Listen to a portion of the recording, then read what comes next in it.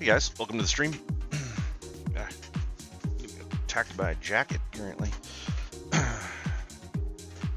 Sorry, I was goofing around on some Pal World before time to start here.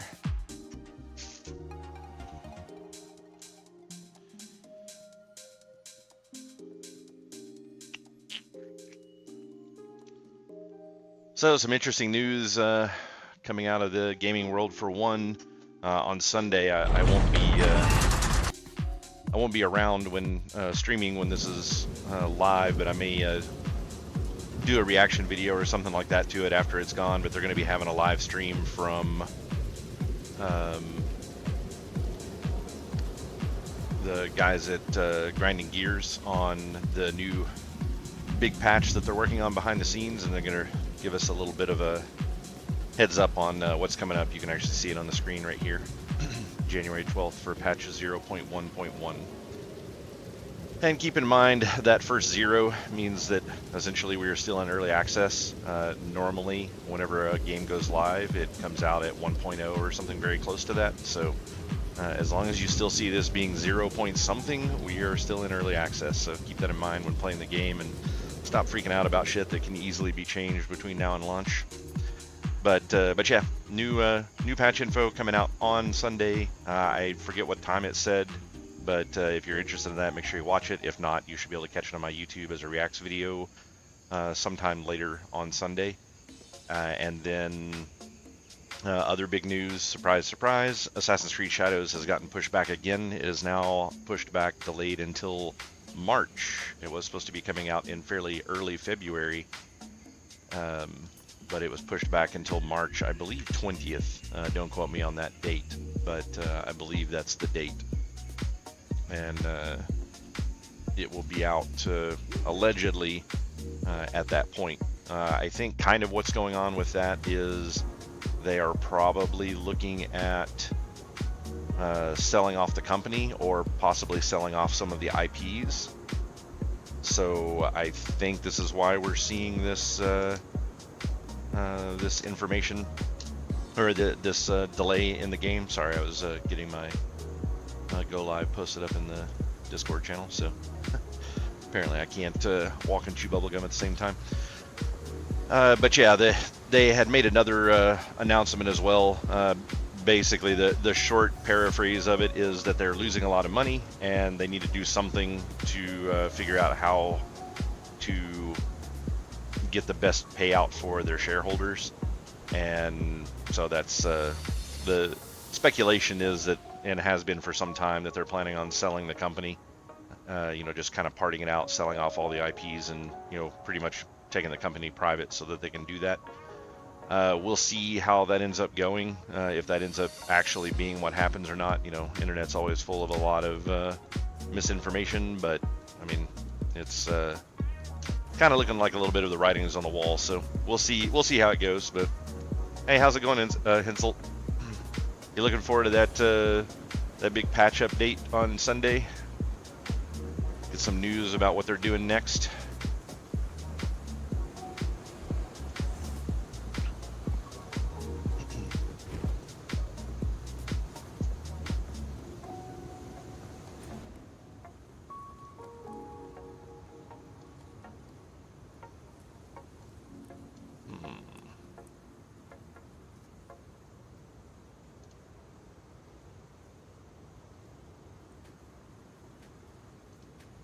On Sunday the 12th, I forget what time of the day it is, but if you look on the login when you're getting into Path of Exile 2, they're doing the update notes. They're doing a developer live stream for information about patch 0.1.1, so the first major patch since the holiday.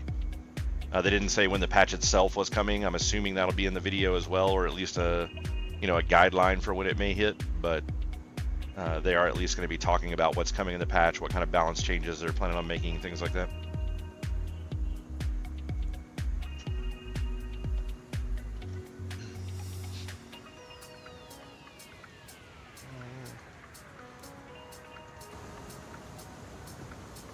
Yeah, looking forward to it.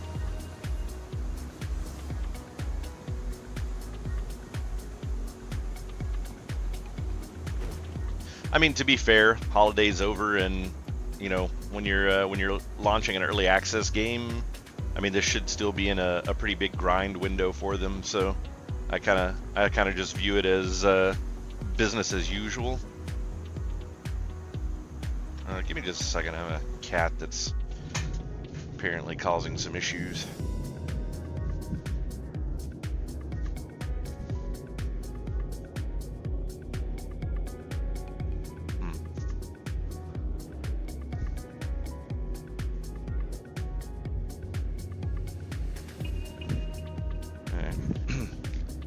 Apparently knocked over an empty cardboard box and scared the crap out of himself.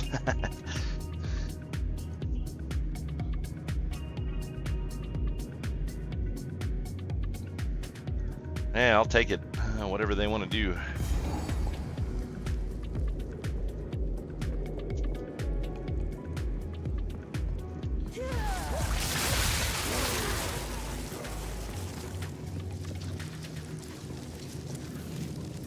Oh, this is going to be an interesting boss fight, I think.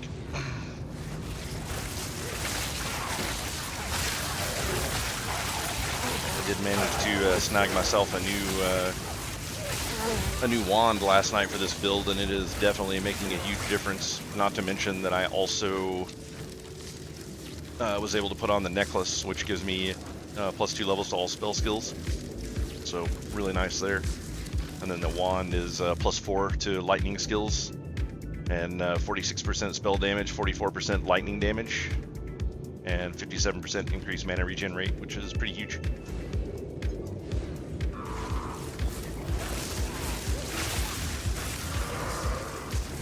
Fall before me.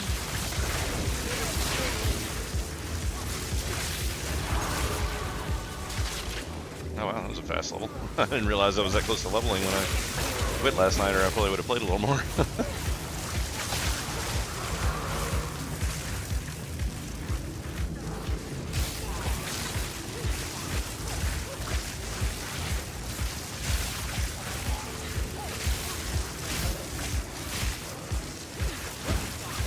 Yeah, I mean, just because companies are slow with it doesn't mean that that's the way it should go. Of course, you know, not every company is going to work at the same pace, which is one of the reasons that I don't really support early access for games as a method of development or funding, because there's no guarantee that just because something goes early access that it will ever actually be real. And that's kind of the problem, is if you do a crowdfunding system, then the company is obligated legally to provide a game for you. So if you back a game through a Kickstarter or something like that, there's a legal obligation that they actually have to supply a game. However, if they make a fairly crappy game and load it up to Steam and start selling that, there's no legal obligation that they really have to give you anything else, to the best of my knowledge. I've seen no proof anywhere that they're required by law in any shape, form, or fashion to supply more once it's on Steam and you kind of are buying it as is. So I'm not a big fan of early access on a lot of these games, because of how these companies are kind of abusing, in my opinion, the concept of what early access actually is.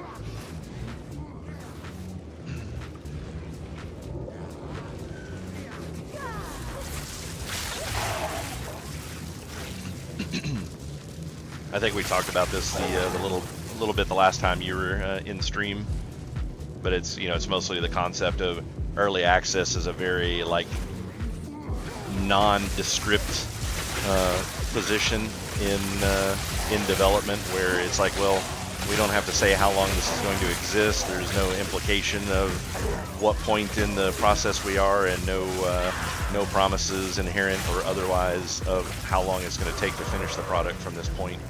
Like, early access is a very bland term without a lot of real meaning. By Garukan!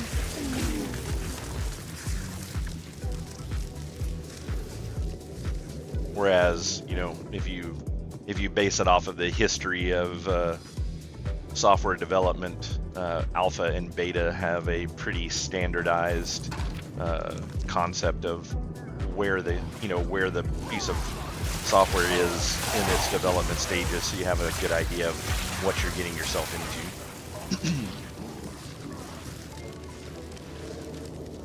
I mean, yeah, it kind of is. I mean, there's not much you can do about it. It's just like I'm saying, it's all about knowing the company at this point, whether the company is going to be good for doing it. And a lot of these companies are, they kind of show their true colors when they don't meet deadlines, or they put out stuff and don't do well with it. I'd like to see more gamers voting with their wallets and stopping supporting companies that have bad early access.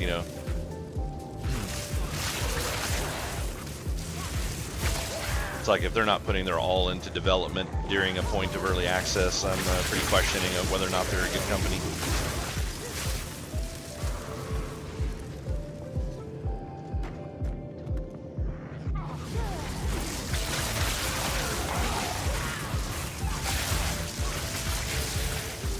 In my opinion, early access should be more along the lines of hey, our game is completely done.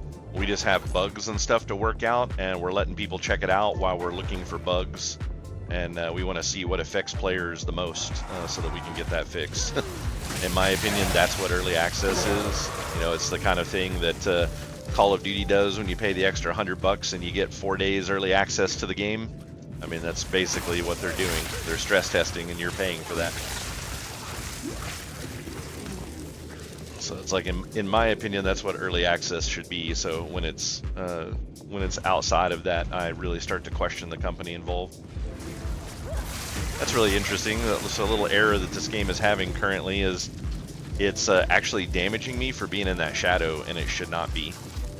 And I wonder if that's unique to this version of the map, because I've done this place like 4 times now across various characters and playthroughs, and I've never gotten damaged in the shadows before. So that's weird.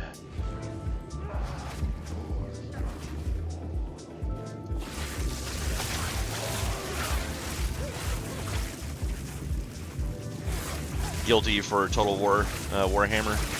Yeah, and that's just kind of my, like, that's what I was saying. It's promoting shitty behavior, and it's like it's kind of a double-edged sword. Like, it's really hard for people to not jump in a new game, especially when there's a lot of hype around it. Because everybody wants to get in and experience that. So I don't necessarily blame people. I just wish we would do better in general. I think it's one of those things that I almost kind of wish that the FTC would step up and say, hey, in order to do this, here's clear-cut definitions, and you're welcome to use these, but you're on a timetable at this point. So that it's just done a little less, because it's very difficult for people to, because they're kind of exploiting a little bit of FOMO by doing early launch, and then like you would miss out on a lot on this game if you weren't in early access or watching a shit ton of videos of people playing, because you wouldn't know any of the changes and stuff that they've made to the game compared to Path of Exile 1. So when this actually does fully launch, you would be way behind on progression. You would have basically no chance of doing like race to, first level 100, or whatever other things that they've added to the game that they create a ladder for between now and launch. You would have really no capability to be able to push that if you didn't get into the early access. So that's a big case of FOMO for a lot of people. Even people that don't have the skill to be able to race for that kind of stuff, they still want to be involved in the race. Like, they still want to feel like they're making progress in it, even if they're not. I call, and the sun obeys. This is another one of those guys that I don't have a whole lot of experience with his mechanics, so this could get interesting really quick.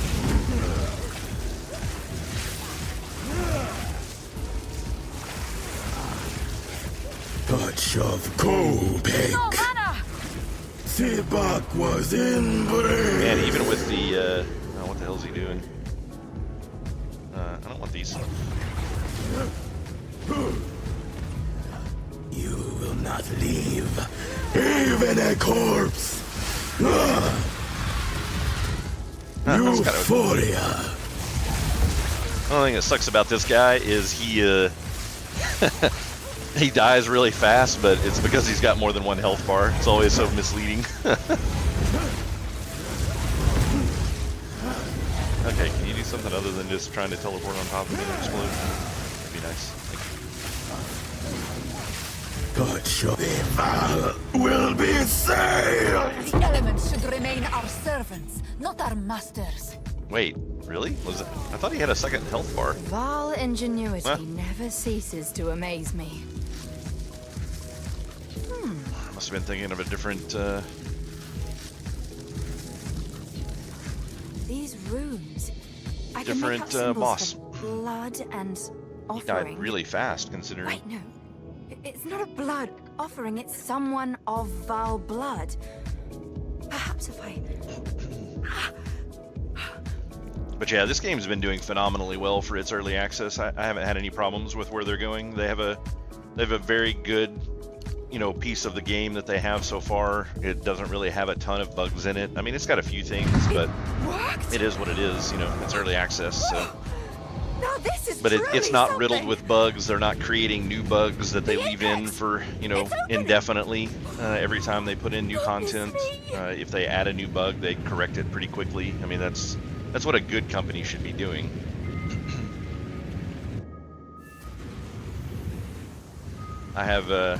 I've been playing games for a really long time, and I definitely remember a period when, when you launched a game on 8-bit Nintendo or Super Nintendo or PlayStation, even the early PlayStation, there was no internet, there was no patching, there was no fixing. I mean, there was internet, but you didn't really have it on the consoles. There was no fixing this stuff. So your shit, when it shipped, there was no bugs, as a rule. No big major bugs, no big major issues. So this kind of like, I've been really unhappy with the era and philosophy of, oh, just get it out and we'll patch it later. It's like that's bullshit, shitty business tactics in my opinion already. So I'm already pretty against companies for that reason alone. It's like the game that my wife and I are working on.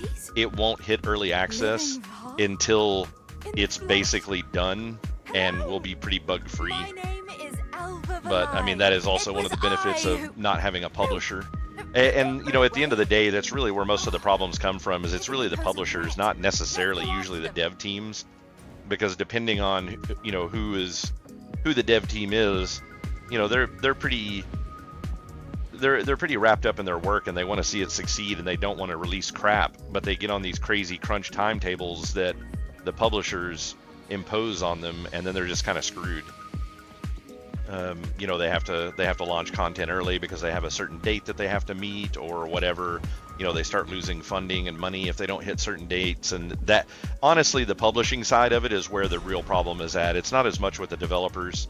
I do think some companies have lazy developers There they are. because some publishers out there also kind of run their, like they are a publisher and a software team at the same time, and so they're doing, they're literally the ones doing this that are saying it's okay. Some of these small teams that they're not quite indie, but they don't have a big publisher behind them. They just kind of publish their own games. And there's a lot of those out there that just kind of, they just kind of release a whole bunch of trash and kind of flood the market with worthless games. But most of those, people figure them out pretty quickly, and that's not a huge ordeal. But outside of that, most of the time the good dev companies are, getting screwed over by their publishers. I would love to see us get back to a point where, gamers are making games for gamers and publishers have less of a say in what's going on. Because, at the end of the day, the publisher's only worried about getting money. They don't really care how satisfied the customer is. They're only interested with how many copies of the game Didn't are break a sold. sweat. And people play for more than 2 hours and then can't return. And they don't look at the ramifications of like, oh, well, if this game sucks, then people may not buy our next game. They don't really view that as being a big issue. And a lot of it is because of tactics like FOMO and stuff like that, where they try to you know, convince people that, oh, hey, you really need to get into this new game or you're going to be missing out. You know, whether our last game sucked or not, if you want to play this game, you got to buy in right now or you're going to be behind. So it's like, I would like to see that kind of stuff go away.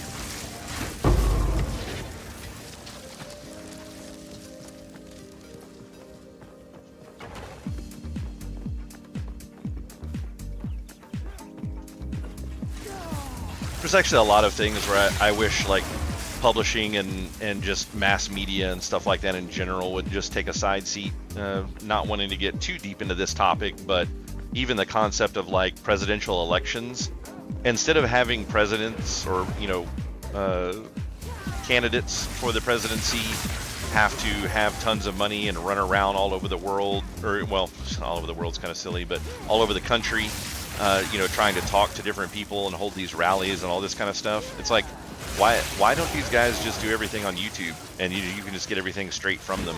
It's like, why is there a necessity for them to require all this insane amount of money to travel around? It's like, just have their entire campaign be online. They don't need these insane amounts of money. They don't have to take all these backroom deals to fund their campaign and everything else. They can just do everything completely off of the internet and just let that be that. You know, if YouTube doesn't want to deal with the hassle out of it, then, you know, the government can run a small website that's designed specifically for presidential candidates. That would get rid of a little of the back scratching, like, hey, you know, we'll give you a huge donation to your campaign for, you know, but when you get in office, you better remember us. It's like, well, if my campaign's free, or better yet, you know, if YouTube's doing it, the campaign is negative, like it's the opposite of free. It's actually generating money because then people are watching the commercials. So, you know, it's like the campaign itself is making money for them.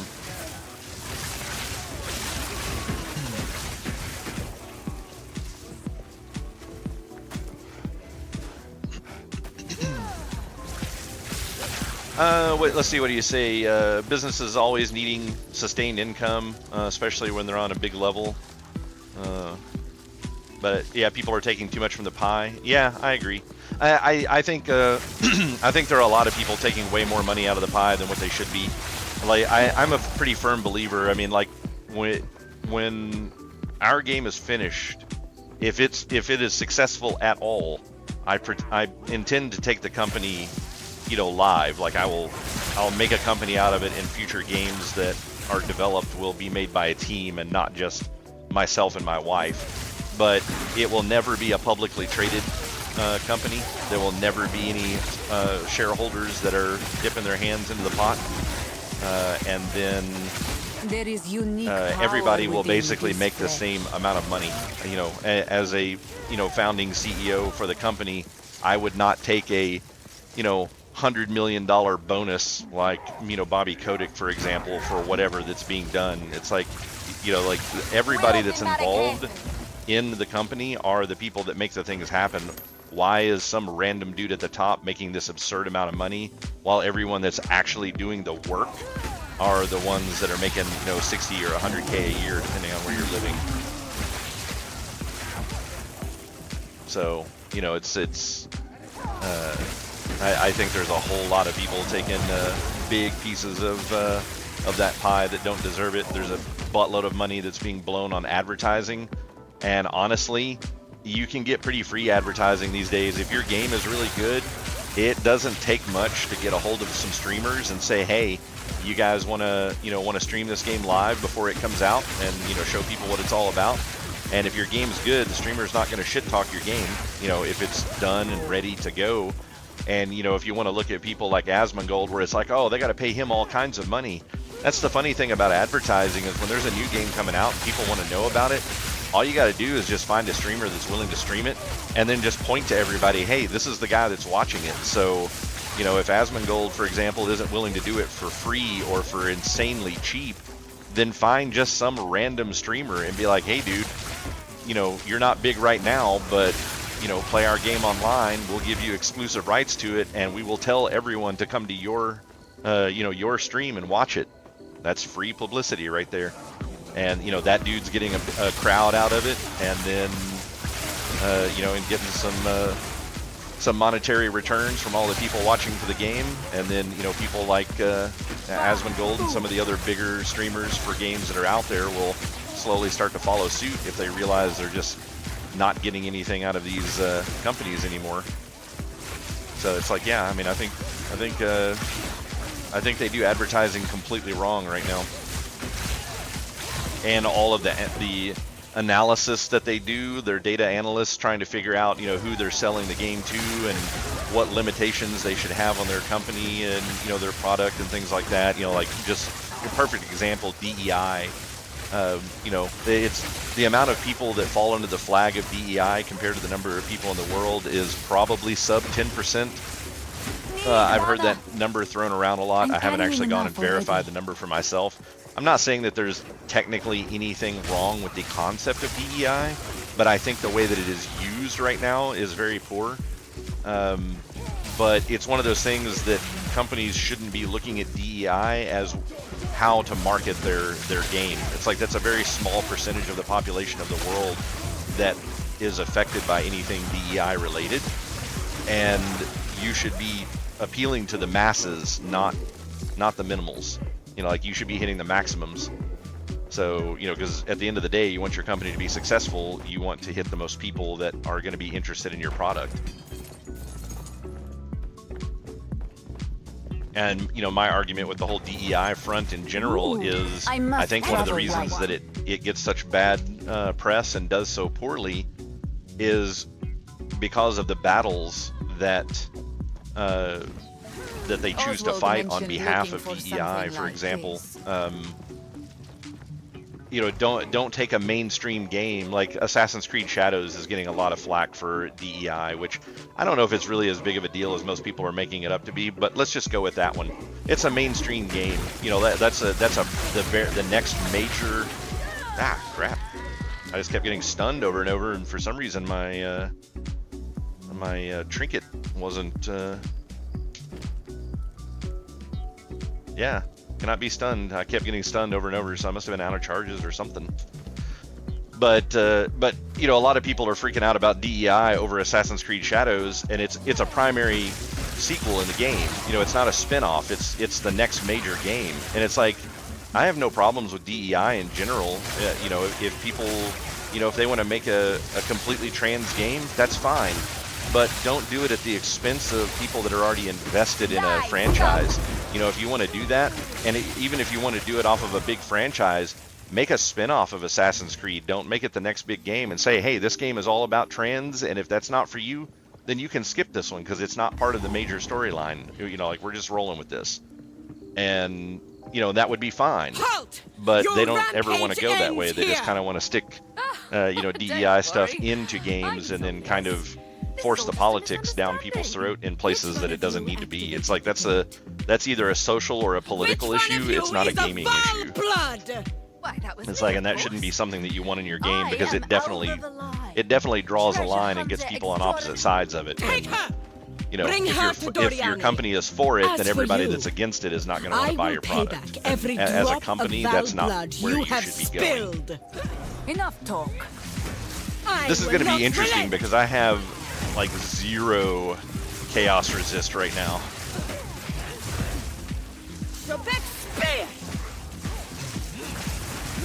And the last time I did this with this fight killed me like 6 or 8 times in my last playthrough with my Infernalist because I was on cruel difficulty, and the poison would just obliterate me.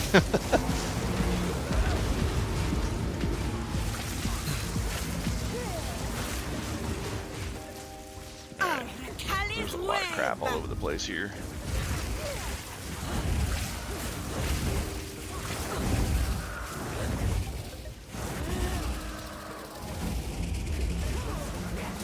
Ah, Jesus, that was close.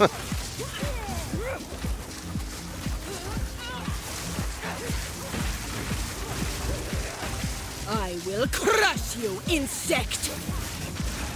I may not be able to do this fight yet. Like, the amount of damage that I'm doing right now is pretty damn low.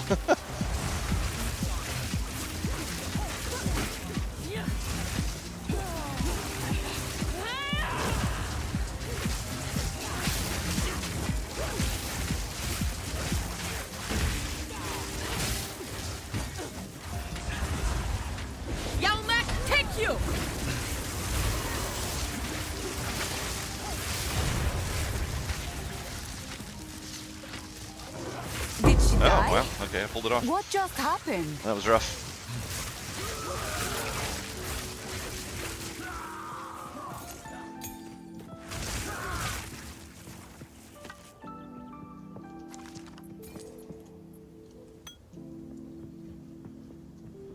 Yeah, I still don't have a whole lot of survivability with this build. Like I said, I'm playing someone else's design for this build because I've never really played a caster before, and I just don't necessarily know what's great for casters outside of pet builds. But this guy does he just goes completely kind of like balls to the wall DPS. Like it's just all he's going for is going around and hitting all the big nodes. And then he goes back and does survivability for like late game. And so that makes this extremely gear dependent, because if I'm not just melting stuff, I can't take hits. And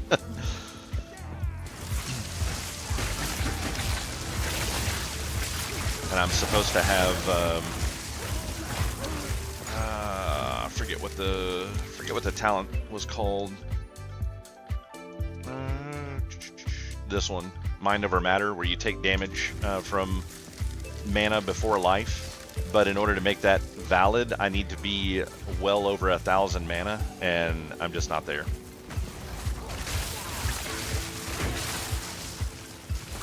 So it's like that's not a good one for me to take right now. But I'm actually considering once I hit somewhere around 60, just switching the. I'm thinking about just switching to the in-game build and seeing how that one's going, because it has a lot more survivability in it, and I should have the gear to kind of help continue to deal the damage at that point.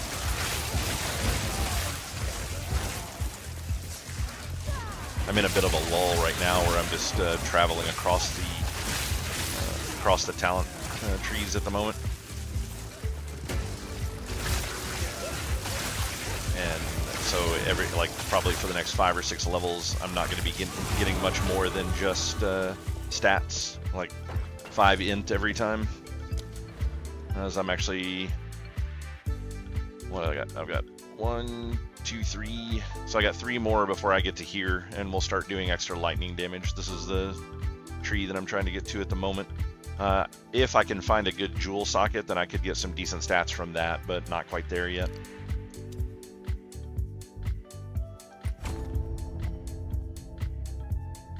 What's causing me to overcap mana? Oh, I think I know what it is.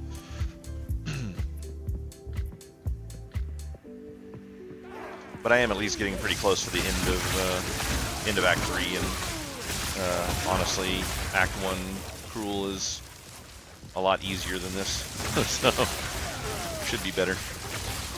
Which, that's another thing that's funny, is a lot of people really complain about the difficulty level of Cruel.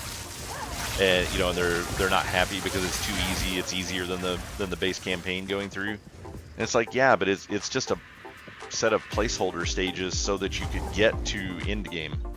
Like it's not going to be here in the full launch. So it's like a lot of people just don't seem to understand at the end of the day I must travel light. what it means to be in early access, like what the goals are and things like that. And that's something that it might would be nice if I don't know how many people would actually sit back and read it. But it would be nice if Grinding Gears kind of released just a little blurb or whatever saying, oh, hey, this is what our goals are currently for, for early access. This is what we're trying to accomplish. These are known factors. Like, we know the difficulty in Cruel is not that great right now, but it's because we're designing Acts 4, 5, and 6 that these are just placeholders for, and things along those lines. Maybe that would help a little bit. But, maybe they sat back and looked at it and was like, we could do this, but probably no one will read it, and then everyone will still complain about everything anyways. How can I? You know not what you do.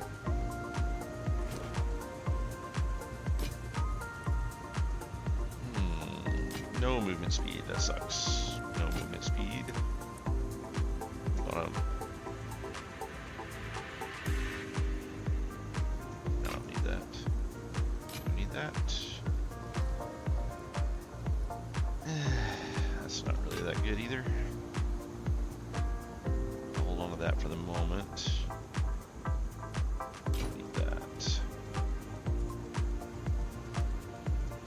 might sell that one, see if it'll go for anything. See you. Toss it up for like 1 EX or something like that, see if anything comes out of it.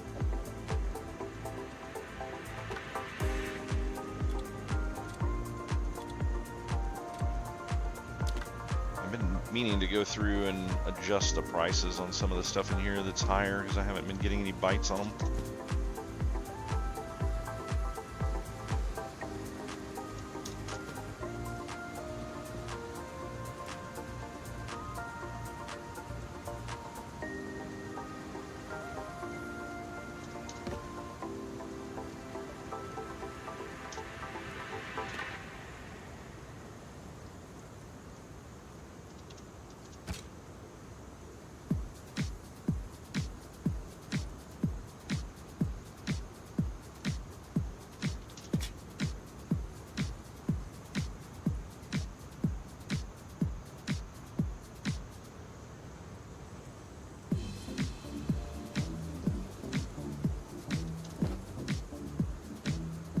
Hey, boss, stop fooling around.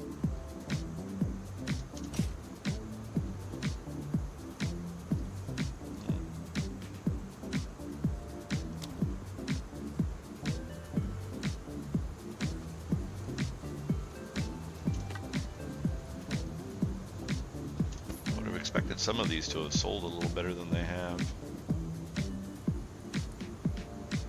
Some of these items are actually really nice.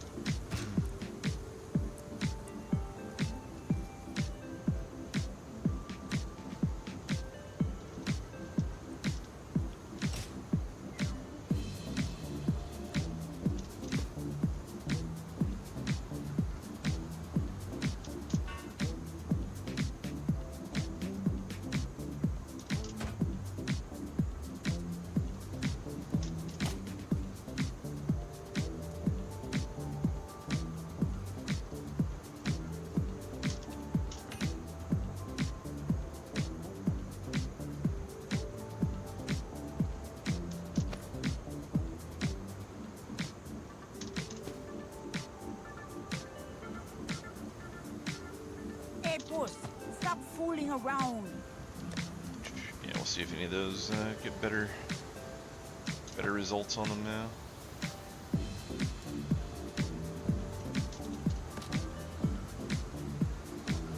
Why is that so high?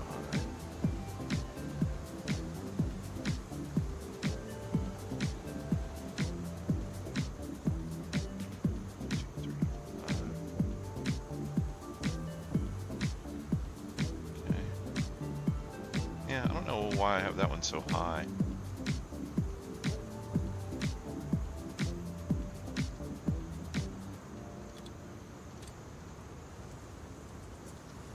I'll try it at like 20 exalted, see what happens there. That may have been a misclick originally. Now that one actually should be pretty decent.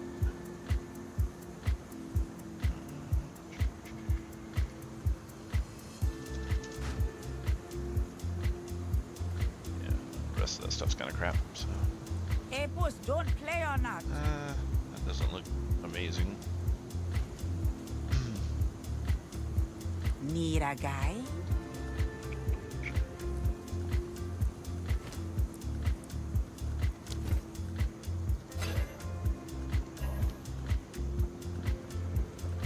Here to help.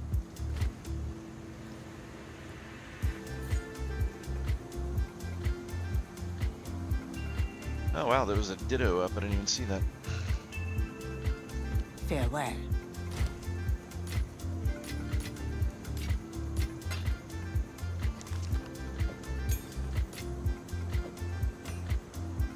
Oh man, that chaos damage sucks, but the cast speed is nice. Getting some cast speed, I should say. Extra energy shield. I'll probably be sad about this, but we'll see. Yeah, that's not great.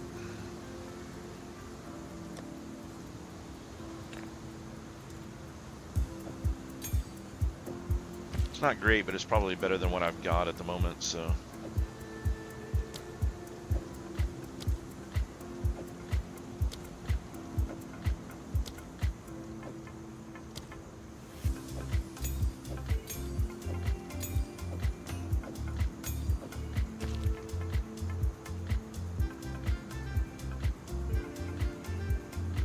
puss, get down from there. Get on this. Ah, it's a minion attack speed one. Yeah, that's unfortunate. Good luck, Nell. Yeah, no, you missed it.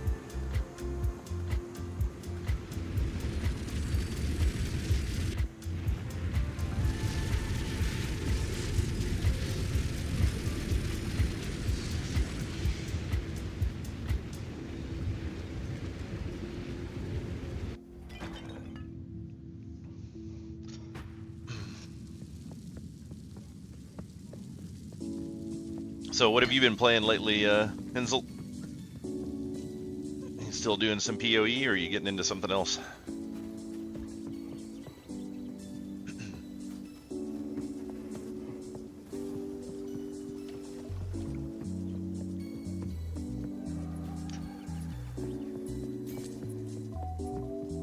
I can't remember, were you a Project Zomboid player?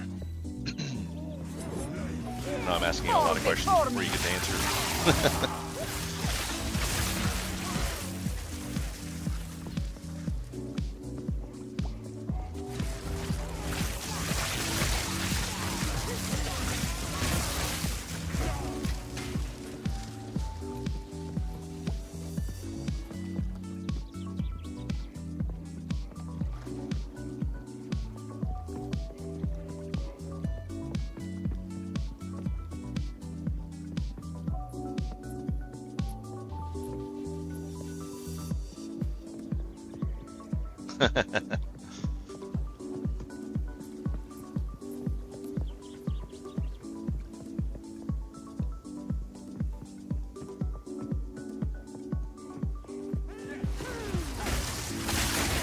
Yeah, hopefully we'll have a few new things coming out here pretty soon to play. Like Path of Exile is still fun and all, don't get me wrong, but it's always fun playing new stuff. And there's definitely a few little games on the horizon, I think several of which you actually told me about. That I'm kind of interested in playing.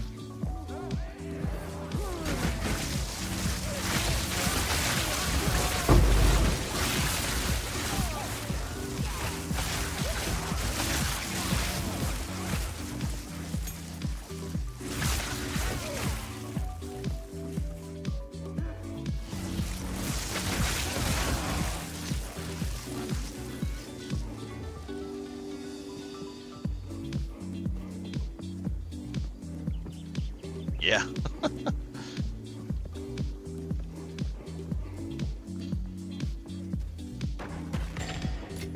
Still kind of looking forward to Monster Hunter Wild.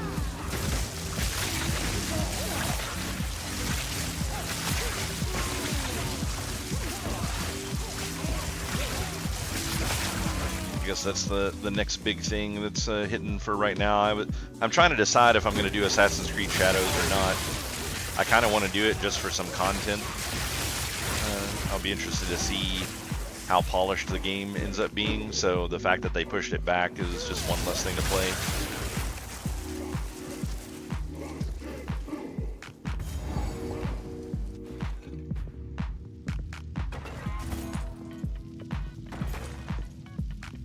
I wonder the significance of this item.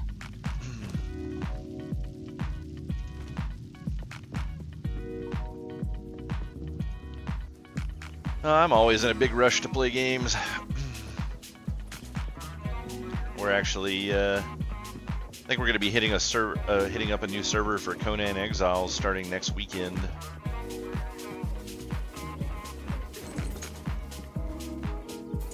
We've been talking about it and got several people that we know that are interested in playing, so.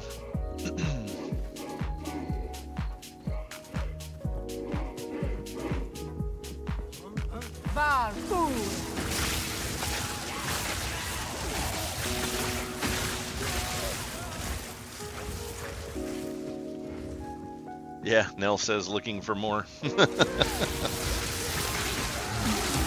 She's pretty excited about checking it out. They've added magic to the game since the last time we played, and she's a huge fan of casters.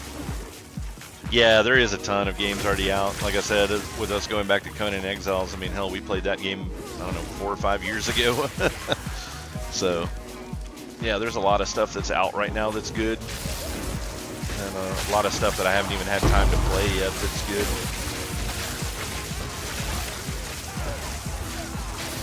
Wow, that was a lot of rares that dropped out of that pile.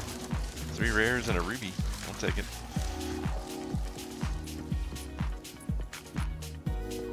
I wonder if I get lucky with rolls on that ruby.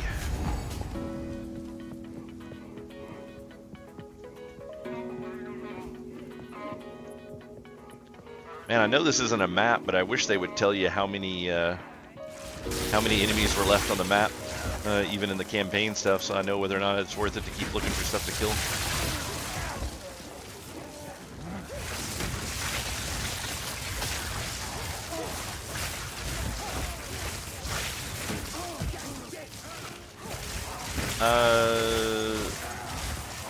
Was Stalker 2 released as early access or something? Because it's already out. It may have been early access, but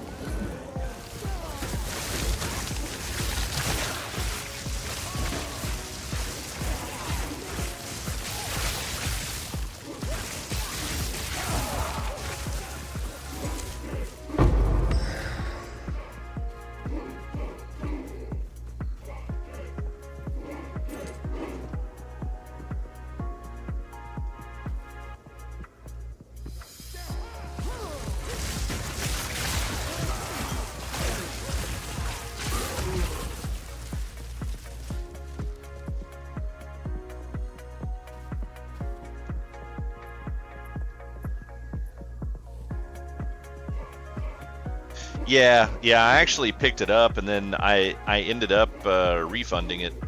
I played it for.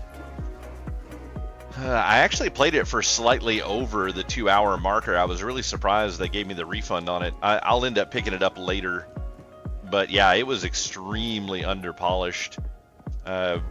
It's been a long time since I played an FPS game on a keyboard, because normally I would always play first-person shooters on Xbox, because a lot of my friends that played them were also on Xbox. So I'm just so used to playing FPS with a controller now. It's like, it's weird, but it's like foreign to try to play it with a mouse and keyboard. I'm gonna have to get used to it again. But yeah, the controller support for that game was awful. They did finally release a patch that fixed the dead zone issues with it. But yeah, I mean, it was basically unplayable with a controller.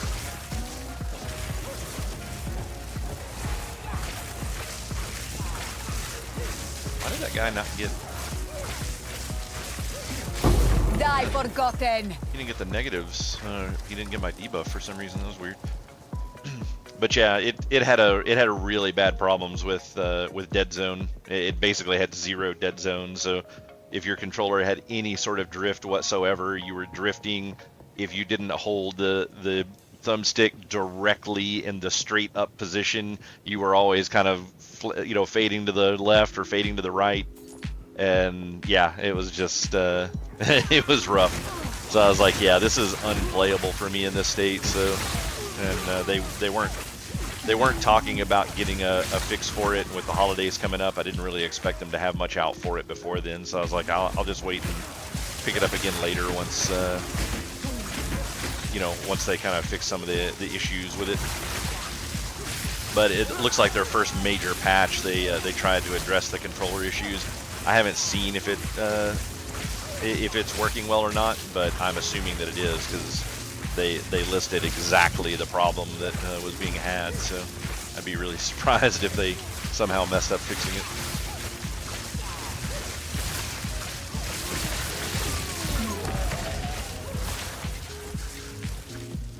So yeah, it's definitely on my list to do again.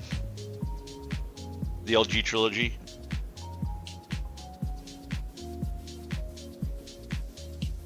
Yeah, I've heard a lot about Stalker in the past. That was one thing I was actually considering doing, was playing some of the older ones while I wait for the new one to function properly. Because I know it's got a great following, and a lot of people were really looking forward to it. And you know, it was coming in from, you know, I think it's a Ukraine-based company, so it's like, I totally get why they're having so many problems, you know, getting it going, and, you know, how it's been massively delayed for so long, and it's completely understandable, but yeah.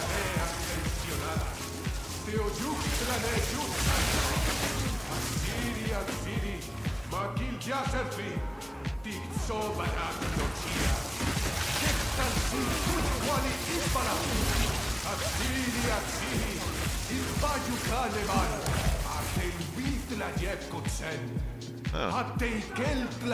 I don't remember this guy talking when I was here before. I wonder if this is new, like if they actually got this added.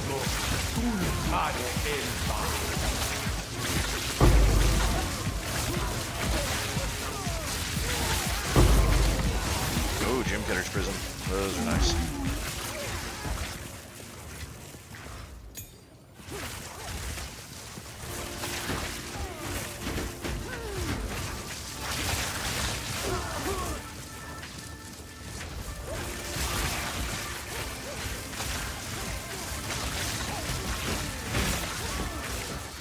By Garukan!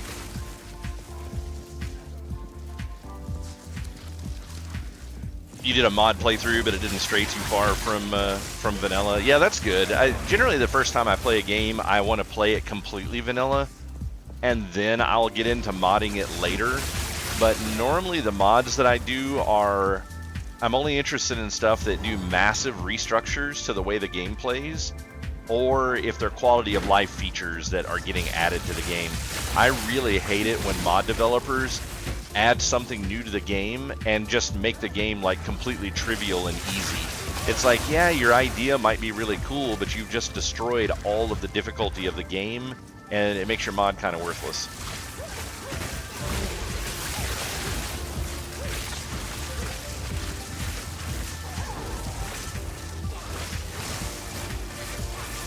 I made mods for Ark Survival Evolved, and I was always about we just got to the point to where we were just kind of like maxing out the difficulty in most cases for Ark Survival, because the game was just so easy. Like, we had played it so many times, and there just wasn't a lot of difficulty to the game, so we just kept doing everything we could to kick the difficulty. Yeah, well, I mean, it's not even necessarily that the ideas are overrated, they're just not well implemented. I mean, most of the stuff that is added to games that make it too easy, you could make it be a lot more difficult. I mean, like one of the things that I did for Ark Survival, in the base game, you would find treasure chests that would just give you like upgraded tiered versions of weapons and armor that existed in the game. But I wanted to be able to do upgrades manually, like, you know, because it always sucked. You know, you go for this really hard treasure chest and you open it up, and then it has a really high tier piece of like grass armor. It's like, nobody's wearing this shit, dude. It's like, why are you not giving me upgraded versions of the armor that I'm actually wearing at this point in the game? And, you know, so it's just, you know, like, that was really dumb. So I was like, I want to be able to determine where my upgrades go. Well, hey, somebody decided they wanted to buy something I had now that I marked the prices down. Go figure. But so the thing that I did was I made it to where when you were fighting the dinosaurs in Ark Survival, you had to get off of your mount, and you had a special knife, and you would go and skin the dinos with or butcher the dinos with the knife, this special knife, and it would give you components that you would use to upgrade your gear with, but they were really, really tiny increments. And then I would basically just turn off all of the loot that was dropping in the game manually, so every single upgrade you did, you had to do it with the new system. Oh, somebody bought they're buying the my old wand, basically.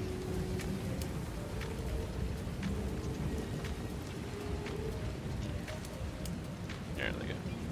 Like, are they coming, or what's going on here?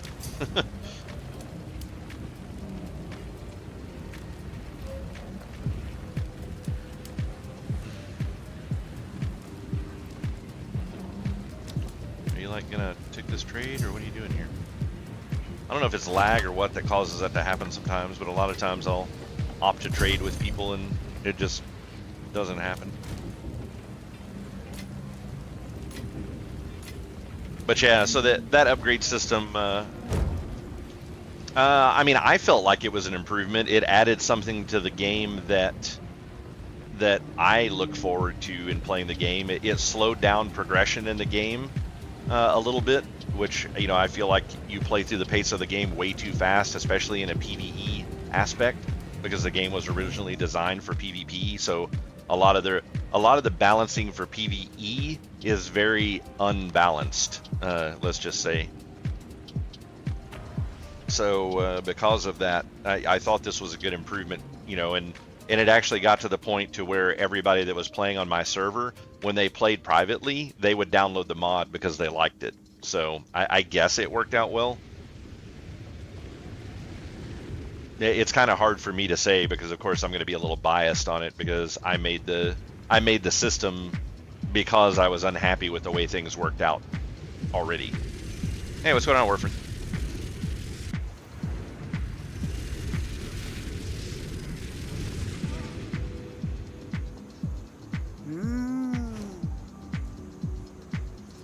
Don't drink the water. Quickly. Still alive. I also made a mod for 7 Days to Die as well, and that one it's still in a beta format. I haven't finished it yet, but it's been getting a lot of interest from the modding community because it's I feel like 7 Days to Die is a game that is insanely easy to play, and it really needed more difficulty just to give the game some life. Because if you, the very first time you play through that game, you might play through it and it'll be a little slow and you'll get a few days out of it. But after you play it the first time, like, we could go from baseline game to completely end game in less than 24 hours. And I was like, that's not fun when you want to replay a game. It's like, you want it to last. Keep your eyes sharp. Ooh. Level 11.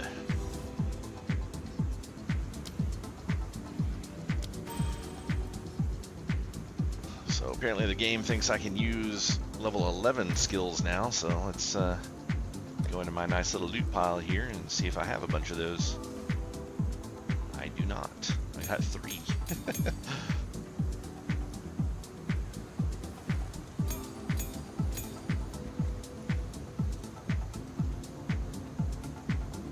Oh, actually I have another one over here. Didn't see that one.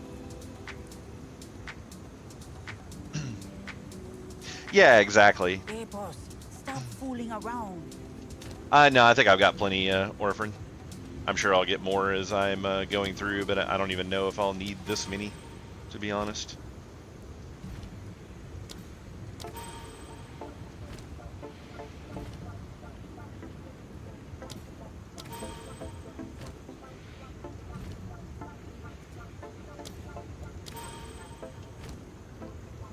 But if I do another character, that one may be lacking a little. We'll see.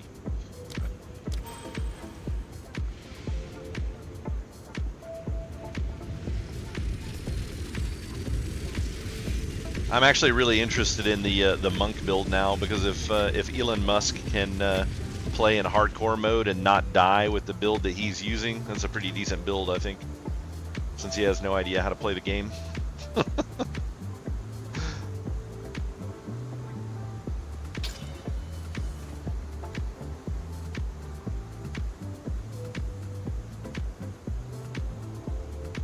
Oh, that'll be nice. I didn't realize that I was getting extra projectiles for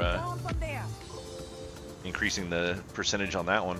I really need to get another one of those stones.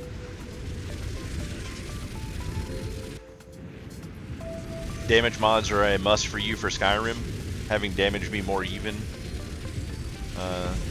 So you're easy to kill, but so are enemies is always a nice way to do a challenge.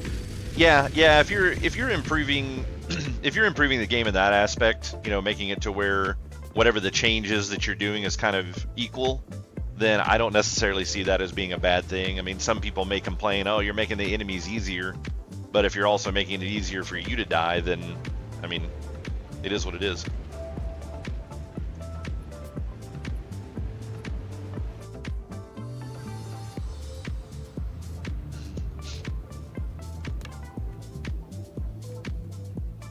The Val also had brutal traditions.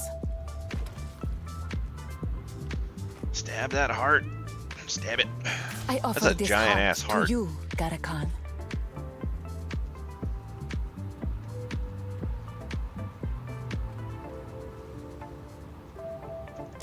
I'll take those 2 free skill points though.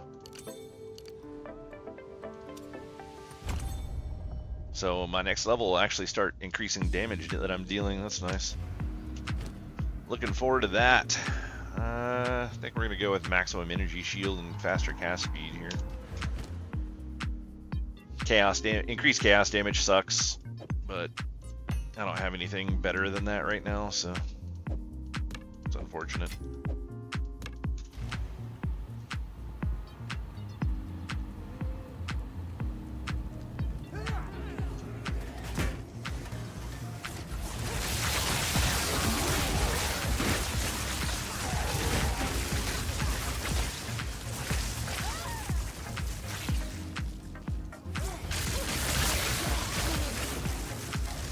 Fall before me!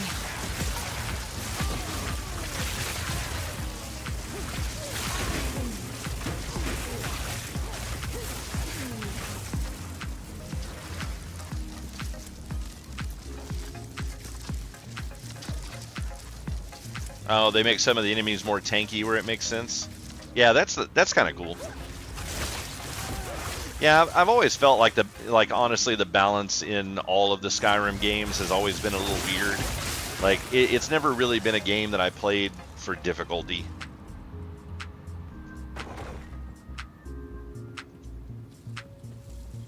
For immersion, yeah.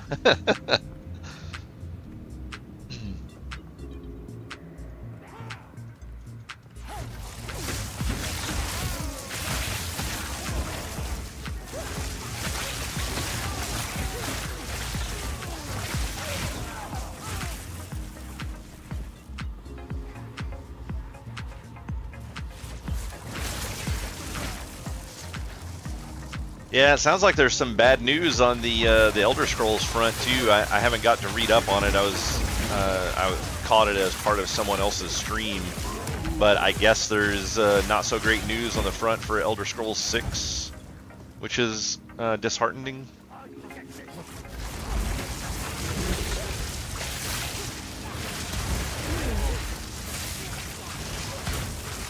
Actually, I still have a playthrough of Skyrim to do on the Xbox. I played through the initial launch of it, and then they've done 2 more versions of it where I could actually play through it and get more achievements. So I did the whatever the second one was that they made, and then they did kind of like a Game of the Year version or something that had a whole new achievement list to it as well. So I'm in the process of playing through that one, but I haven't actually played it in a while. It's probably been over a year at this point, but it's been long enough now that I wouldn't mind actually going back and playing through the game again.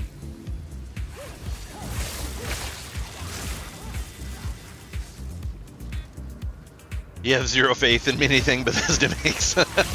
Yeah. You're not wrong.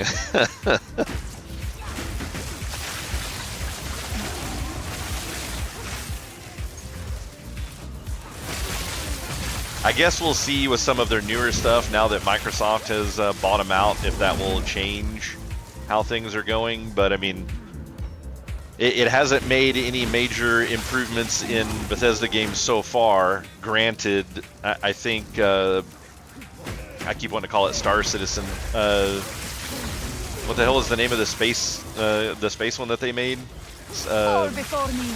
Starfield.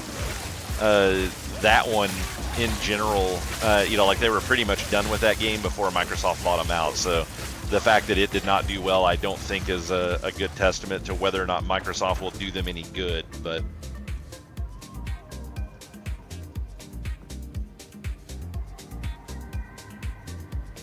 Yeah, Warfarin, getting the extra tier maps now. I think they increased the amount of map drops in kind of like in a stealth patch, because I noticed one day, like a week or so ago, that it just seemed like maps were dropping like water, which is really good because it was becoming a major pain in the ass trying to get more maps.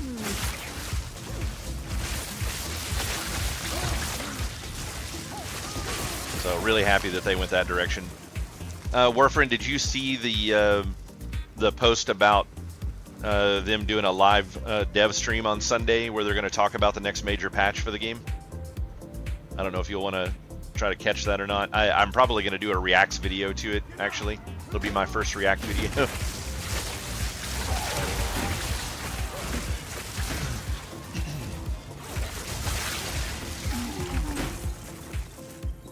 Yeah, announcement for the announcement of the patch. Yep. Hey, you can't say they're not communicating.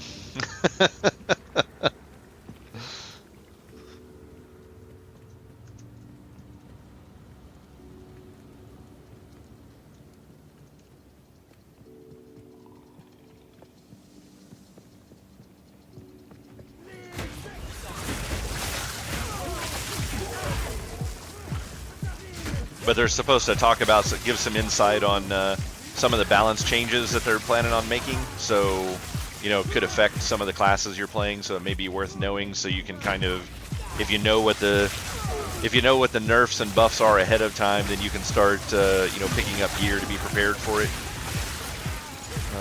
They haven't said specifically what yet that they're going to be changing, but they did just say that they were going to give some insight to the balances and stuff like that they were planning on doing, which I think is good, because I think the last time that they did a balance pass and they didn't really say anything ahead of time and just patched it, which, you know, those builds were extremely broken, but it did screw over some people that weren't prepared for it, and that's kind of unfortunate. It's like when you're doing a live version of development, you got to be you got to communicate more to your player base.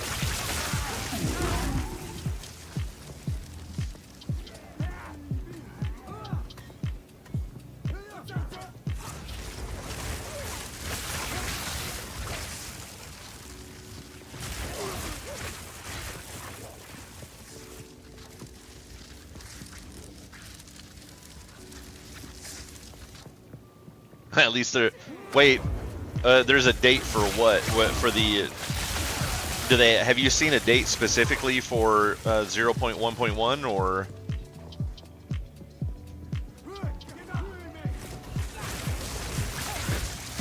Because I don't know if they've actually released a date for that patch yet. Just a date for the announcement of the patch.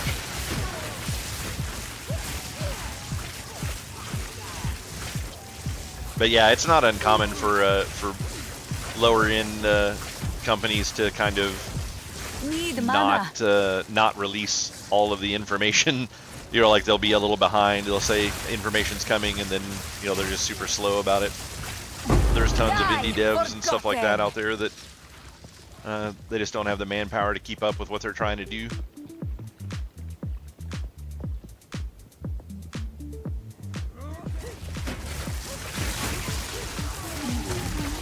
But yeah, I always hate it when companies talk about a thing, like you're saying. They're like, oh yeah, we're gonna have a patch coming soon, and we'll tell you guys about it. But then they don't ever actually tell you about it.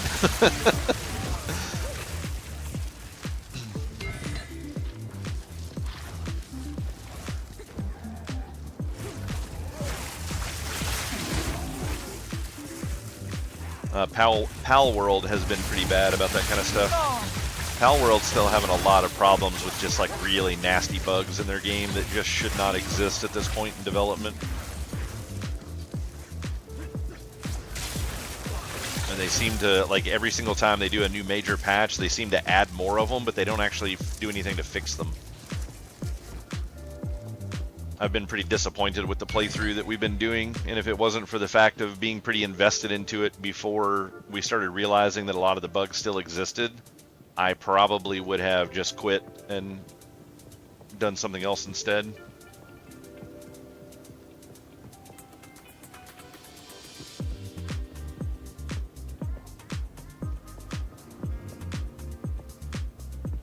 there's a date for the announcement of the announcement rather than waiting for the announcement to be announcing.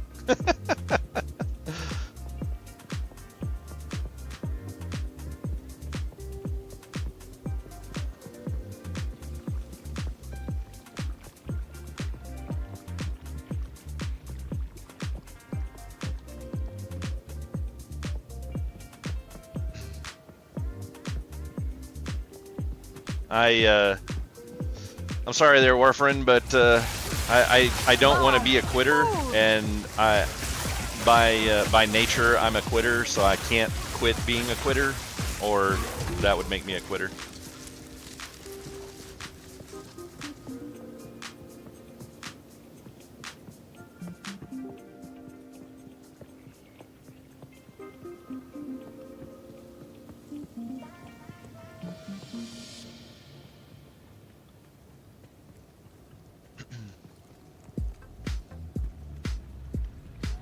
Are you talking about if the enemies in PoE hunted you down? I actually think that would be kind of cool. After you killed so many of them, when you get down to like 10% of remaining enemies, they all just start moving towards you. That would be amazing. Except for maybe the boss. Like, I don't know if I want the boss running up on me.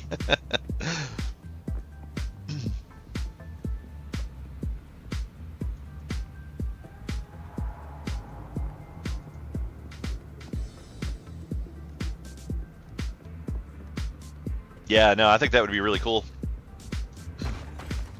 I think it would be cool if a lot of games that had finite areas did things like that. You know, once you started getting down to a small amount of enemies remaining, that they would come after you instead of having to hunt them down.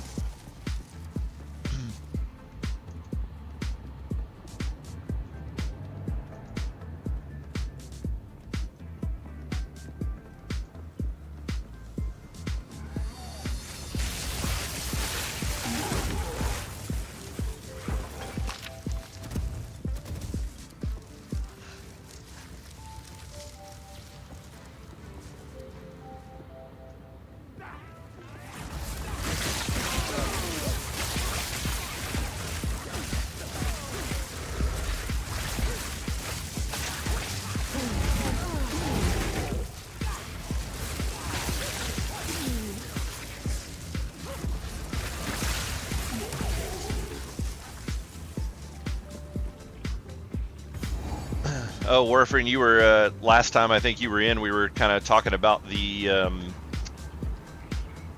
Activision progress of what's going on with Activision, and it looks like there's more news that has hit. They've pushed back Assassin's Creed Shadows again, and the speculation at this point is that they may have a potential buyer for Activision, and they don't want to release the game before the acquisition happens.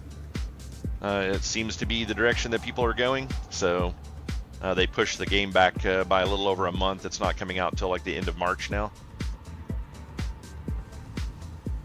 But they also released another statement essentially saying that they were hemorrhaging money pretty badly and they needed to do something to fix that to promote their shareholders. So, or I guess not promote, but pay their shareholders. So that's where the speculation is coming in, that between those two announcements that they may be making their announcement soon that they're going private and buying all the stocks out, and then going to piecemeal out the company.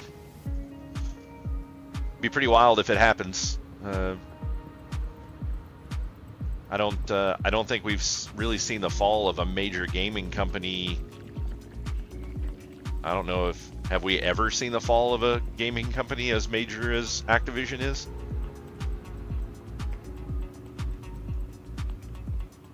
I mean, I think the biggest one that I can think of was I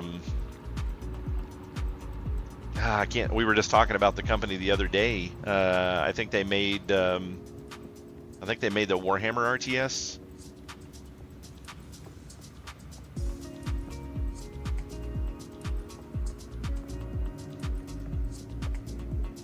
Yeah, that's when they'll announce the date of the announcement. That's exactly correct.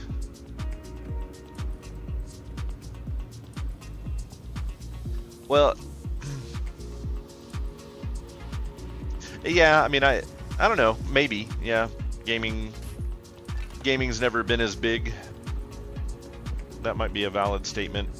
Yeah, I cannot think of the name of the company that they ended up closing down and selling off all their assets, and some other company bought a huge portion of them. We were just talking about this like 2 streams ago, and I've completely forgotten the name of it.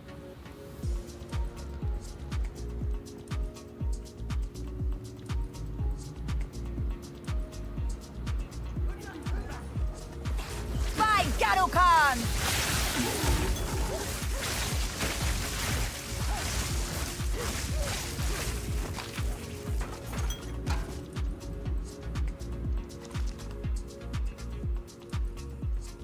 Yeah, Sierra, they were pretty big early on.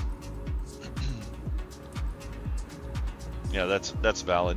I don't think they were. I mean, they were fairly big, but I don't think they were. I mean, they weren't like Activision's like one of the big original companies, like Activision, Capcom, Square. You know, like the big daddy companies. Or sorry, not Activision. Yeah.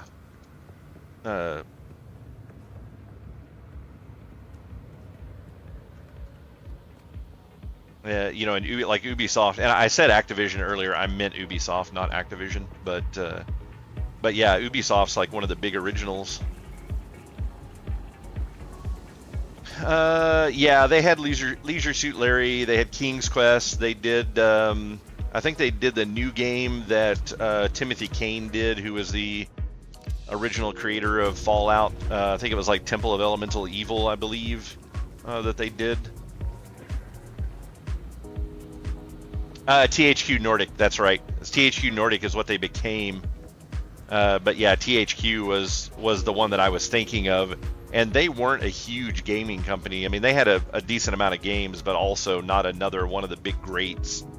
They were fairly large and pretty well known, but I still think like Capcom, Ubisoft, Activision, you know, like those are all like long time, massive household names in the gaming industry.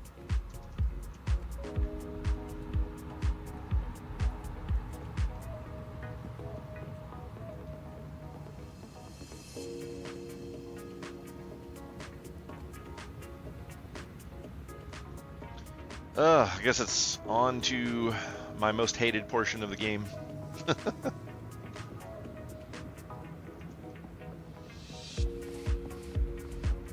I'm not a big fan of the black chambers, like these the robots and stuff that are in here that have these like pulse cannons are really brutal compared to most other things in the game. Yeah, they all have a lot of tarnished names now. That's right, Hensel. You are correct. They are not the amazing companies that they once were. And I mean, to argue, I mean, they're all kind of falling at the moment, but I mean, this is the first one to, you know, potentially go under. I know not much of him, other You know, like than his they've all been brutality. kind of slowly falling for a while. And that's just one of the things that blows my mind that they haven't figured out yet, is the fact that they are failing and they're doing nothing to fix it. Like, the answers are all there. It's like, go back to the way you used to make games and then you won't fail. You know, it's like they've done it before. You know, this isn't new. This isn't new information. You know, they're basically just trying to reinvent the wheel, and it's not working well, and they're failing. And it's like, stop trying to reinvent a thing that works just fine. Go back to how you used to do things, and everybody will be happy.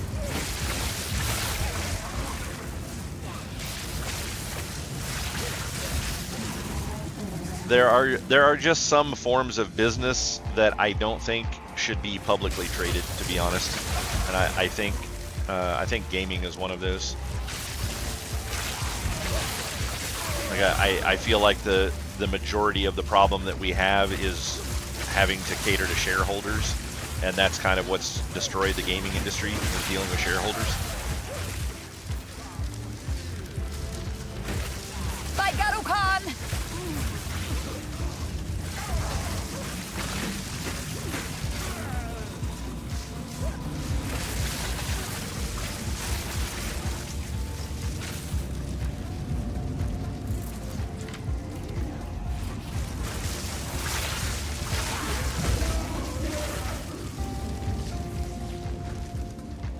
It's like I think the concept of of having shareholders originally was a great idea, and obviously this is very opinionated, and some people may not necessarily agree with the opinions that I have, but I feel like just like everything else that people have, you know, slowly been learning how to min-max, that shareholders are doing the same thing. You know, they're trying to min-max businesses for their profit, and they don't really care what's going on with the business. They just want to make a buttload of money. They don't care if the business necessarily survives, as long as they get a big payout from it. So, you know, it's one of those things where I don't even know if This place is having strange. shareholders in any company will continue to be a good idea for much longer. Like I feel like shareholders are kind of going against what businesses should be all about at this point, just because of the min-maxing, you know, kind of idea behind it all. And when shareholders were more about like, oh, we just want to invest in a company and we want the company to be successful so we can get some money out of it, but we want to see the company succeed, like that was a much better system. But now that now that we're just in the world of everything's got to be min-maxed, it really changes the direction that things go. So it just kind of makes me wonder if there's not a better way to do it.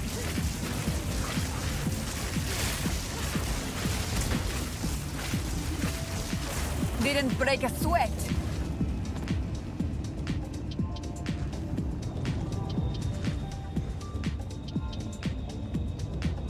Yeah, but that's kind of the argument, though, Warfarin. You say that businesses are about making money, and that's not going to change. But I mean, look at what's going on with Ubisoft right now. They're not making money, and the reason that they're in the position that they are is because they were trying to please shareholders, and they screwed up their business, and they're not making money.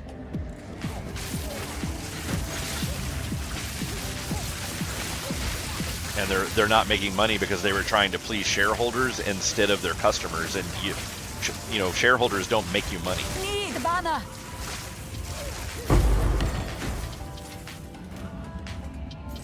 It's like at the end of the day, the customer determines whether or not your business is successful. So it's like I feel like the shareholders have too much power in what's going on with the company because of all of the restrictions that they have, where they're having to constantly try to make money for their shareholders. And it kind of turns into a little bit of a pissing contest. It's like not only are they required by law to do things to make money for the shareholders, but in order to keep shareholders interested and keep their stocks going high, they're having to talk about how they're planning on investing in all this bullshit, like AI, for example. It's like AI is not really a thing that the businesses should be investing in right now. It's not a proven technology. It's actually pretty proven to not be that great in a lot of cases. It's very young and needs a lot of work before it's something that I myself would base a business off of. Especially a business that's already successful for other reasons, but because of people having to try to please shareholders and keep them investing, they're constantly having to talk up things like AI and what they're planning on doing with it, and what their future plans are, because if they don't, then investors start losing interest in investing in their company. And it's not because the company is not successful or not making money. It's just because investors get this idea of, oh my God, AI is the next large thing, so everybody's got to be doing this, and if you're not, you're going to be a crap company. And it's like, yeah. Ask Xbox how the Kinect went. It's like, just because it's new and it's interesting doesn't mean the world's ready for it.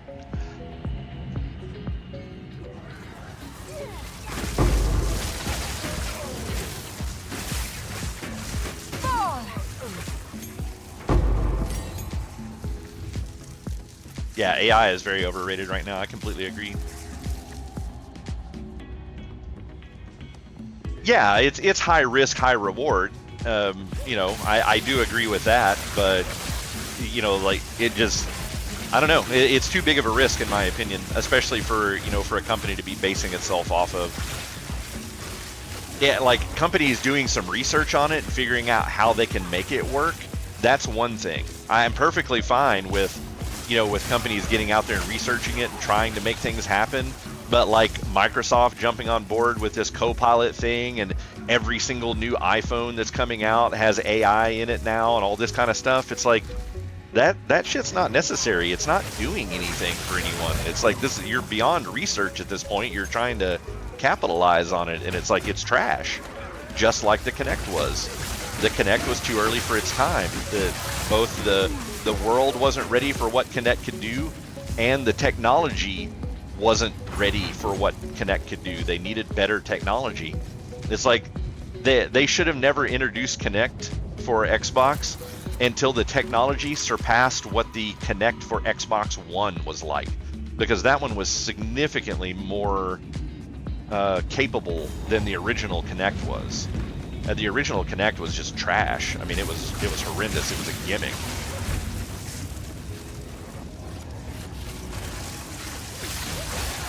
And it's not that I don't like the, that style of concept. I would love to see, games getting out there where VR was just what it was all about. But I mean, look at all the people that invested in VR and all the people that are investing in streaming your games and stuff like that. It's like these are all bad ideas for gaming right now. It's like even with as much VR that is out there these days, it's all still very fledgling. The games are mostly pretty lame. There's out of all of the VR games out there, there is a handful that are even worth mentioning. Currently, it's like you got stuff like Beat Saber, the Batman Detective one is actually really good, but it's like eventually VR is going to be amazing, but it needs more. It needs something else to it other than just a pair of glasses and a couple of hand controllers that you can move around with. It's like, you need to be able to walk, and like some of these cutting edge things that they're putting out that they're talking about for VR now, where you kind of get into a unit that you're mildly suspended on and you actually walk to move your character around and stuff. That stuff is going to be absolutely fucking amazing when it's perfected. And that's what I want to see VR gaming. Like I want to see VR gaming when it's like that. And then if they can push it on to the Star Trek holodeck things eventually, like that would be phenomenal as well. But that's many lifetimes into the future before we see something like that, if it's even possible.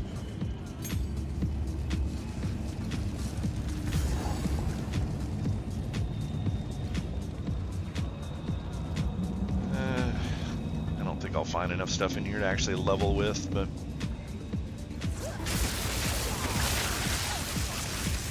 yeah, I agree, Hensel. It'll be nuts when they start getting all the really cool stuff out there.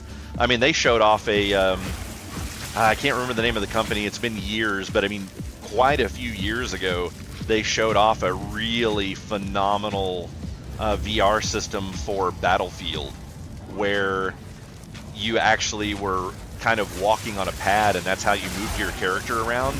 And then you were carrying a gun that was essentially what would decide what direction you were pointing is where the gun was facing.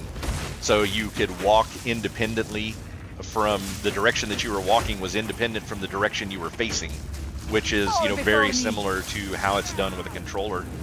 And, if you wanted to run, you actually had to run. And if you wanted to walk, then you just walked. And, it's like if you could, when you got up to like a wall or something, you could lean, and it would actually, your character would lean out around the corner a little bit. I mean, absolutely phenomenal stuff. I really hope that kind of shit is mainstream while I'm still young enough to be able to use it. I'm afraid that kind of stuff will hit when I'm like 80, and it'll be like, yeah, I'll probably have to hang up playing that. But I mean, they had this stuff, years ago. I mean, because this was like Battlefield 4, I think they were playing with this setup. And that company is still working on the designs for it.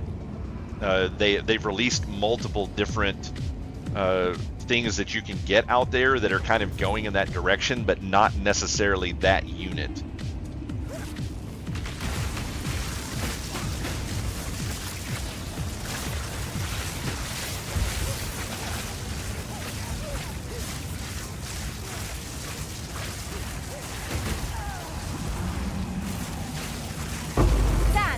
You!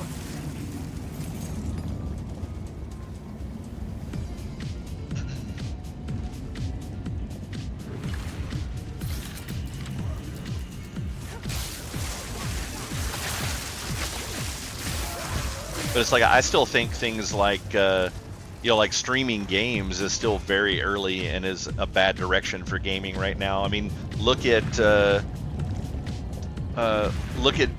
know, like when Xbox One was announced and it was going to be an always online system. I mean, these were like infamous quotes from back in the day where people were complaining about the Xbox One being always online, and the developer, you know, or Microsoft saying, you know, like, what do you all live in, like third world countries or something? Because people were complaining about their you know, having internet issues. It's like there's rampant internet issues all over the United States. Just because you happen to live in Redmond, Washington, and you have an amazing internet infrastructure in that area doesn't mean that the rest of the country is like that. I mean, there are tons of places where you still can't get reasonable internet. And yeah, like I can't get on board with that sort of thing. I think it's a horrible decision. And you know, if they're doing, I'm fine with the way Microsoft is doing it right now, where they're like, oh hey, you know, you can stream games and it is an option.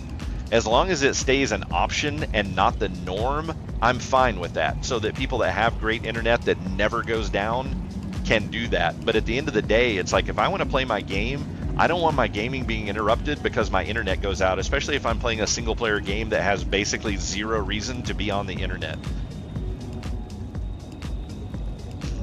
And I think a lot of gamers have that opinion. So, but before I get into this boss fight, I actually wanted to see if hold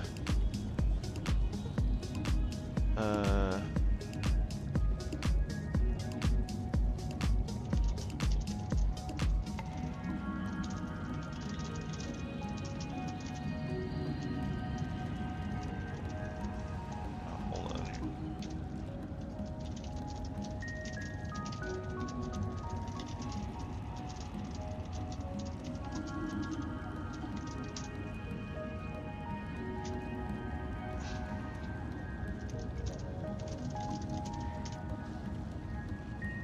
Sorry, I was responding to a message in Discord. But yeah, let's see. Careful for the let's see if it'll actually work here.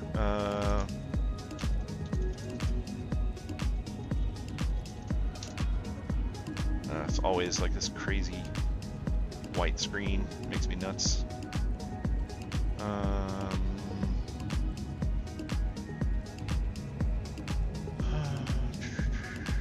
Yeah, let's.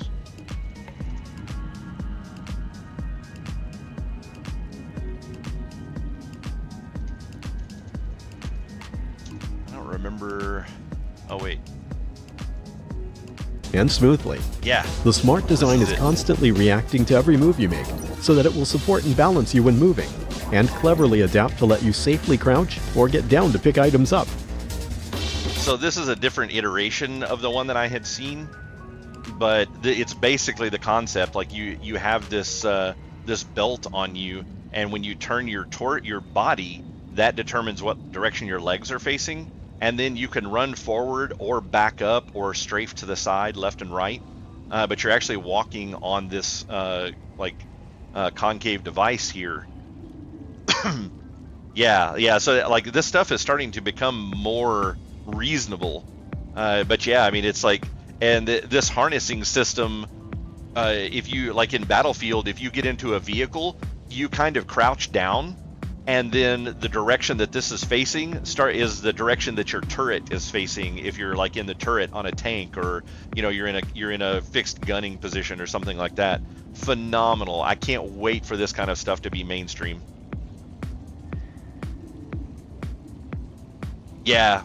And this is kind of what I picture the new cyber cafes being, you know, because I think that's another thing that's kind of really bad about the way gaming has gone in general, is going to the all digital system. A huge part of gaming is really all about getting with other people and talking about things and sharing your experiences and potentially playing games together.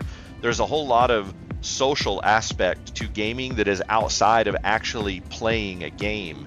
You know, so the fact that gaming has gone pretty much all digital at this point, and they're cutting out middlemen like GameStop, for example, I think that's a bad idea. Like I think they're they're really killing some of the buzz, you know, about people getting together and meeting other people. I used to meet tons of people at GameStop that I got into playing games and stuff because they would just come into the store and, you know, you just start talking with them. I've met people as a customer, meeting other customers. I gained friends at GameStop by being a customer there and, you know, getting to know the employees that work there and gaming with them, which is what originally got me my first job working for GameStop, you know, 20 years ago or so. It was actually back before GameStop bought out or merged with EB Games. I started with EB Games way back in the day, who I think actually bought out Walden Software originally, which was super old school software place. That was back when you still would Walden Software was back when you would get PC games on disc regularly. So that's been a long time ago because PC has been digital for decades at this point. But yeah, I mean, it's just one of those things that I think they're taking away from. So, you know, when the gaming companies or you know, like resellers and stuff like that started going downhill pretty bad, you know, a lot of closures, a lot of places not doing as much sales and not getting as involved in games. So then cyber cafes started popping up all over the place, and that was really good for a while. But then the expense on going to play in a cyber cafe, it didn't. Yeah, Amazon. Yeah, Warfriend says thanks, Amazon. But you know, having cyber cafes gave a place for people to go and hang out and meet new friends that played games and stuff like that, and that became a really big deal.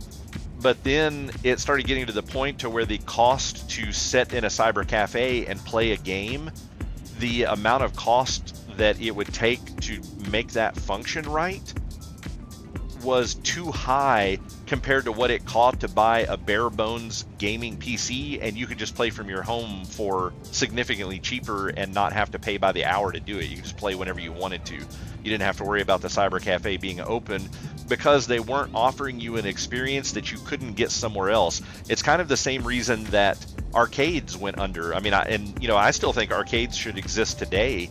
You know, some of my most fondest memories of playing video games came from playing in arcades back in the 90s and doing, you know, Street Fighter and Soul Calibur and Mortal Kombat and Killer Instinct and, you know, King of Fighters, like all the crazy 2D and 3D fighters from back in the day, the Tekken games, you know, all of that stuff. Huge part of my life. And, you know, like that's another thing that I think was really bad for the gaming industry, was losing out on arcades. But kind of the reason that arcades went under is originally they offered you something you couldn't get anywhere else. You know, people were sitting at home playing ColecoVision and Atari and 8-bit Nintendo, and then the arcades offered you next level graphics, next level computing, next level gaming that you could not get at home. And then video game companies, you know, like Nintendo and Sega and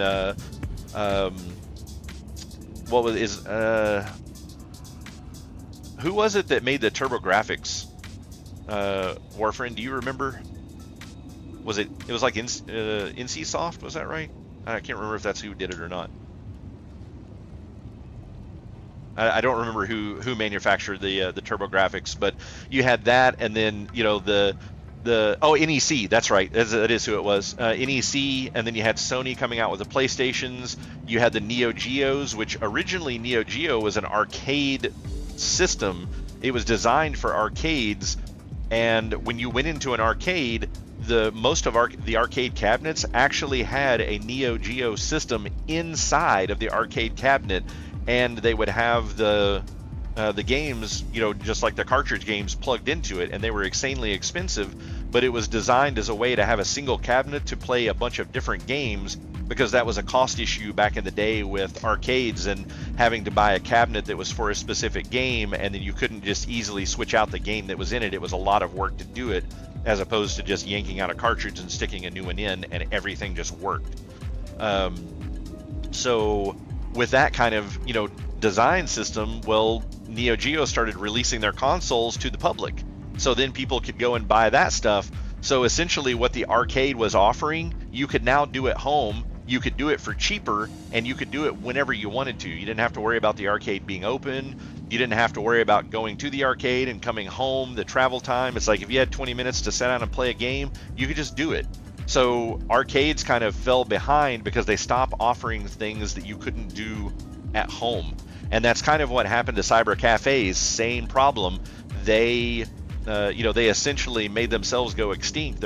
They were no longer offering things that you couldn't do at home.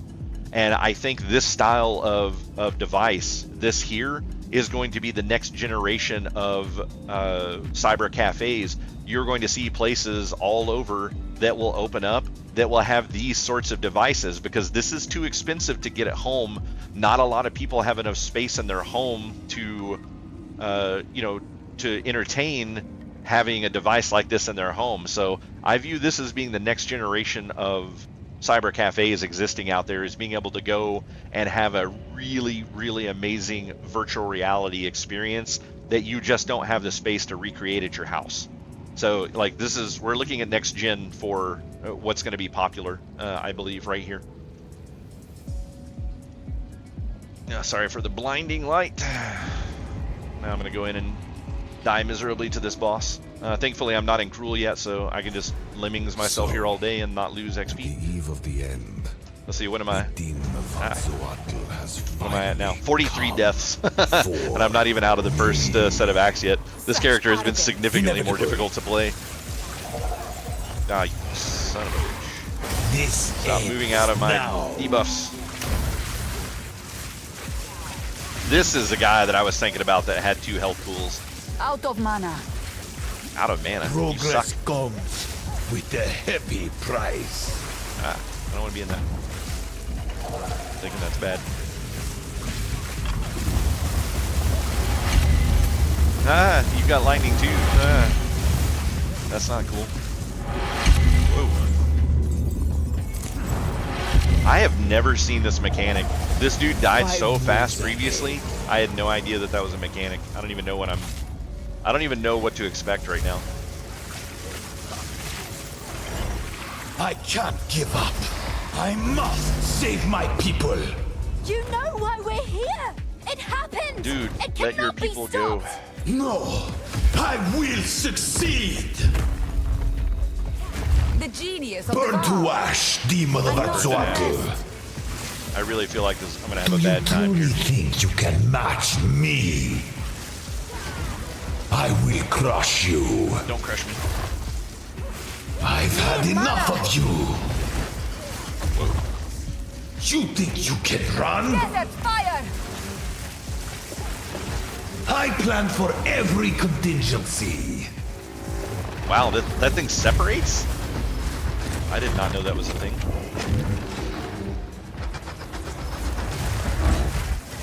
Ah. Yeah, I probably shouldn't have stayed there. You were warned.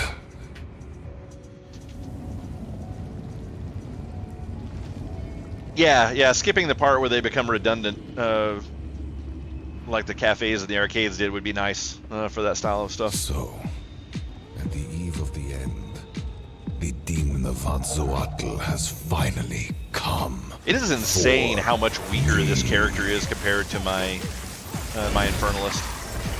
Like, I've just never seen like any of these mechanics because it would just die so fast. Progress comes with a heavy price.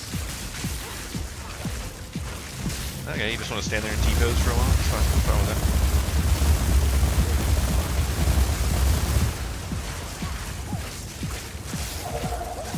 that? The ends justify the means.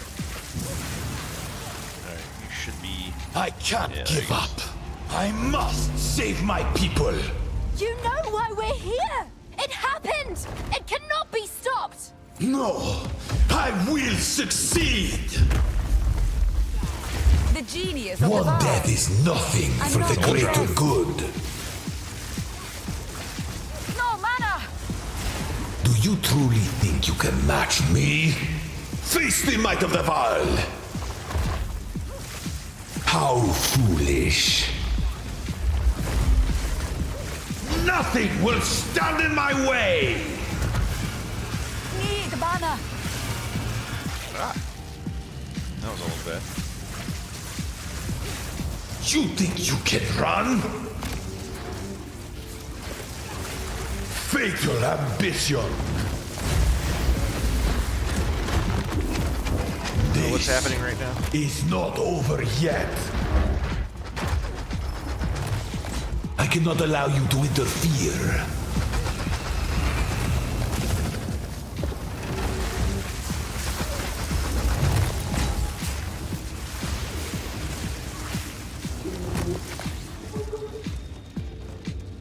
Not being able to see him is bad. Face the might of Exile.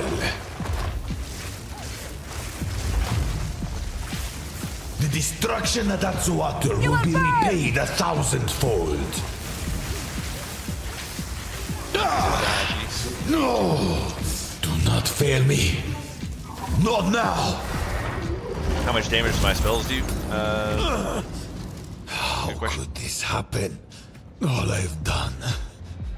All that I sacrificed. Your people cannot be saved.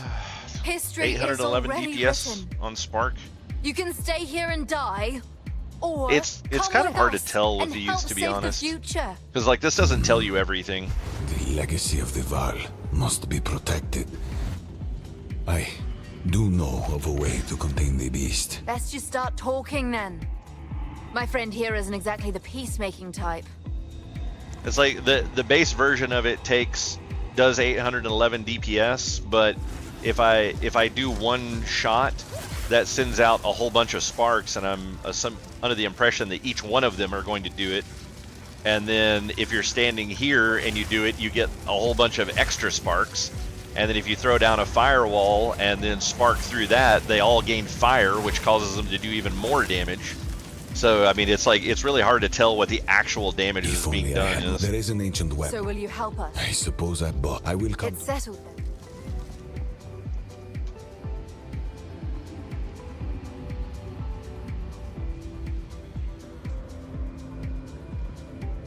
Oh, there she is. Can't talk to her. Bitch.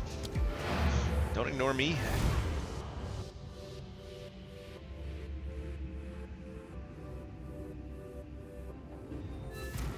Yeah, the game's always been really bad about that, and it's really a shame that they don't do a better job at explaining the DPS, because it is a number that can be calculated if you download Path of This Building. artifact bears the symbol of chaos. That will actually tell you the actual DPS of all of your abilities. Like, you plug in everything that you're wearing and it gives you a number, and it is insanely larger than what Path of Exile is telling you it is.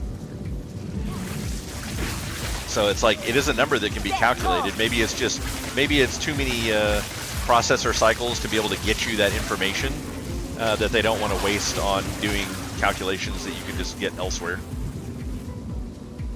Because that's kind of the bad thing about game development, is it's not about what your amazing computer can do in the game. It's about what the lowest end computer Victory is mine. that they support specs for can do.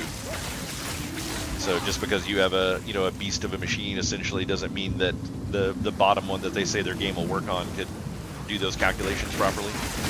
I mean, you would think, being just basic math calculations and not rendering, it wouldn't be too insane on a CPU, but it's still cycles that aren't necessary.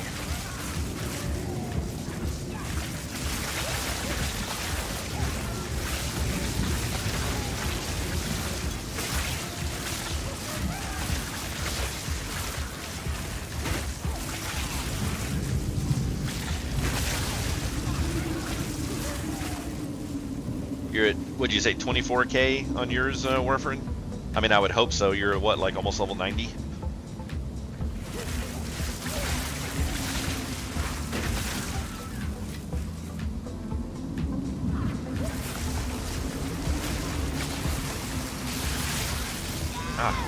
I could not get out of that.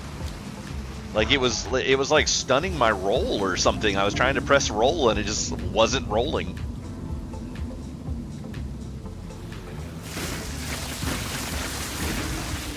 I think that was probably a minor XP loss on that as well. Now that I'm in Cruel, I didn't actually look to see.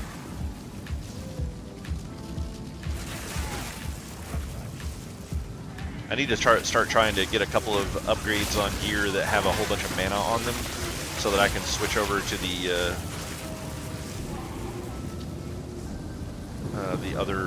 other option for survivability. So it'll take damage out of mana before health. I think that will make a pretty huge difference.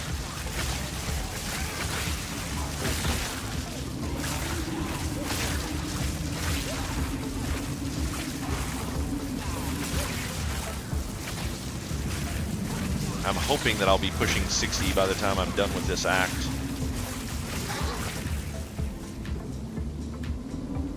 And then I can just go ahead and swap to the end game build.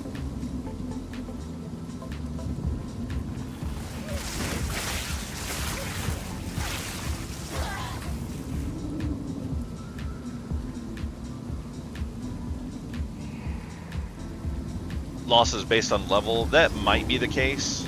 It was based off of which tier of the axe you were in Path of Exile 1, so I don't know. I haven't really paid much attention to it because my Infernalist just doesn't die. I'm sure I will be keenly aware of how it works playing this character.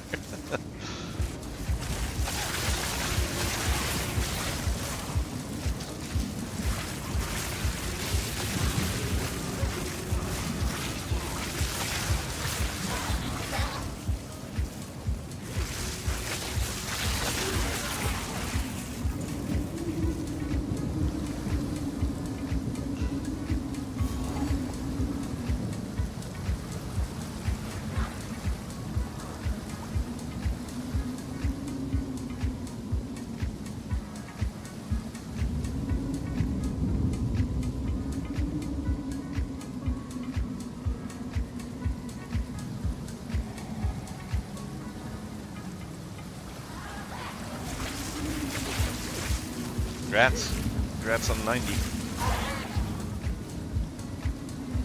You seem really excited about that.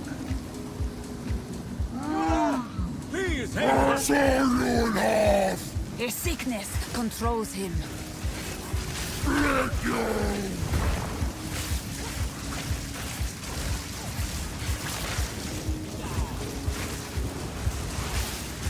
I can't do that yet.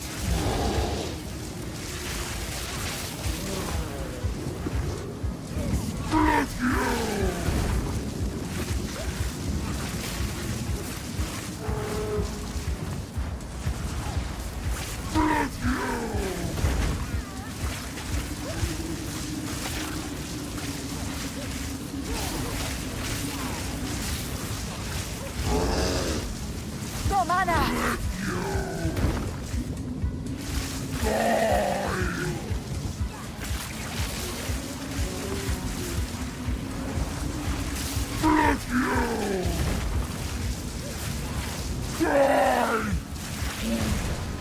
How about you die instead? That's my preference. He bore the mark of corruption. I know it. Well done. Please come inside.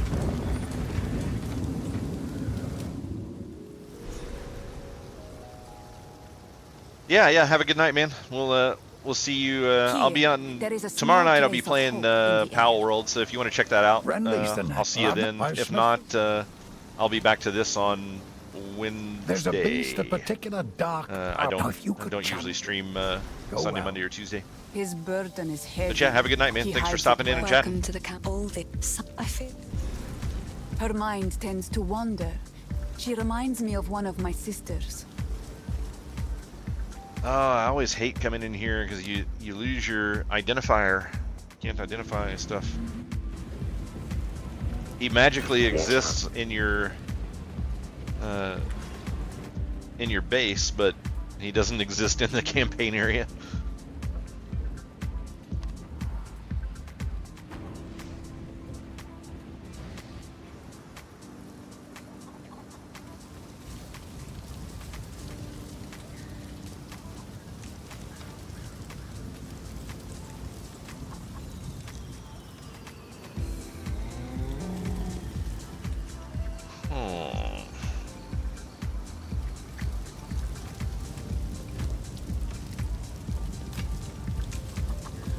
seem to be that great of a bow.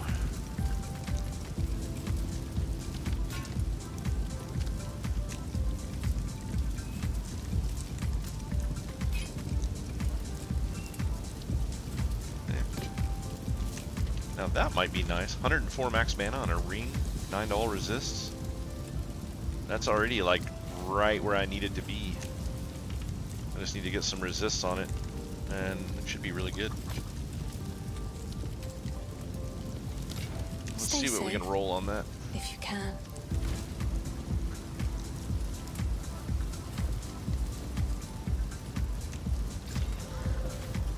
Oh, mana regen rate? Yeah, that's not bad.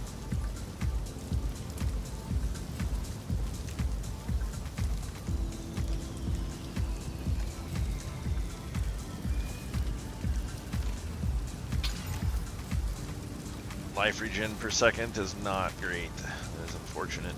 I need resists. That is also not a resist, but cast speed is nice. Accuracy rating is garbage. That's unfortunate. Yeah, I think I'm probably going to have to switch it out anyways, though. That's going to really destroy some of my resists. Though it's probably a good time to start applying some sockets to some of this stuff. Those gloves are not getting replaced anytime in the near future. I can't remember, can gloves even have a socket? Appears they can.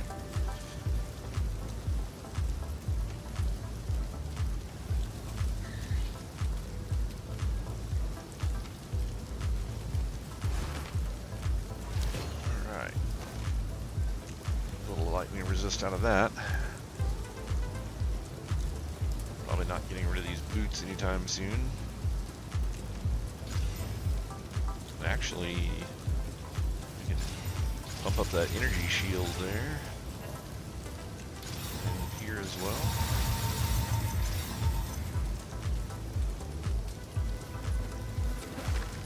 This unfortunately doesn't have an implicit, so I don't think it's going to gain anything from quality, will it? This might gain a little bit.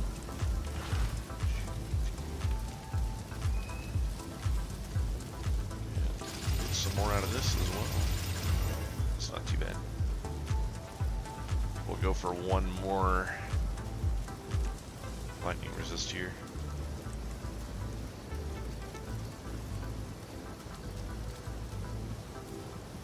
Yeah, it's mostly just the ones for the summoner, because it has a it's a really important one, because your wand gives you 100 spirit base, and the quality will improve the amount of spirit that it has on it, which is massive.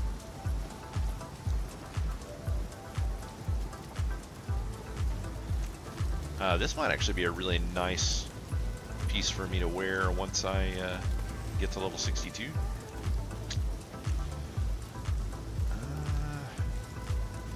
Oh, I need to go back and sell those things.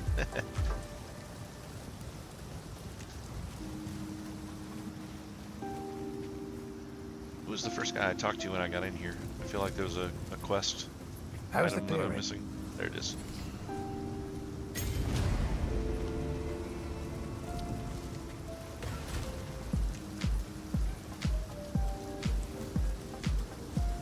Alright, so where's that at now? So my cold resist is actually still really good, but fire and lightning is trash.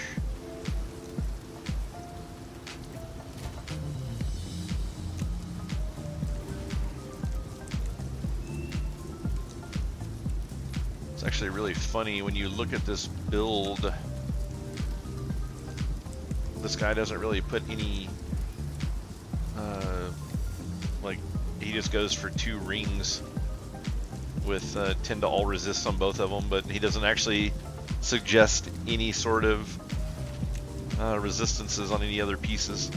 This is the leveling setup, but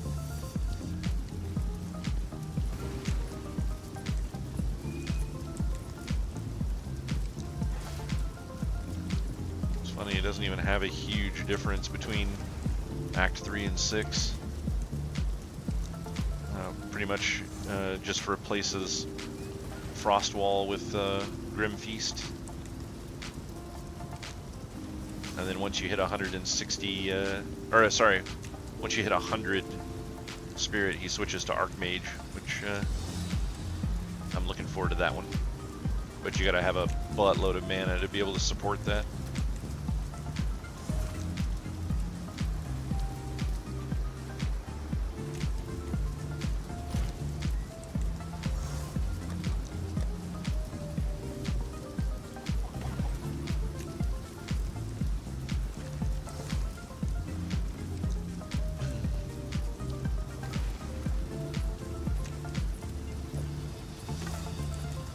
It's actually a fairly decent wand. I rolled this one last night.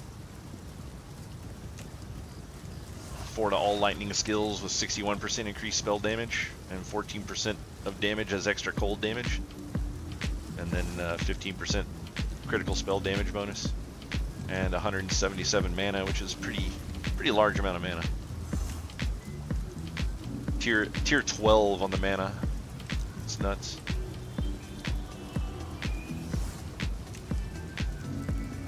Yeah, I crafted this one last night. The one negative that I hate about it is that it has the 35% reduced attribute requirements. Yeah, that mana roll is really nice. 3 to all elemental resist. Yeah, it's not really that great. Maybe for a different build, but not for this one. The necklace that I have actually isn't too bad. It has 2 to all spell skills, which is nice. I need to do something about a new helmet. This one's pretty crappy.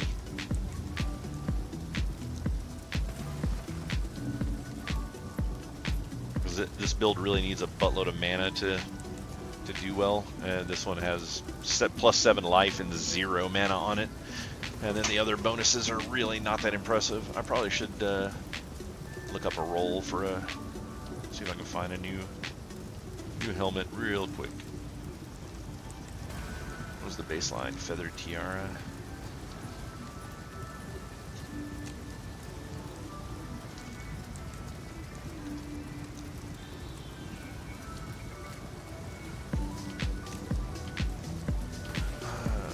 So the major thing that we really want is max mana, and we'll say 50 as a minimum.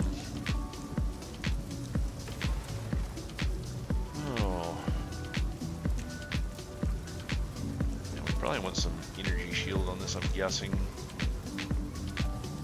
Yeah, maximum energy shield, increased energy shield.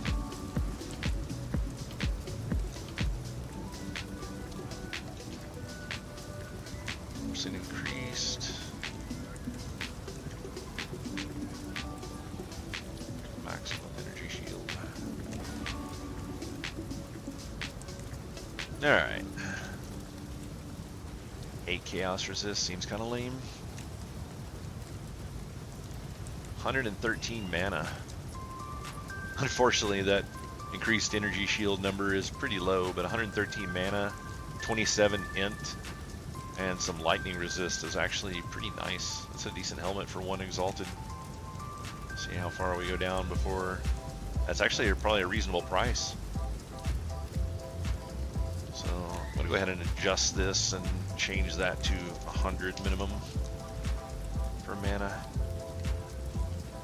How are we looking here? These are going up to 3 and 5, so a little bit better. Much better energy shield on that. 25% of it increased rarity of items found. That's a nice one. Of course, that dude's AFK, so I'm sure he won't be there.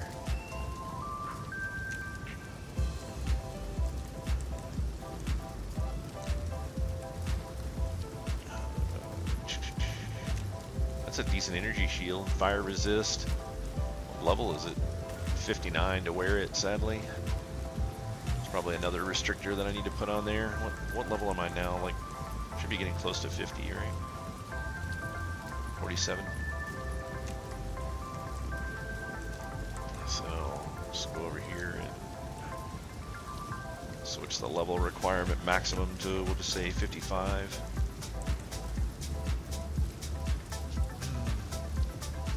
There's a 48. It's Not bad.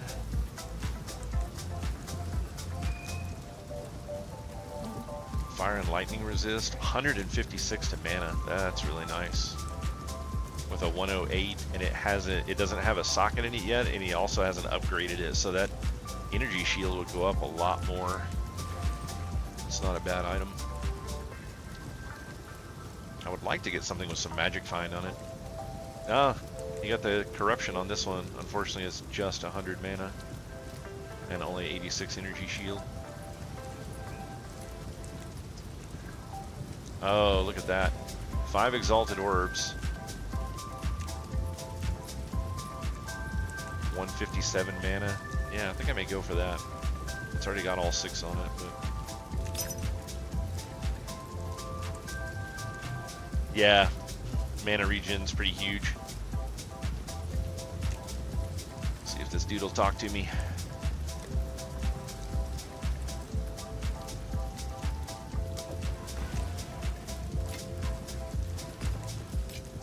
Doesn't look like he's talking. So he's either in a run currently or just doesn't really want to sell. Always fun.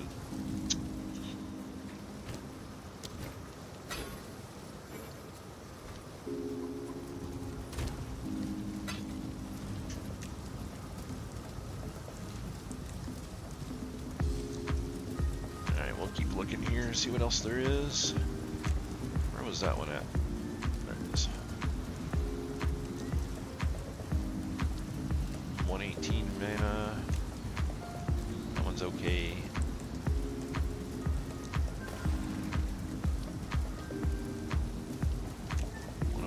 Mana. 30 int though, that's a lot more mana.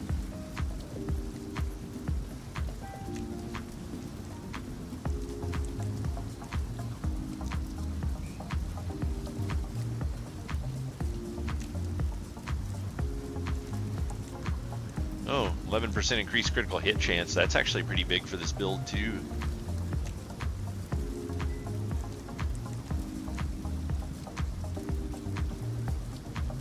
I don't know if you see much mana regen, unfortunately, in helmets. Or if you do, they're insanely expensive. So we're getting pretty up there in price right now, and I still haven't seen a single one. Reduced attributes is crap.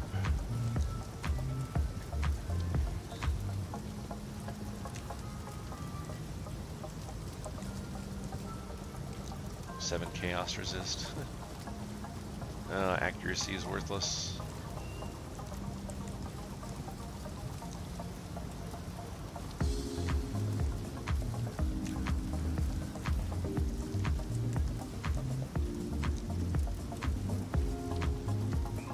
Oh, triple fire resist 152, or triple resist 152 mana. That's not bad. The energy shield is kind of low, but I mean, it is what it is. And of course they're AFK. And it's one divine. I'm not paying that for a low level item. It's ridiculous.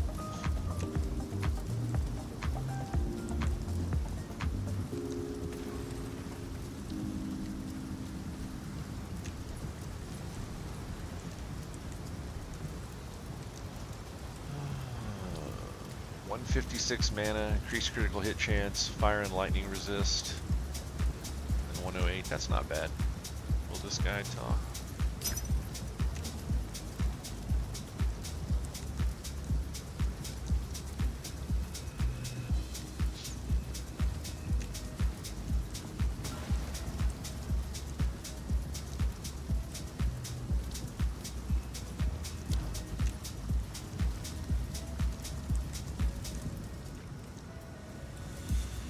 Oh, this is so annoying. Nice. I've still never seen my first one.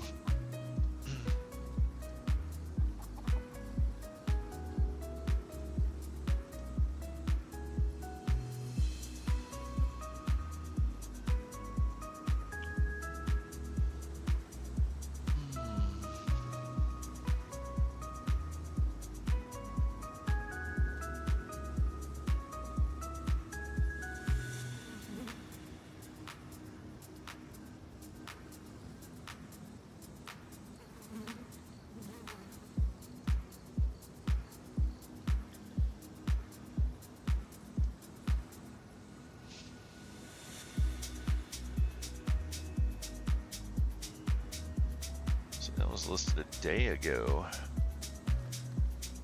Probably won't sell it, but we'll try.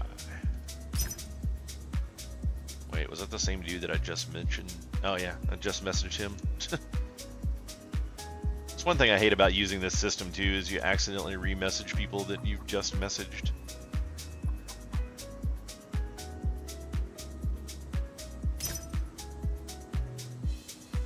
Another AFK guy.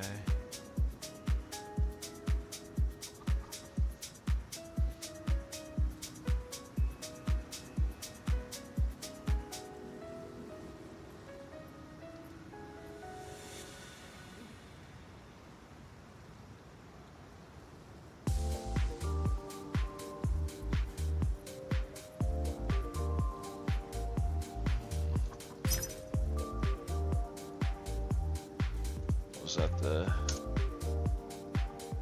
Yeah, same guy I messaged the first time.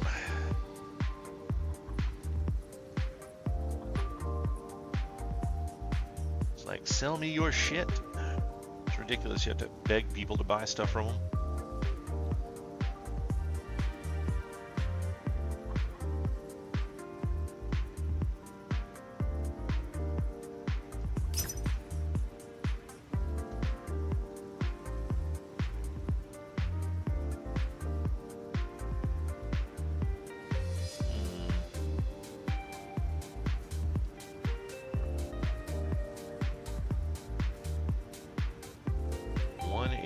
Energy shield, that's pretty nice.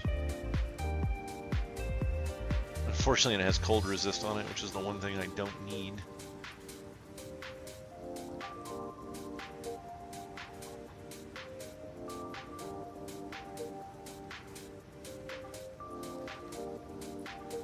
Yeah, they really need to add an automated auction house into the game, because that would solve so many different problems. It would solve the issue of not being able to buy stuff when people are AFK.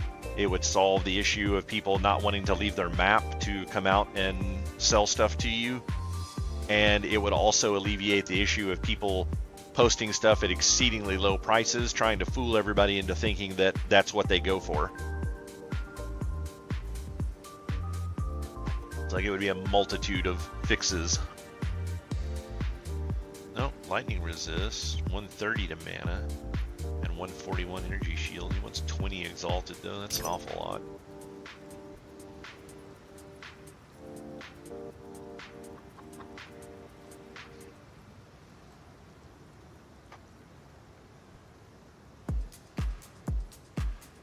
And oh, holy shit! He answered.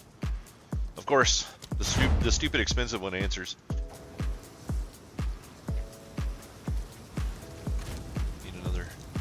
15 exalts here. Ah, whoops. And by 15 I meant 10.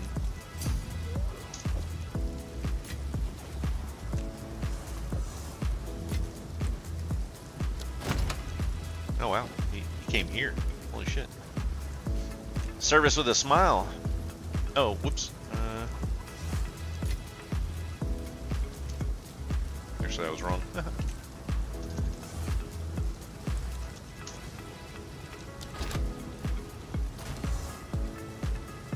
I was right when I said I needed 15 more.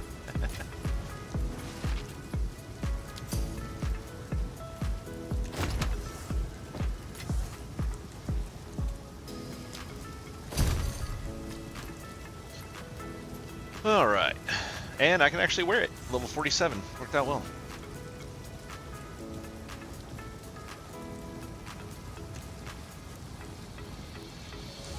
Leave that party.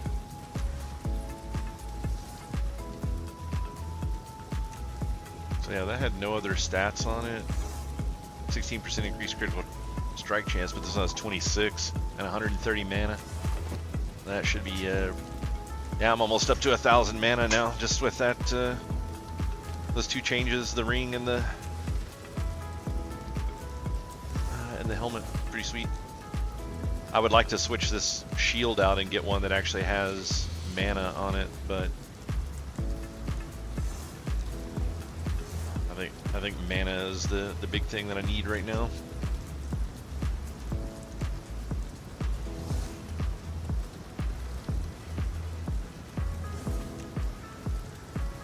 Gotcha. I think I've got about all I can get at the moment. Having mana on the chest piece would be really good as well, but I have to have the spirit on there to make this build work currently, so it is what it is. So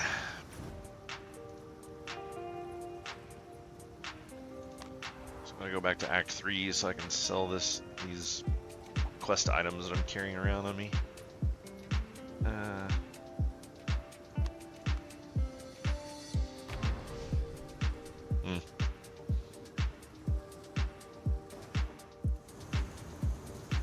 Weird that it was showing the water in the lake still there. Hopefully that goes away now that I'm here. Okay, yeah. I was like, that's bad. I can't I promise you. Don't get eaten. Exile, for that to happen. If you betray me, I will scorch your flesh to the bone. What do you want? Return. Do you have a disappearing act to do or something? Let's see. Did I get... Yeah, I got everything I actually wanted out of here, so that should be fine.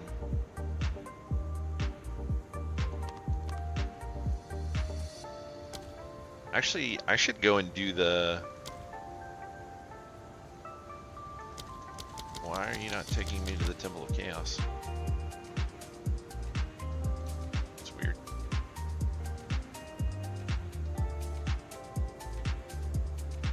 Huh. Yeah, why am I not going there? What's up with that?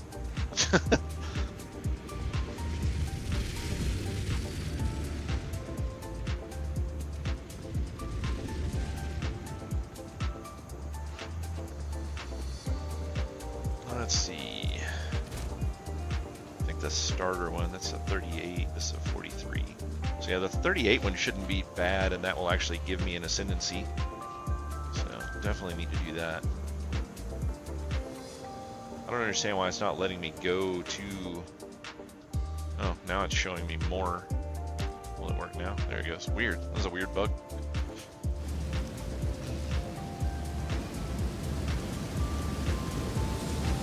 Now, I'll be interested to see what my opinion of doing these are with this class. A woman that rejected her destiny comes to...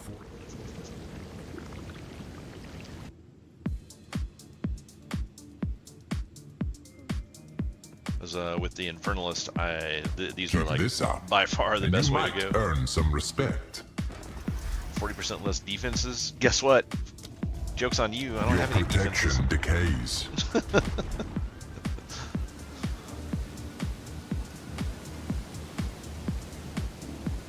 Are you ready, Challenger?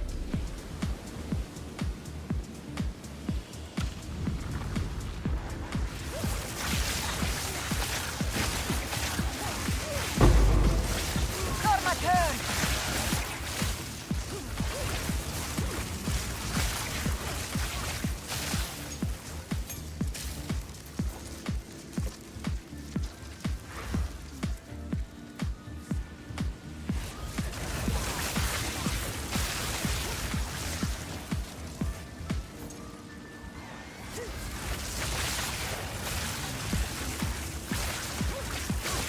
That was actually kind of nice, because this character has no defenses to speak of, so losing 40% of my defenses, not really that big of a deal.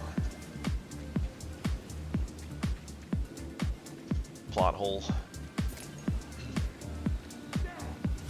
Ah. Put you in here.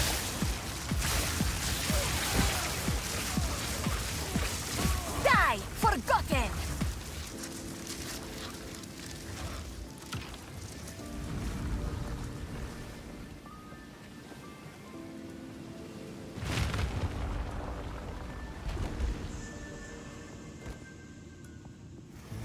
Don't get overconfident just because you beat the first room.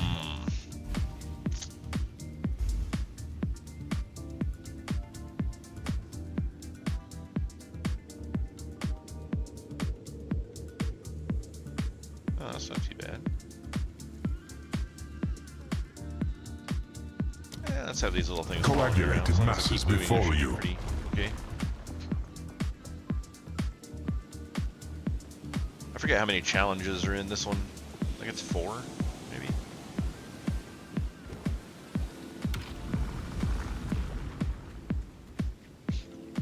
Stem the tide.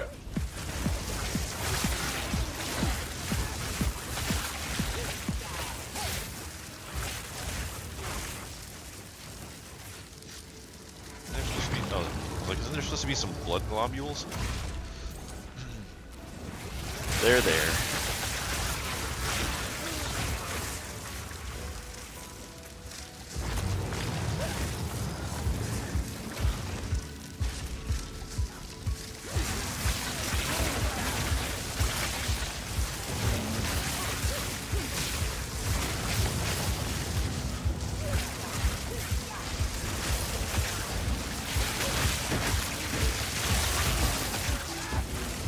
Sands, take you! Solar ambulance.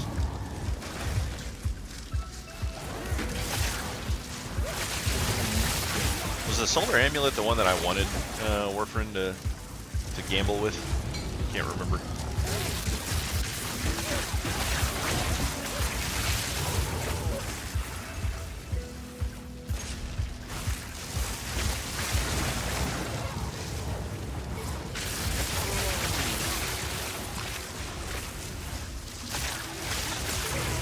Will of the Mareke! Yeah, I never actually got one of the ones that I needed to gamble with, so I never remember the name of it.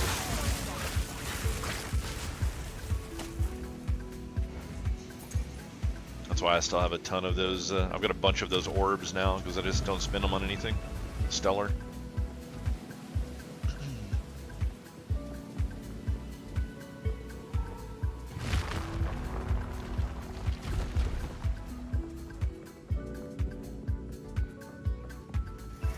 This is just a warm-up.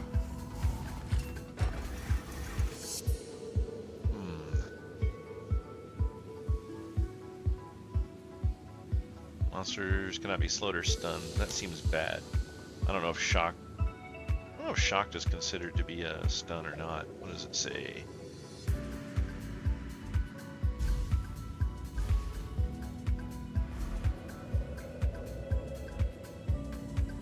Let's see.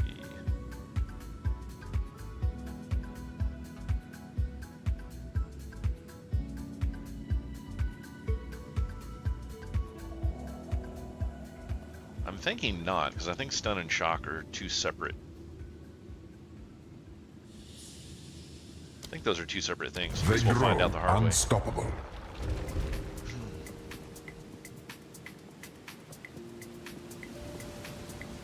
Stay close.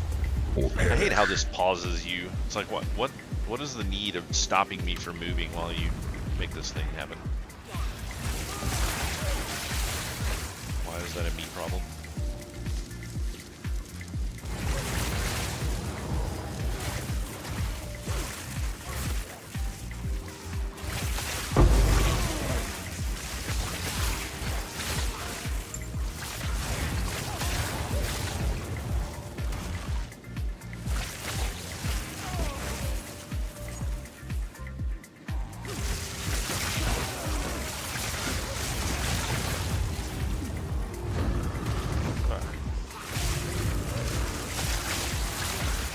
Jump right off the edge of the screen like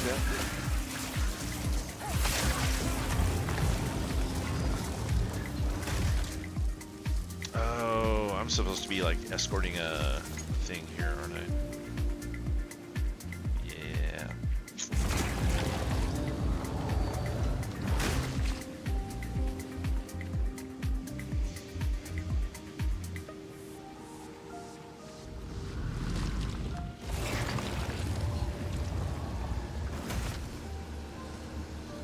Well, hey, I killed all the crap that was in the way.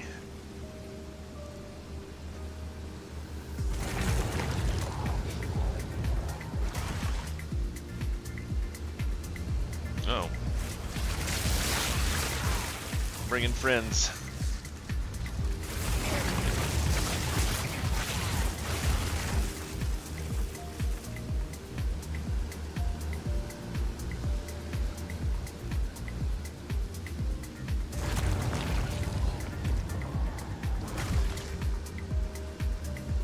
That's actually kind of funny. I expected a lot more people to enjoy this little Pokemon game that's in chat. I'm surprised that almost no one has gotten into it.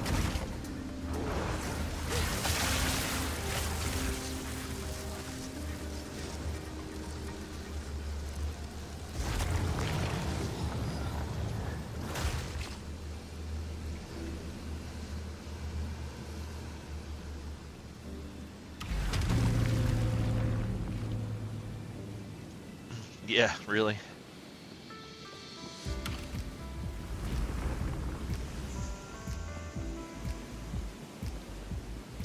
Respects to my Pokemon. It's a good one.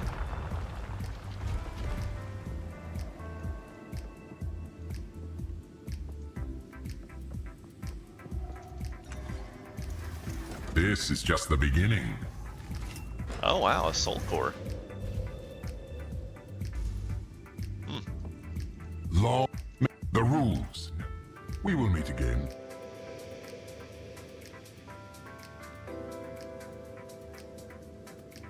%75% less defenses. Oh no. Be stripped bare before chaos. My 0 armor is 75% less, guys. I am so screwed. Oh, boss time? Boss time? Yeah, yeah. A Oh, testament fuck yourself. to Val engineering. The A Chimera. magnificent beast.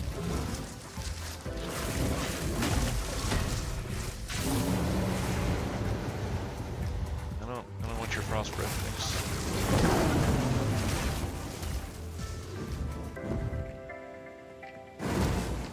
Oh crap. This was easier with pets as well. So we just go to wherever he was and kill him.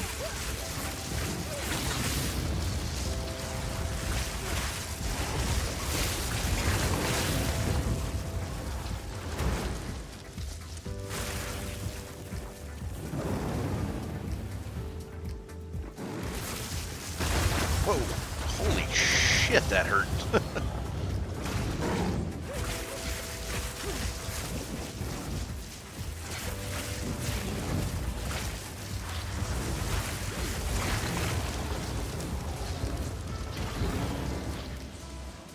Where did he go?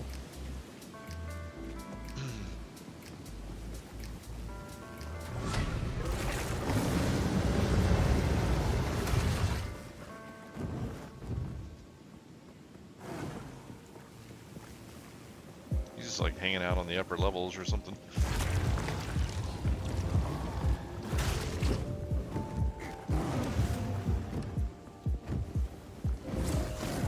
You will burn!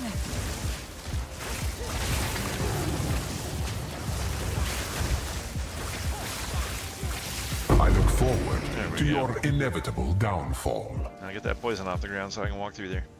This is another thing I wish they would get rid of. When shit dies, the stuff on the ground should just go away. It's like the fight's over. I'm just wasting time now.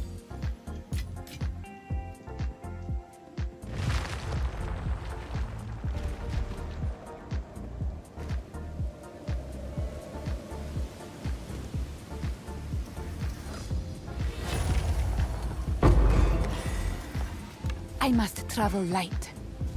This is another thing that I find is really stupid. Why is there no chest in this room? Those who best the trials of chaos are worthy of shaping their My destiny. path is clear. Which will you choose?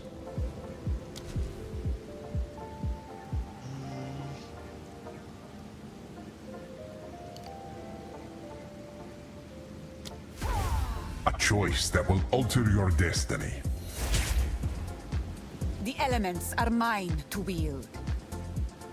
It's like this room has no chest in it, but this is where you get all the loot at. So if you don't have enough room to carry it, then you just gotta destroy shit.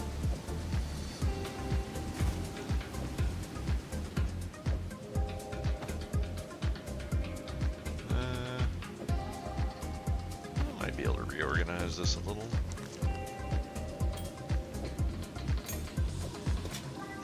Tetris for the win.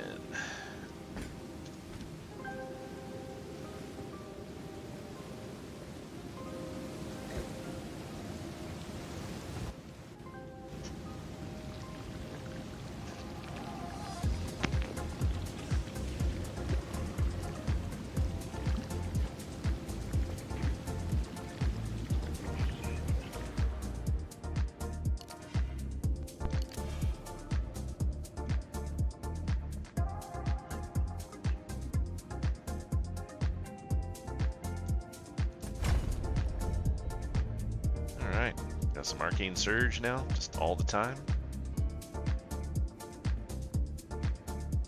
Oh, that one would be nice too. Especially with the amount of mana that you end up getting.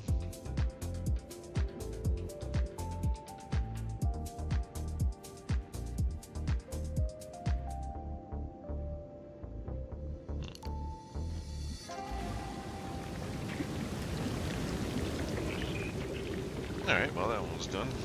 I didn't like that fighting the boss at the end, he kind of sucked. But other than that, it wasn't too bad. This one's not high enough level to get another Ascension out of, unfortunately.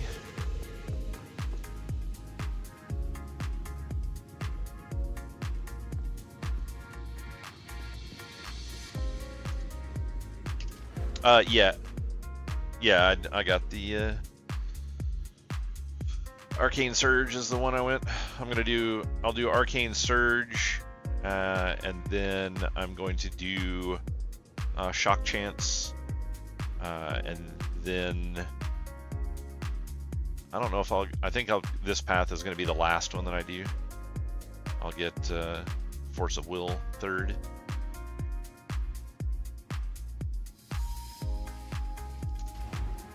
I'm already at the point where I need to start really pushing Shock Chance.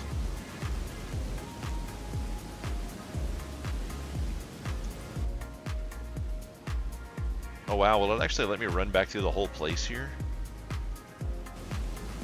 That might be why it... Oh no, it won't. Okay. Oh no, I can hit the switch and that'll bring the stairs back up, or the pad back up. So yeah, technically I could just run through the whole place again and pick up all the stuff, but that's so dumb. It's like, why don't they just put a freaking treasure chest in the last room?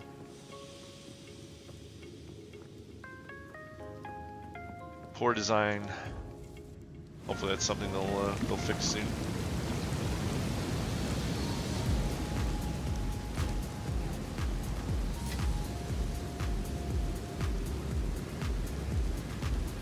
Yeah, I don't know if that soul core will actually be any good for me. For martial weapons, it would be amazing, but for armor, I don't really need elemental ailment threshold. It's like just not that great for me. Maybe I'll save that for the monk playthrough. I'm actually kind of excited about playing the monk. It looks like it'll be a lot of fun. Kind of wishing I would have done it instead of this one. Let's see.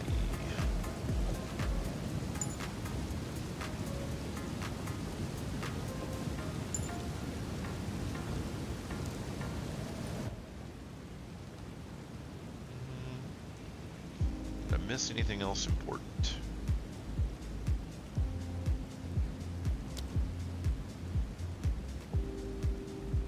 Did the ultimatum. I guess I could go do that stupid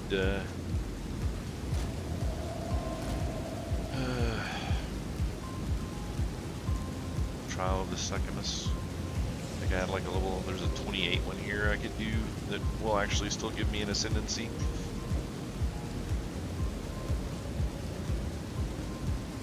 I really just don't like it though, it's so time consuming.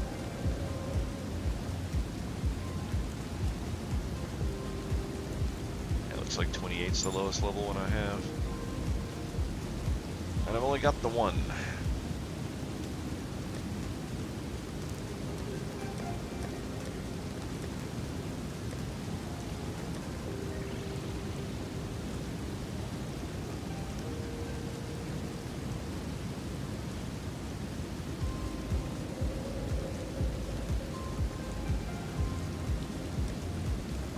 I had a page that had soul cores on it already.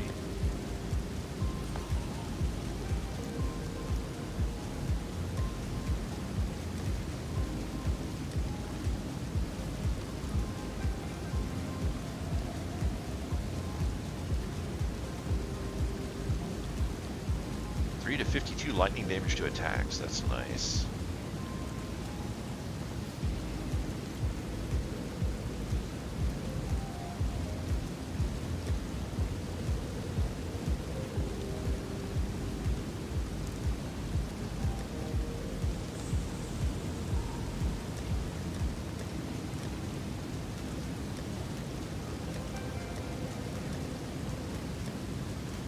I thought I had more relics than that.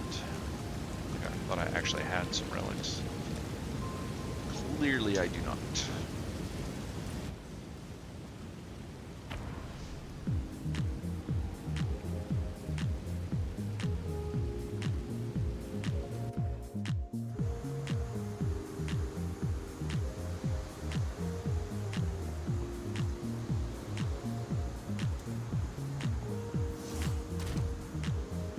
Hey, boss, get down from there.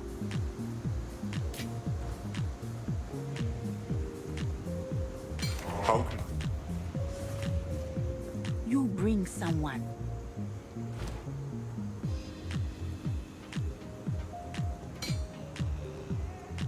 10% movement speed, that's unfortunate.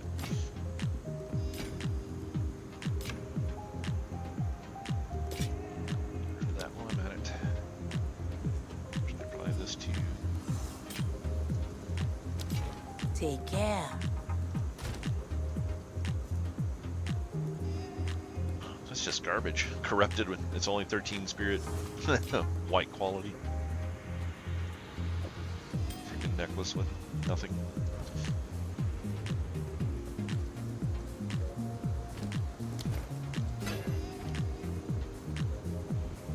Still alive.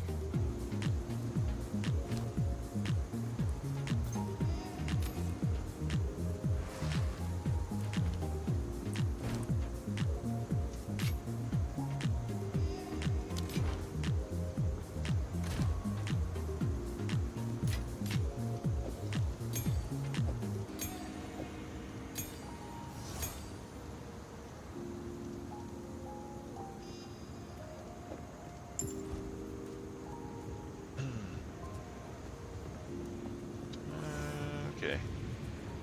So I'll pop over to Act 2 and check out the trial. As much as I hate to, don't like that place.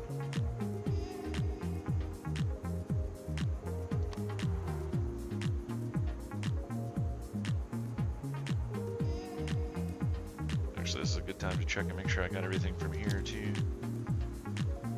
Yeah. Nothing extra there. Huh. Yeah, actually, I think I forgot something in Act 1. Maybe not. It's been so long since I've done Act 1 on this character. I think I actually did get everything here. Yeah. Just a Forgotten Riches chest, but whatever. Who cares?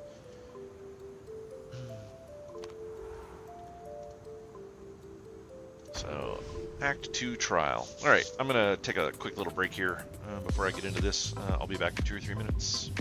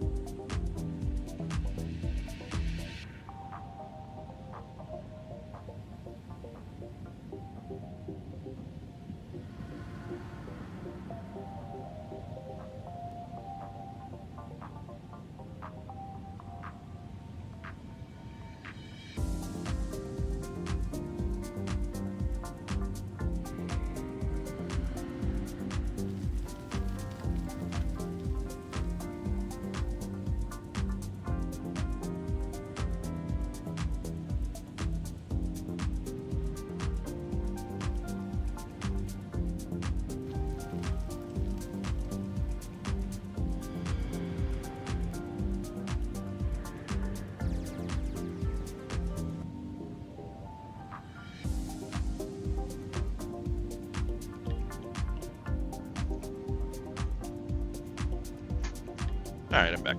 Sorry about that. So, much dreaded Trial of the Seconds.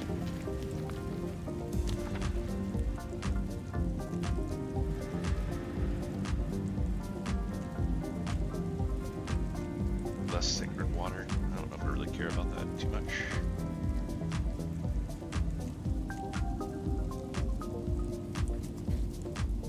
Blessings. Yeah. Perhaps here, Balbala, we can both be redeemed.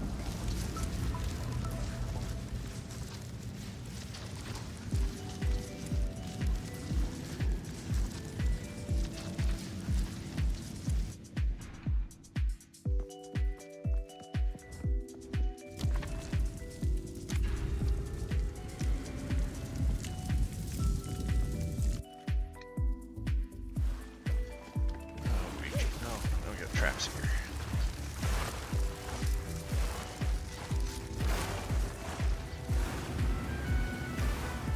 Traps and a lot of fire.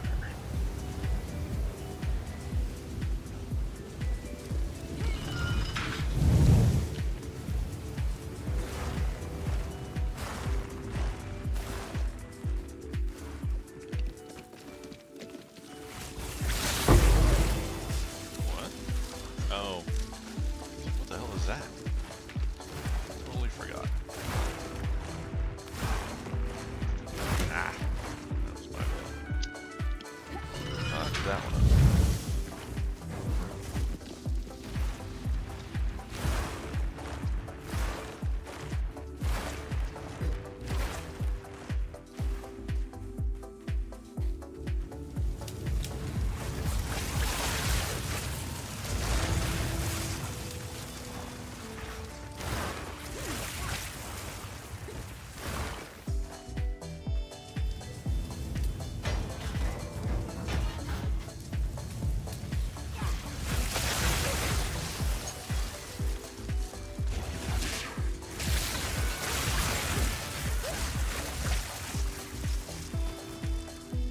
These things die stupid fast.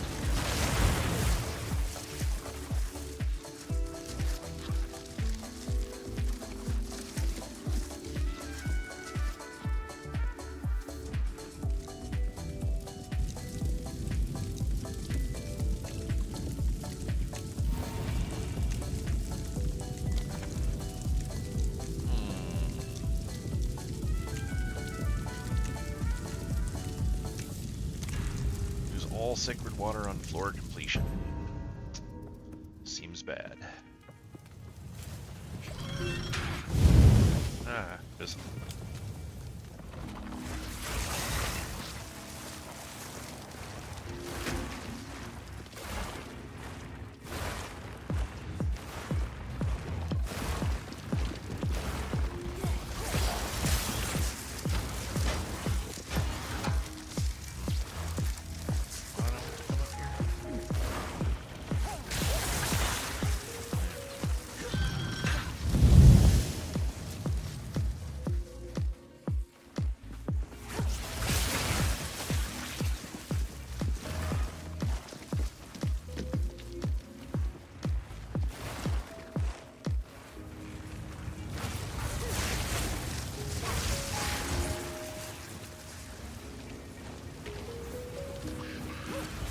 Of the Marike!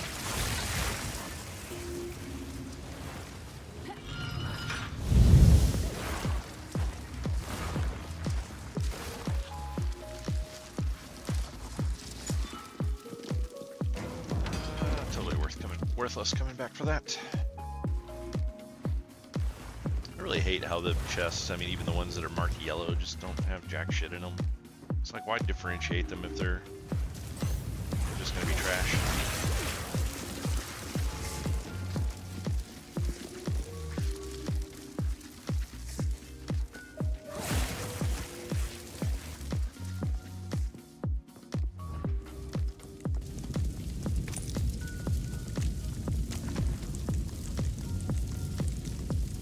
Alright. Go get some honor.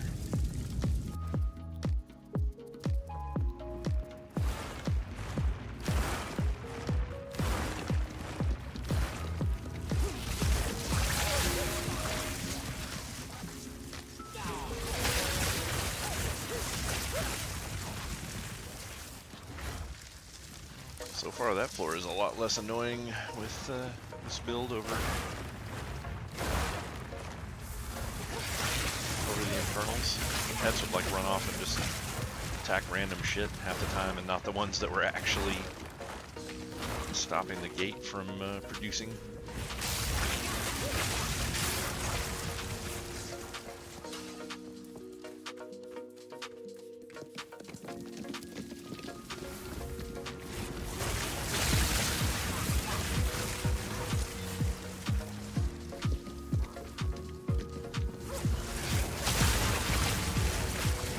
The ritual has been disrupted. I think they just have too many. Leveling with the new gear is doing fine. Like, I can still get popped easily because I don't have great survival stuff yet, but I'm killing stuff significantly faster than I was. What? Oh, minor random infliction. Shit, I didn't notice that.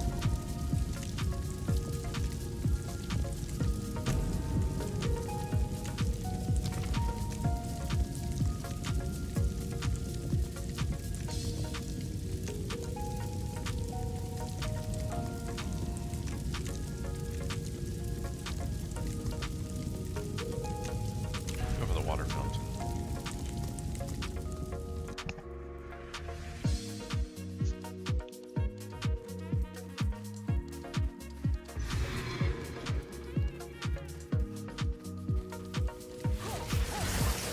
If you don't have movement speed on boots, these missions really suck.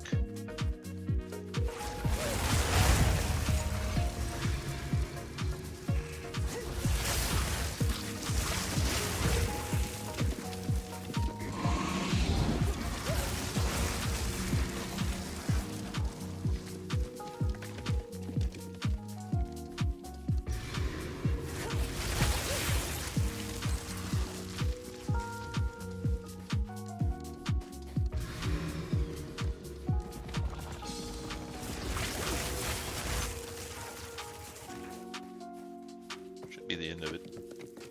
I think. Maybe.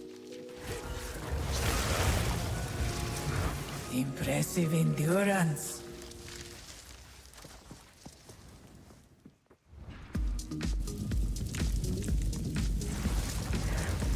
A moment of respite. Alright. So.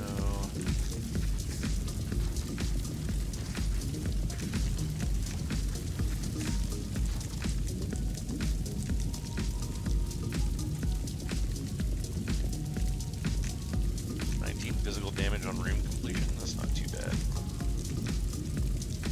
Although I could just go up there and get that bronze key instead. So the smoke one isn't bad because I can already see the next row. Blunt sword sucks, and removing 5% of your life, mana, and energy shield and hit's not great either. So we'll go with smoke. I'll grab that key and then go to the boss. Seems to be the best way to go.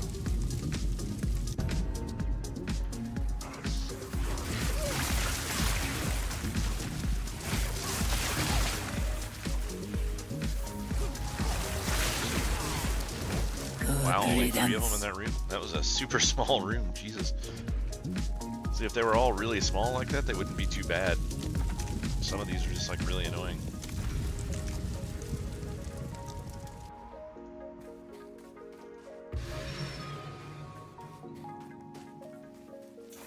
By Garukan!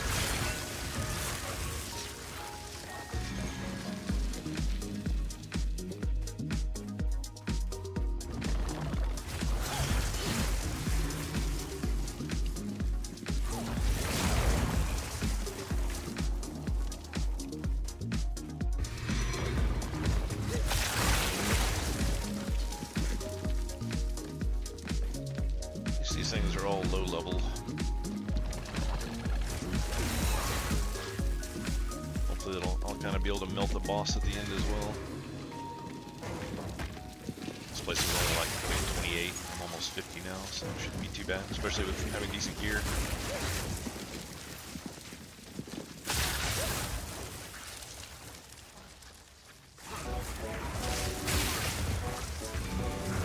Impressive endurance. Alright. Should be a key.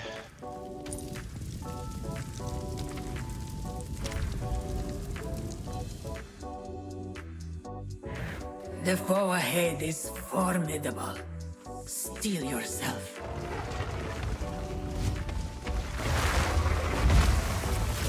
Beware of the burst. I am There we worthy. go. That was super fast.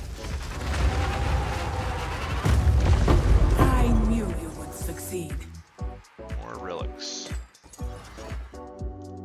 The rest of that stuff's probably complete garbage, but whatever.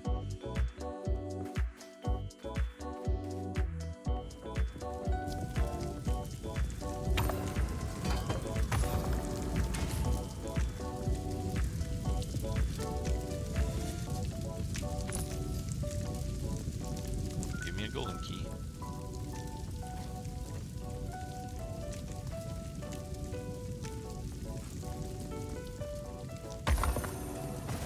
Oh, garbage. Unfortunate. But hey, more ascendancy points, right?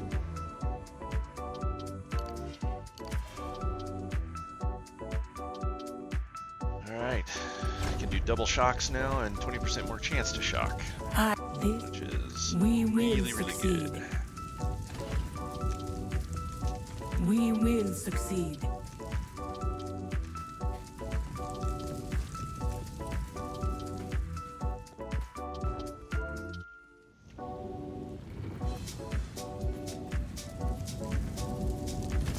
Oh, I did have more relics on that damn relic locker. Forgot about that being a thing.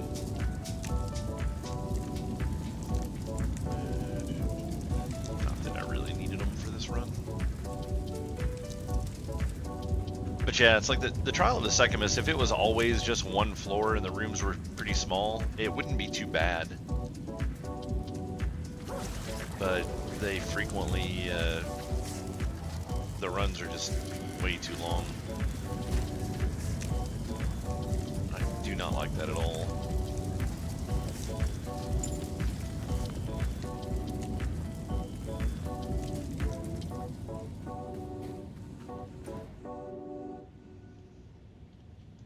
Alright.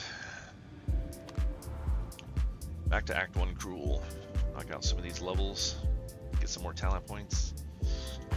All that kind of good stuff.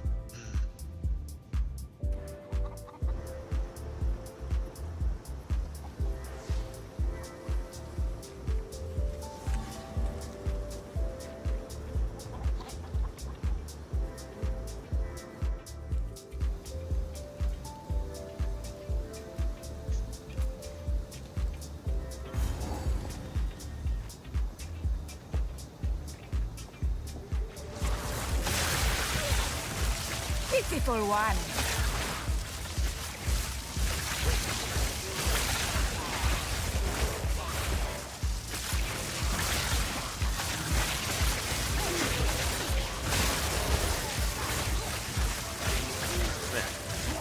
This is much more effective than the first time that I came through here.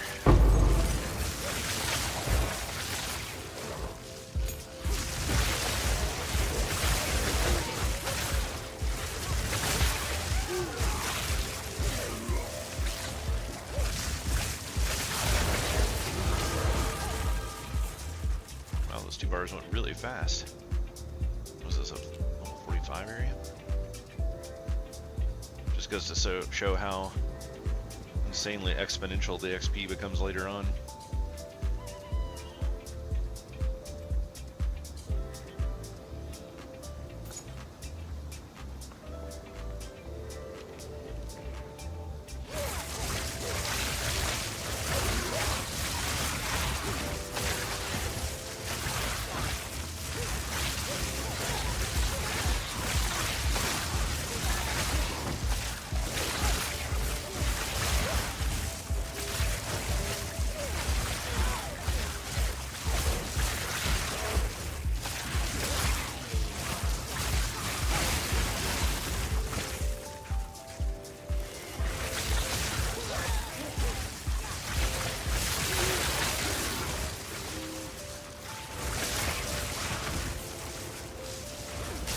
Pathetic.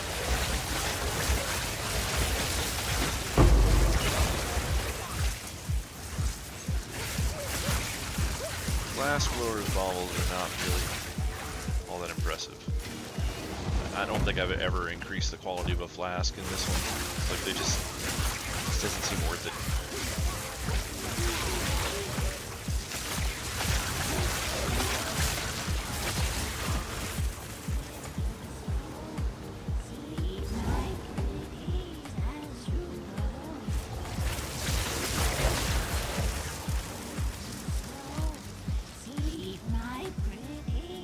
I'm actually not completely for sure what I think about the changes that they've done to flasks.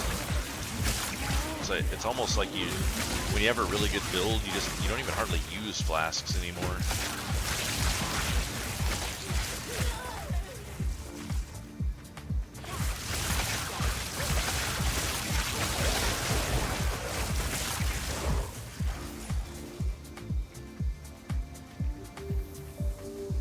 Exile.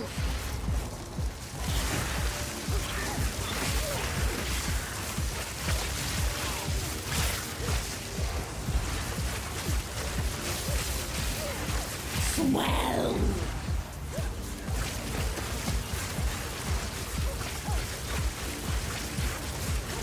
Yeah, it seems like this build may end up using flasks a lot more just because of needing the mana, but I don't know if that's really the norm. Like watching a lot of the other builds, like they just, like even health, like you just don't use them that much if your build's really good. But I mean, like this build is, I mean, for the most part, it seems like it's just 100% designed to just blow through your mana because of the way Archmage functions in general. Your mana costs go insanely high, but that's like the only build that I've seen so far that is just designed to have as much mana throughput as you can get.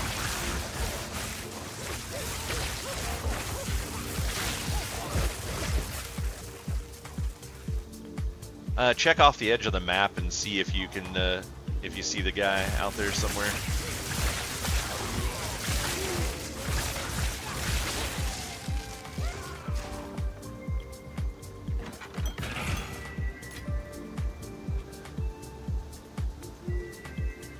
That one map that you didn't like, I forget what the name of it was now, but they actually fixed that one. The last time that I played it, it actually went down to 0 monsters remaining. It didn't stay stuck at 50 like it was when we were doing it previously. So it's like, seems like they're fixing a few little things behind the scenes from time to time, but yeah, having the mobs that are outside of the area, and then also having the barrier on boss rooms. If the map has a boss, frequently the barrier won't drop, and if you haven't killed all of the other rares, it will break your map because you can't get out of the boss room.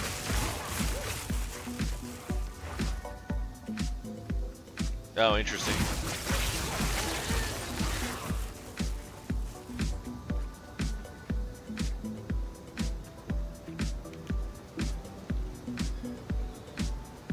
Oh, maybe, yeah, it could be the higher tier map ones or something caused that. That's an interesting thought.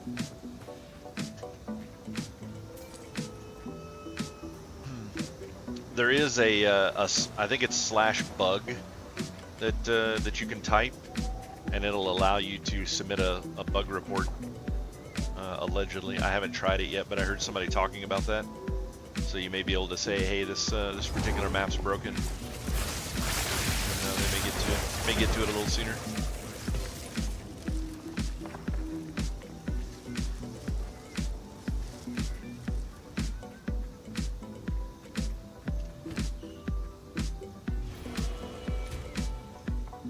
Oh look, just when I needed more cold resist. I'm at 97 on cold resist overall right now.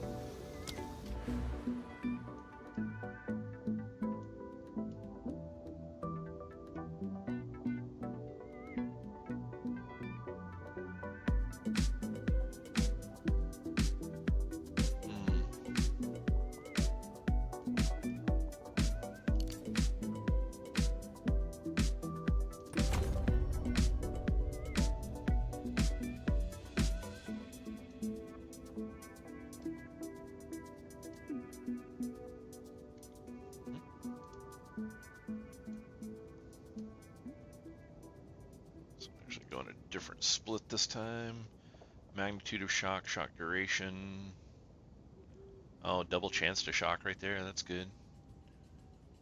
2% increased lightning damage per 10 int. That's not bad either. I'm actually kind of surprised they didn't go this route. Lightning exposure would be pretty nice.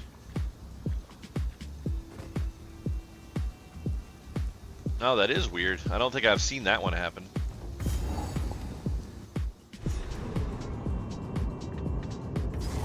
Disgusting. Everything is wet and vile in Ogam.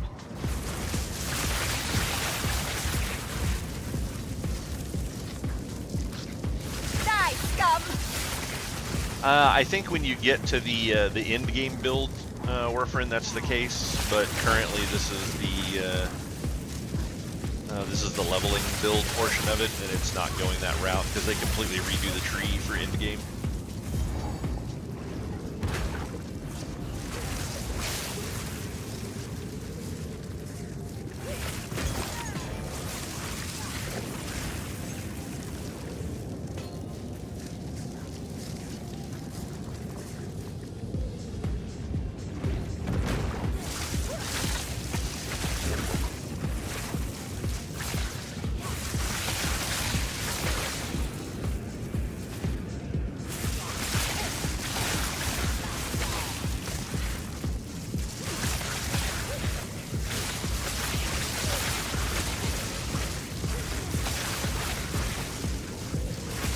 That's why I said if I push 60 before the first act's over, I'm gonna go ahead and flop to the end game build. I think it has a lot more survivability stuff in it, but I have to hit certain mana caps before it's viable to do.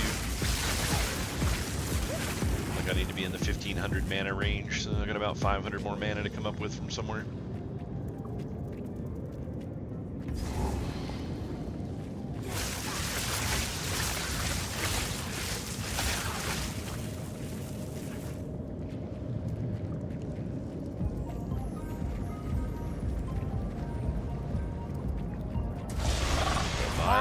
The mud I thought this boss was so cool. First time I saw it.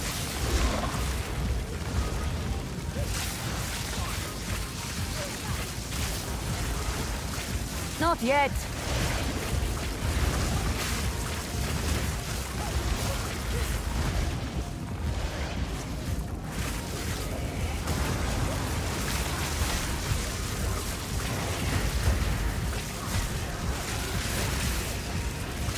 The tail.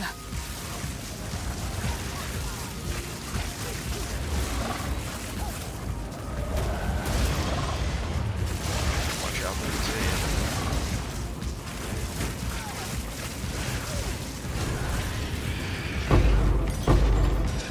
Chaos I Orb. have wondered. That's like 3 Chaos Orbs I've gotten. This was not a challenge. You know, pretty quickly together. I don't think I had anywhere near that many Chaos Orbs the first time. Like, even at this point in the game, I don't think I had 3.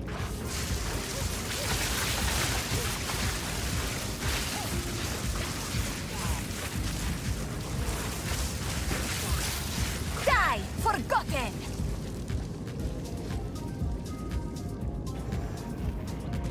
Foul insect! These insects are indeed foul.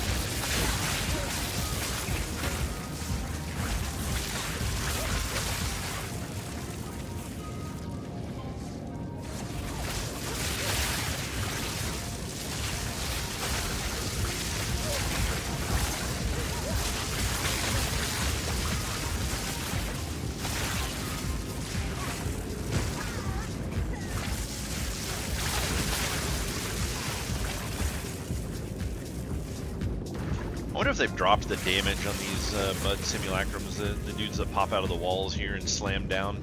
It's like my my Infernalist had a really hard time with those. Like that was nearly a one-shot every time. And I don't know if I've just got the defenses built a little better on this character than what I did the first time playing through, but they would nearly one-shot me every single time they would pop out, and they're doing like no damage now. So either my build was really bad in the early day, or they nerfed them, one of the two. will of the Marrakech.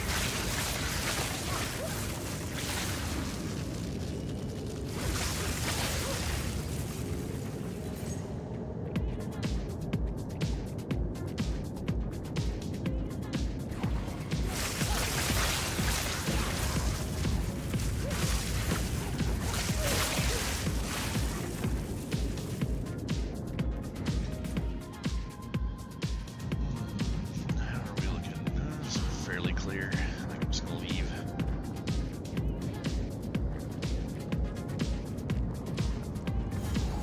It's like for leveling purposes, I think it's better to just keep pushing higher and higher level zones than it is to clear a whole zone, because you just start getting to the point to where the XP is just, it's so much when these things are closer to your level. Like a lot of people will try to push and constantly keep the level a couple of levels ahead of where they are, just so you level insanely fast. It is strange to think. The Vestiri was once home to such forests.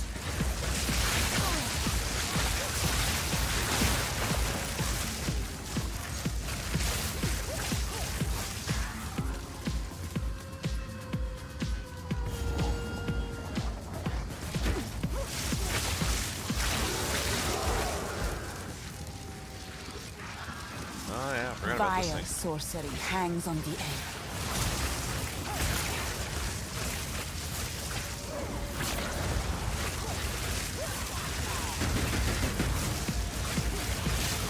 Sands, take you! Corrupted or not, your kind deserve no better. Oh, Horsey escaped. Unfortunate.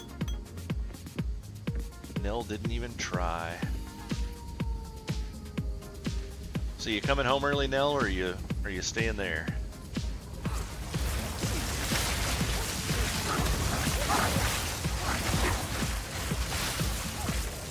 By Garukan! The weather is getting pretty nasty here again. It's really funny. They last week we got the worst weather that we have seen in probably 10 years here, and they didn't bother trying to send Nell home early at all.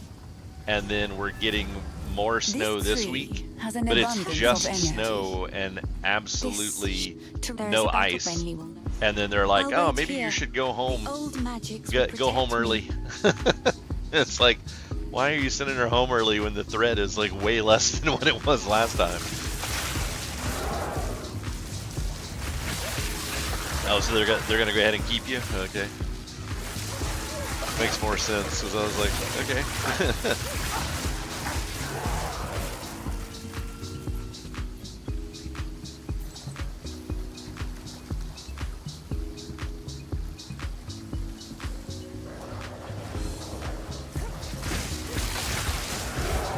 Yeah, I think we've gotten several inches today, and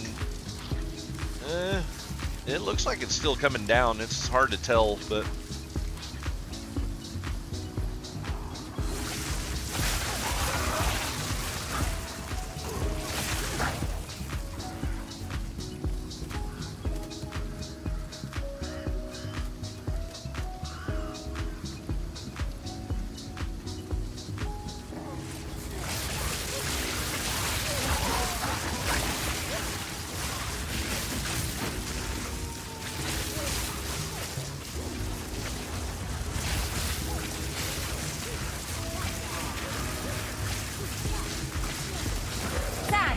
You. Mail built. It seems to think that one might be good.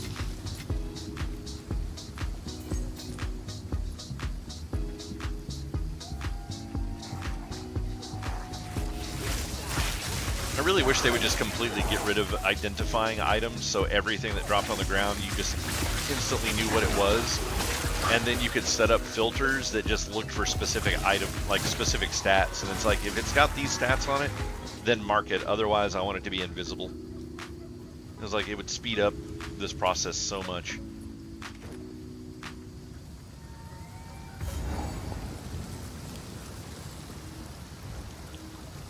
Yeah, we got quite a bit of snow on last week on Sunday, but we got a ton of ice Like it started I snowing thought the during the Ezomites buried day, their dead. and then I guess This the must way have been some because we were right battleground. on the edge for snow and sleet, and at some point in the evening, somewhere around 10 o'clock, it warmed up and it got to about 34, 35 degrees, something like that, maybe 36. And we just got into just nothing but sleet and rain. And then it very quickly shot down to like 20 degrees at that point after all the rain and sleet had come down. And so we got somewhere around a half an inch of ice covering everything on top of, 6 or so inches of snow. And then it snowed all night long, and we got another couple of inches of snow. So it actually ended up being really nasty here. I'm actually still really amazed that we didn't end up losing electricity.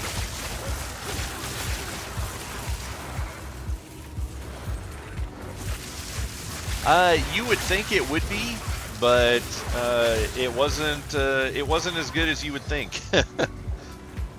Because where it got warm and the rain was coming down, it actually started melting a lot of the snow and turning it into slush, which then just became a solid sheet of ice. We had probably almost 2 inches of ice on our road after it had completely frozen, and then having more snow on top of that made it extremely slick. That may hold what I seek.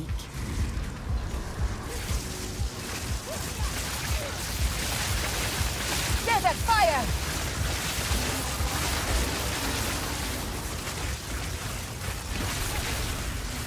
I have no space for Yeah, that. I have not seen weather this bad one other time the entire time that Nell and I have lived in this house. It's only one other time we've had weather like this. And we've been here for like, I don't know, 12 or 13 years now, something like that.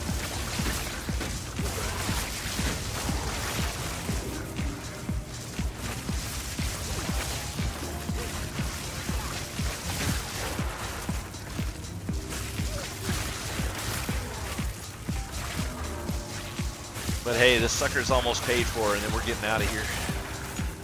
Gonna turn this into rental property.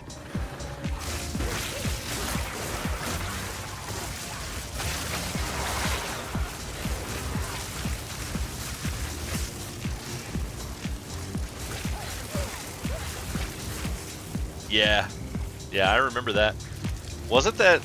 Didn't that happen when I was you and I were playing EverQuest a lot during that era, and I remember at one point that I came up and crashed at your place and brought my computer, and we were playing games, and then I got snowed in, and I was there for several days. Light. Isn't that when that happened? Because you were still going to class, but you were just walking across the road to go.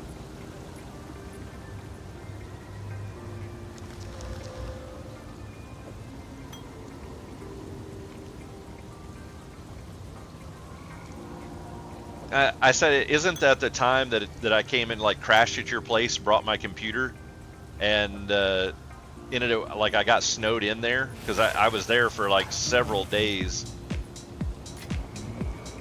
and I remember having to go. I remember going out to my car to charge my phone because I didn't have all that I had with me was a car, the car charger for the phone. It was really early cell phone. Oh, you were at your mom's at this place? Yeah, no, this was when you were over there in that, what was it, the Commons? The big brown turd building.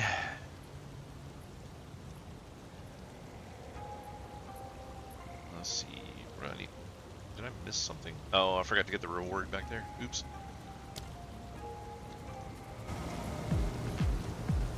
Was that in med? Yeah, that was probably right. That probably was med school.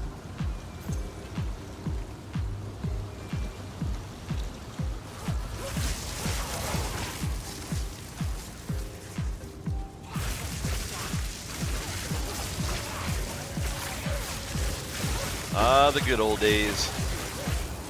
By Khan!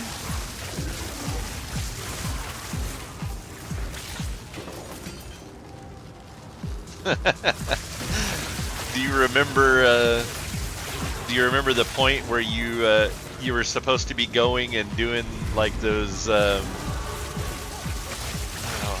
You were supposed to be shadowing or something. I don't remember exactly what it was you were supposed to be doing, but you were supposed to be going to these other locations and working with some of the doctors there. And you kept putting the one off, and I think it actually got to the point to where they were like, if you don't get it done this week, you're not graduating or something like that. Because you just didn't want to go, you wanted to stay home and play games. And it was like you ended up having to go to like some other city. It wasn't just like driving somewhere locally, like you were having to go and stay or something like that.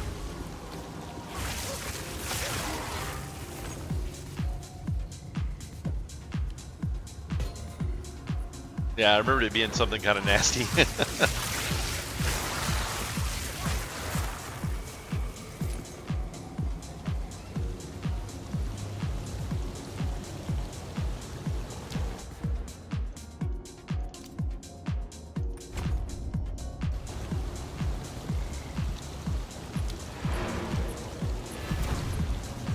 Oh, the shit we used to do to play video games.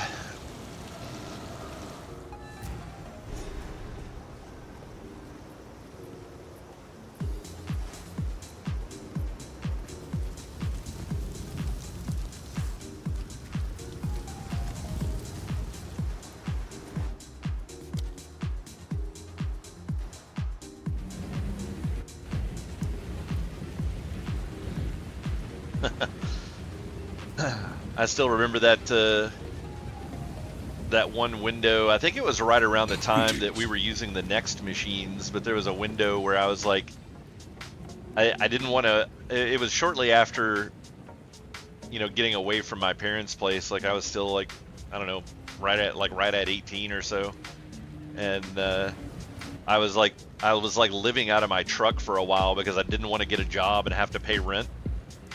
And I was just like going and hanging out at the university library and just playing MUDs all day.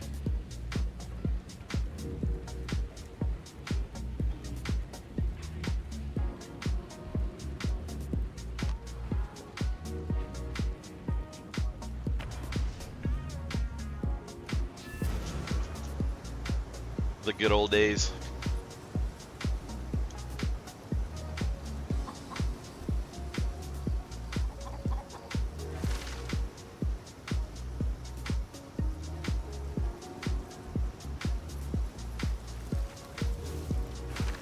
Yeah, it was in the middle of the winter too. That's actually funny. I had a bunch of blankets that I kept in that truck though. Like this was somewhat premeditated. So like I was a little prepared. I do remember like my sleep quality was really shitty. Like I could sleep in the truck all right, as far as, you know, like it was wide enough that I wasn't uncomfortable. But I had to wake up multiple times throughout the night and start the truck so that the engine would heat up and I could get a little heat in there, and then I would go back to sleep for a couple of hours. So it was like every 2 or 3 hours I was waking up to run the engine to get the heater going. Welcome. If I'd spirit not one of my best moments. Feeling lucky? Not bad. Why then? Headstrong and overconfident. Oh, now this will Go. Whatever it took to game though, that's all that mattered.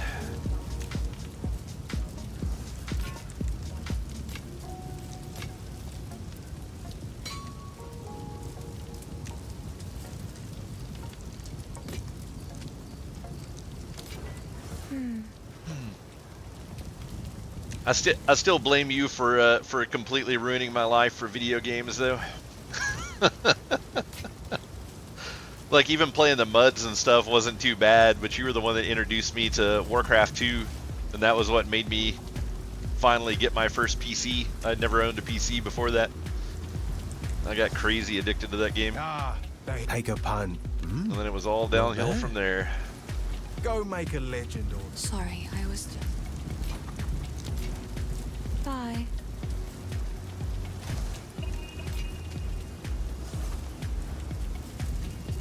Yeah, it was pretty crazy. Like I used to play a lot of consoles and stuff like that, but I mean, those weren't quite as fun because you weren't doing stuff with other people. But PC had a much larger audience at that point. A lot more people that I knew were playing PC games and stuff, and just started having a lot more people to talk to about gaming and whatnot. And then as soon as the internet started becoming a big thing. Till next time. I still remember switching from a 56K modem to DSL back when DSL was actually good. When cable modem sucked and DSL was amazing, and the concept of being able to download an MP3 in 15 minutes was just awesome. It's like, oh my god, I'm downloading a whole song and it only takes 15 minutes.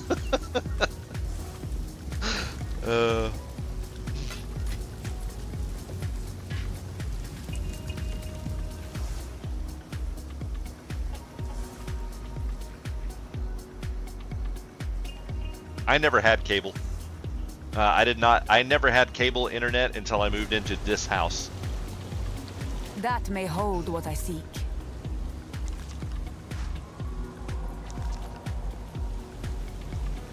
Because back in the day, the big problem with cable was that your connection was shared. So the more people that lived on your street that used internet a lot, the more diluted your upload/download speeds became, and it was pretty nasty. It was a really bad error with cable modem, at least here back in the day. That was back. I forget who it was. It was before Time Warner Cable was a thing. I forget who the company was here at that point.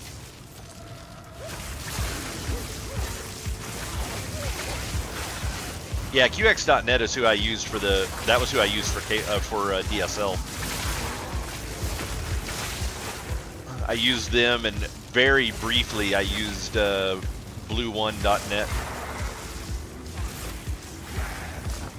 That was the so QX.net was really phenomenal when they first started, and then they had a falling out with some of their people, and those people left and went and started another ISP locally, and they were just like directly competing with each other, and that was Blue1.net.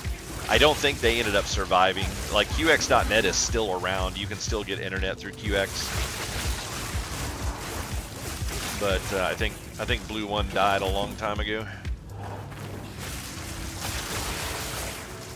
Yeah, they were all big gamers. So like that, it's like if you were a gamer, that's where you wanted your internet through, because when you had gaming problems, they would take you seriously. And like all of the other internet companies, they didn't give a shit about whether or not your gaming quality was good. But it's like those dudes all played games. I still remember one time where I was having a weird issue that I couldn't explain, and they actually sent someone from QX.net to come out to my house to test my equipment to make sure everything was functioning properly.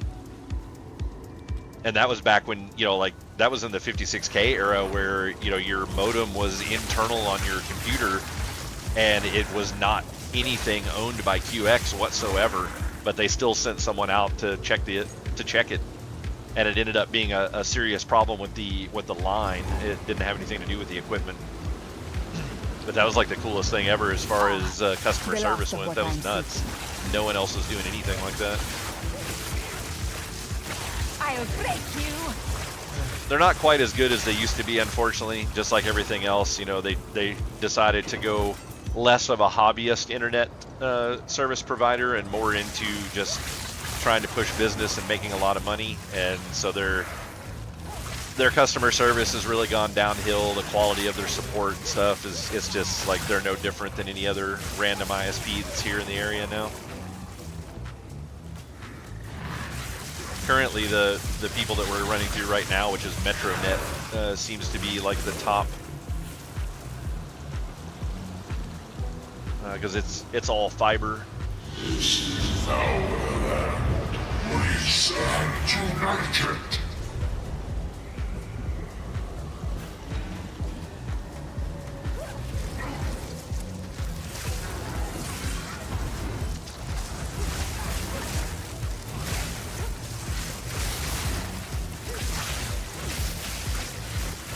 I can't do that yet.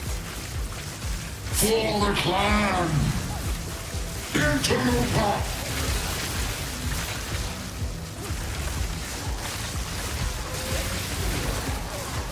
For the clan! For the clan. Is that what he says? Now, Yep, Battle that's what he Lord, says. accept your death.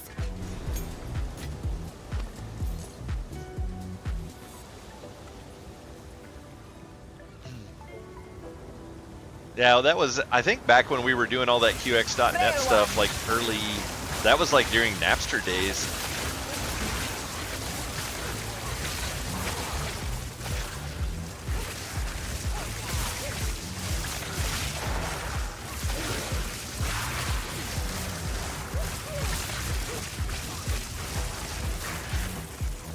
That was back when music was freely traded. Not only off of Napster, but from all of the other, just like everybody would download crap loads of music and then just share it. It's like anytime you'd go to a LAN party or anything, people just start downloading music from other people's computers. That's something else that I miss too, man. LAN parties. Those need to make a comeback. It's like playing over the internet's just not the same.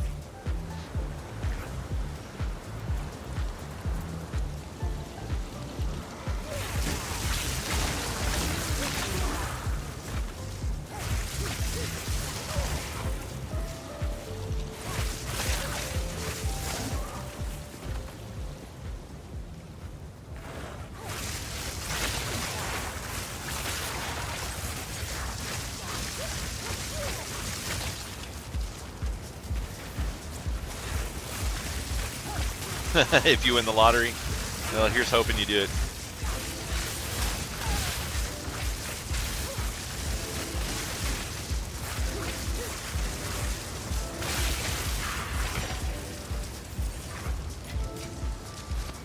I'm carrying enough already.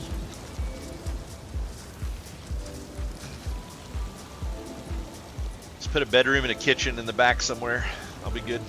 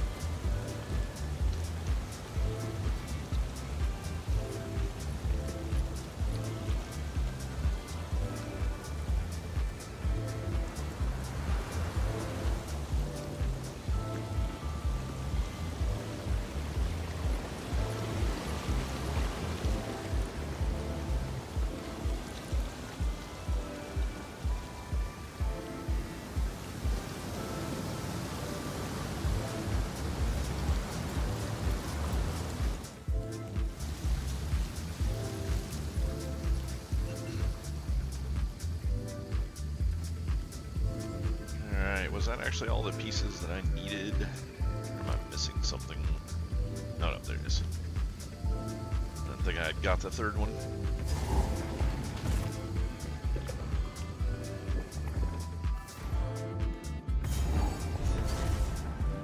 Blocked for now.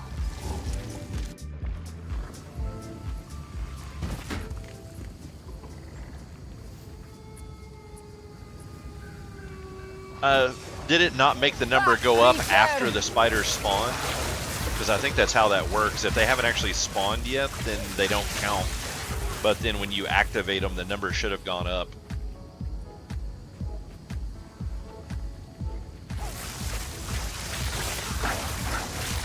Yeah, they're not included in the original amount. On the off chance that you can't find them.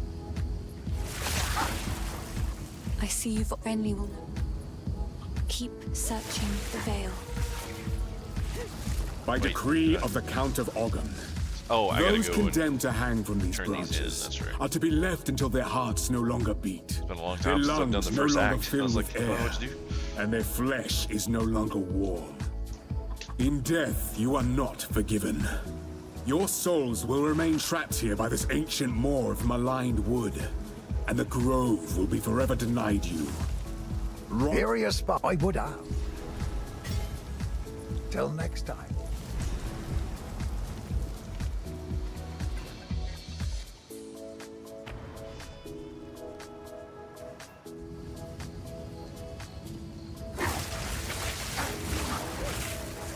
You have. Yeah, I kind of miss not running that cyber cafe that I Now was the others. Let's see doing what before. power the That was a lot old of fun. clans wield.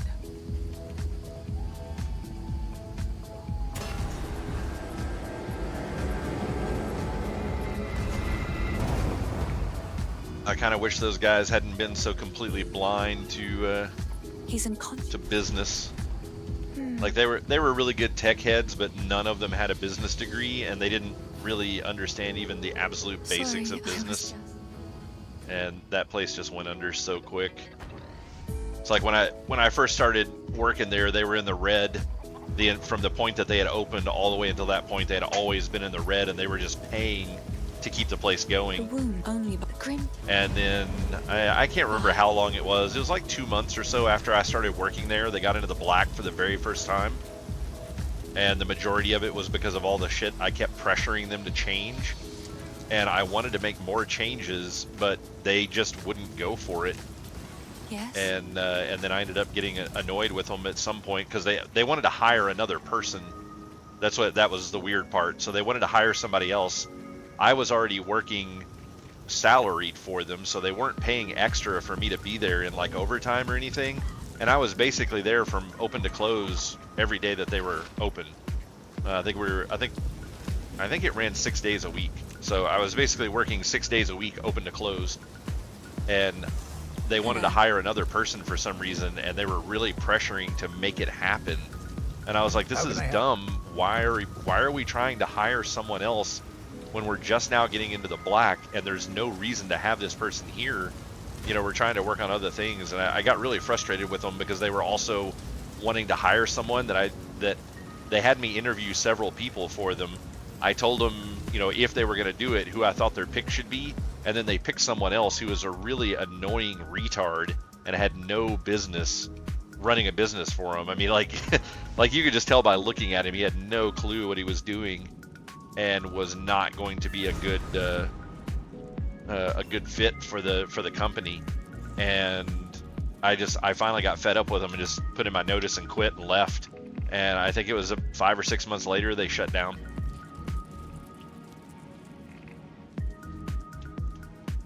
And they ended up hiring that guy, and he took over my spot, The face. which he was not even remotely close to being prepared to handle. The old magic still thrives. The way's open. Please, hurry. A tale woman of melody. Impressive.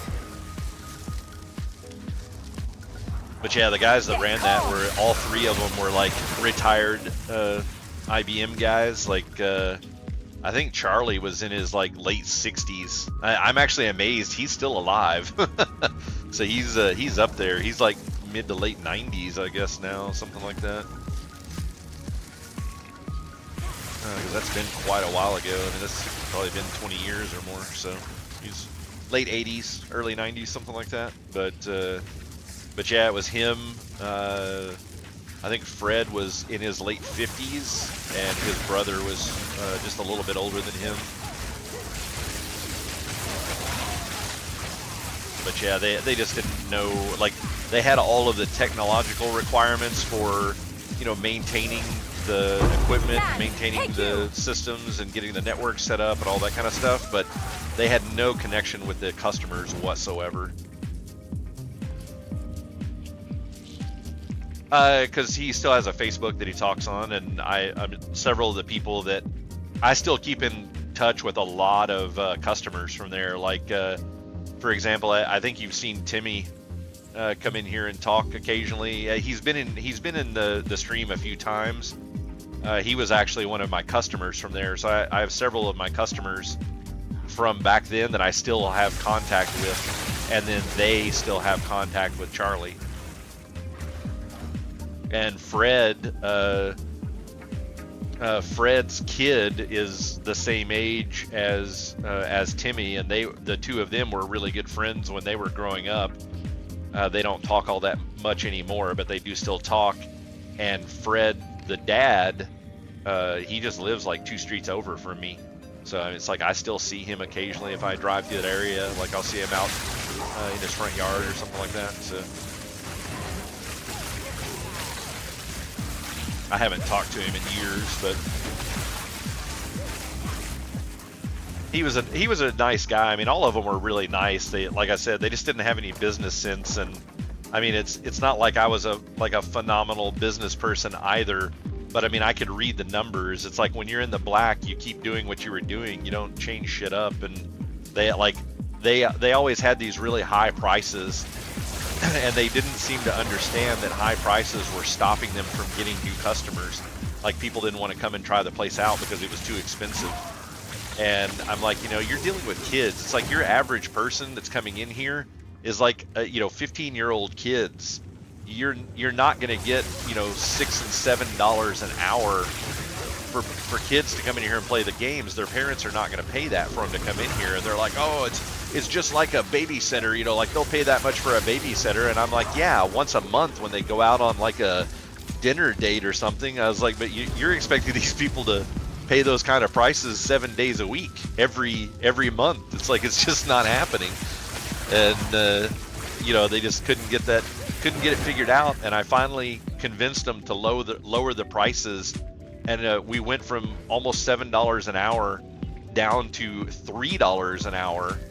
And then I had them make multiple package deals where if people bought hours in bulk, they would get it even cheaper. So if you bought 100 hours at a time, 50 hours at a time, you could get it for $2 an hour. So it was $100 for 50 hours. And we got quite a few people that were regulars that started buying at that rate. And then we started getting a whole bunch of new people coming in because of the cheaper rates. And that's what got us into the black. And they just kept it in their head that it's like, oh, well, now we're popular, so now we need to kick it back up to $7 an hour and we'll be really in the black. And I'm like, no, that's not how this works. You can't double your price overnight without offering something new or something different and think that people are just going to keep paying the price. That's not how it works. It's like, maybe you could raise it by 50 cents an hour, but I was also the one that got them into doing the overnights, like doing the lock-ins. So you do a 24-hour gaming session. Like they weren't really doing that before I got there, and I got them to do it once a month, and then they got into doing it. They were like, oh, well, we want to do it every weekend, and I was like, that's overkill. It's like, yeah, it's good money. People are. I think we were doing like $25 a night per person, and the place could hold like 50 people, so it was a really good. Yeah, we did overnights there too. but yeah, the really cool thing about the overnights when it was in the bowling alley is we actually got to know the people that ran the concession stand in the bowling alley, and they were actually a separate company from the bowling alley. So the people that ran the concessions, it was just a totally different company, and they essentially just paid rent to the bowling alley. So we actually got to know them really well, and they gave us the keys to their soda machine, and we would actually sell sodas, just like fountain drinks, to people that were doing the all-nighters, and that helped them out as well, which was really cool. And they gave it to us at a discounted price, which was really nice. I think it was something like $3 for a drink for all you could drink all night per person. I mean, unfortunately, when we were at the bowling alley, it was a much smaller place, and I think we only supported like 25 PCs at that point. It was a lot fewer PCs than the other place. The other place was, I think we had enough space at the original place for 50 PCs that we actually supplied, and then we had 10 or so that were being worked on in the back. They took up the space, but you couldn't use them because they had various issues and stuff. And then we had enough room for a handful of people to bring their own computers in if they, you know, wanted to game on their higher end PC, but still wanted to, you know, do it in a in-person kind of setup. So I think we could support up to nearly 75 people in the first place. But yeah, they got too crazy with the overnights, wanting to do them every single weekend, and people just started getting burnt out on it. And then people started picking and choosing which weekend they wanted to come, which meant they weren't sellouts anymore. And then people started not enjoying them because there weren't as many people there. So then I had to convince them to drop the number of overnights back down, and the lowest they were willing to go was every other weekend. And I'm like, that's still an awful lot, you know. And they couldn't get it through their heads. So. Was once a man. But yeah, they ended up going under. It probably would be kind of cool to just kind of catch up with them at some point, just to be like, oh hey, you know, how's things going? Just to kind of bullshit a little. I think it would be mildly entertaining. But and I don't like hate any of them or anything like that. You know, it's like it wasn't like we had some sort of weird separation where it's like, oh, you guys are all a bunch of fuckers, and you know, I just left. So you know, there was no ill will or anything like that. I put in a notice and left. It was really funny too, though, because there was another. They knew that I had a lot of really good ideas, and they knew that I knew the inside of their business. And there was another cyber cafe that was on the other side of town that were our direct competitors, and they tried to get me to sign a non-compete clause after the fact. So when I put in my notice and told him I was leaving, Charlie brought me a thing. He's like, hey, I need you to sign this. And I'm like, what is it? And he's like, oh, it's just, you know, just termination paperwork and stuff like that. I'm like, that's weird, dude. I've never had to sign paperwork, you know, going through a termination before, you know, like whenever you're separating from a company. I was like, I've never had to sign paperwork. So like, what is this? And I started reading it, and he was trying to get me to sign a non-compete clause. I was like, you're full of shit, dude. It's not happening. You get people to sign that before you hire them, not before they quit. Fall before me.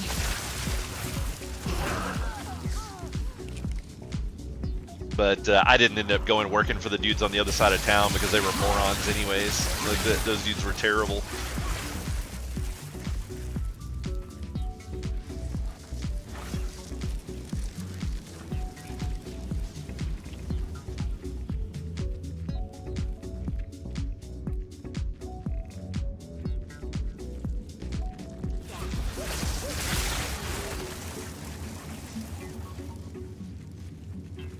Yeah, that one was the one in Turfland Mall before it shut down.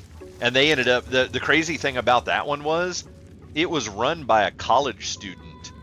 And so they had a pretty good idea for theirs that I think ended up making them a little more successful, is they actually had a coffee shop in the front end of their cyber cafe, and it was completely separated by two sets of like plated glass. So people could sit in the coffee shop up front, and it was basically like a Starbucks, and you know, you just get whatever kind of designer coffee that you wanted, and then you know, you could sit up there and use free Wi-Fi if you were a customer, all that kind of stuff. And then you could go into the back end, and then that's where they had the you know, like the cyber cafe part of it. That's where all the PCs were set up and people were playing. They had an Xbox set up back there, and they kept the lights like completely shut out. It was dark in there the whole time, and that was a little questionable for a lot of parents. A lot of parents didn't like their kids going over there because they just associated the complete dark with like shady dealings and stuff. So that's the one thing where I think these guys did a better idea, where they always wanted to keep it a little more well lit. But it was, and they were really receptive to changing the colors of the light, so it wasn't just bright white light, you know, like they would do off colors and stuff to make it a little darker and a little cooler looking, but there was always some sort of light, so you could always see what people were doing by just glancing back through the room. And I think that in the long run ended up helping a lot too with a lot of parents.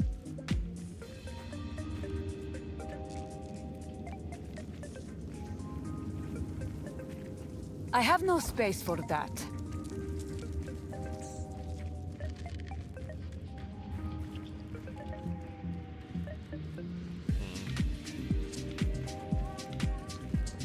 I was supposed to be finding the exit over here. Maybe this is it. I passed it up earlier. I don't think this was the entrance. Yeah, cemetery. Yeah, those were really cool times back in the day. The LAN parties were awesome. Being able to do all the Battlefield 2 stuff was so much fun. And having those having 50 computers set up over there was like really nuts. I remember abusing the metal system. I can't remember if you were even playing Battlefield 2 all that much at the time.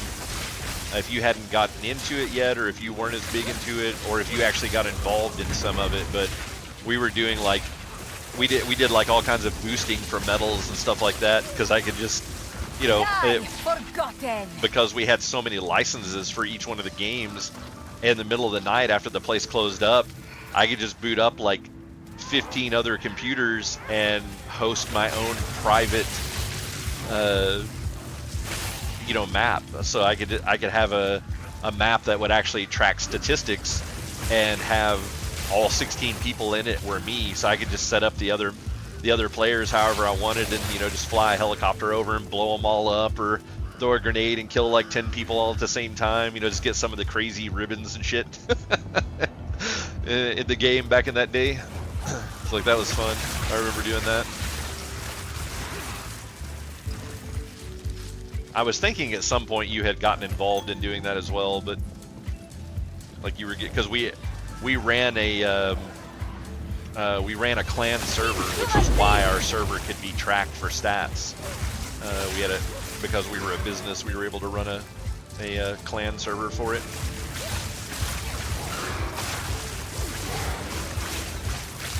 No, I don't think you were doing it at the LAN place. I think we were you were doing it from home and just connecting into the game.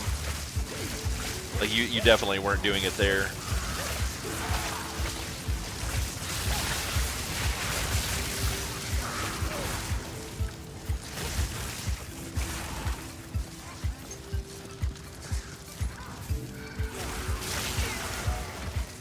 Yeah, because I think you only came, I think you were only in town like one time, maybe when I was working over there. 'Cause I remember you coming to the place, but I think it was just the once, and I think it ended up actually being for a lock-in.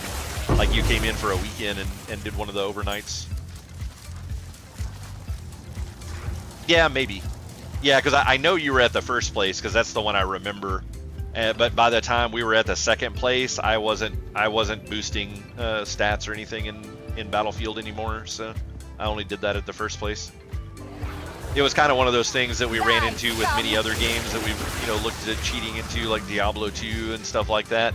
After you could boost the stats and stuff, it just became no fun, so I quit doing it. Like, I just started losing interest in playing when it was just like, oh, let's just boost stats. It's like, yeah, this isn't really that much fun. My dearest daughter, beloved for all time, rest well.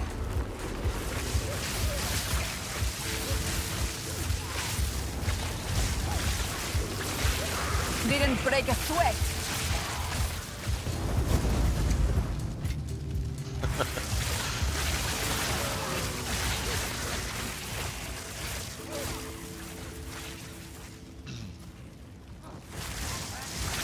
I remember one time that I was playing over there, and I was forced to use the computers that they had, because this was before I was working there. I have no space for that. As like crazy full time and doing salary with them. This was when I was just working there as kind of like just a worker, and would just go in and, you know, after hours and play games. And one of the other employees that was in the store, like I was kind of the manager at that point, but I wasn't. They hadn't switched me to salary yet. And one of the other employees was there playing the games, and I hadn't moved my personal computer there yet, because I was just coming in and working shifts, and then occasionally I would stay after, because I always did the closing shift, because that's when all of our business was. And I would stay after hours and play some WoW or something like that. And man, I remember getting really pissed off one night when I was doing the hunter bow quest for the very first time ever in original WoW, before TBC came out. and there was one of the dudes that I was fighting. I was having a really hard time with it because that was back when you would have like a if anyone tried to help you for any reason or cast anything on you or on the demon when you were fighting it, it would despawn it. And back then it was like a 2-hour wait, and I had nearly gotten this this demon dead, and somebody came by and cast something on me and it despawned the demon. So I had to sit there and wait 2 hours for the fucking thing to respawn, and I like died to it really early, which also incurred a 2-hour respawn. Like it would despawn if you didn't re-engage it fast enough, and then you would have to wait 2 hours again. So the first time it was almost dead, and I was super pissed off of that. And then the second time I died to it really early because I fucked something up, and I got so fucking mad. I ripped the keyboard out of the computer and slammed it up against the wall, and keys just went flying everywhere. Scared the shit out of Colby. Because he was just sitting in front of me. He had his headsets on. They were turned up kind of loud, so like he wasn't listening to me bitch or anything. And then I just fucking shattered a keyboard on the wall. I mean, of course, the keyboards that they used were like, you know, like little $10 special deals. It's like it wasn't that big of a deal that I broke it, but it was just the fact that it was done in such a spectacular way. And he had no idea it was coming, and it's like he was on the row right in front of me, and he was the only other person in the place.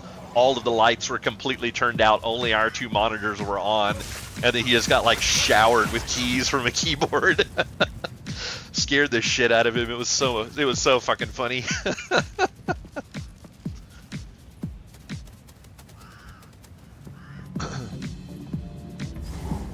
Yeah, that was old school raging. I think if I raged like that now, I'd have a fucking heart attack or something.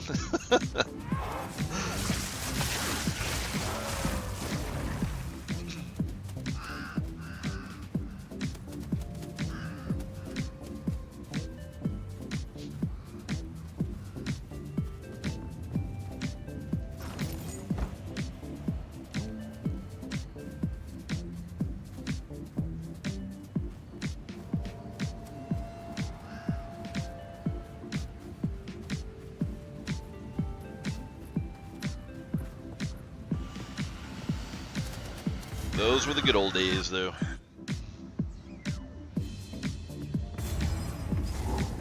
Witches And it's are funny, not these are interesting tolerated where I facts, am but from. it's like I shall we're deal at with kind her. of a low population of people on right now, so no one's getting to hear all the cool old stories.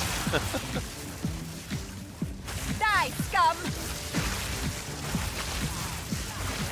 It's just 2 old dudes in a channel eating member berries.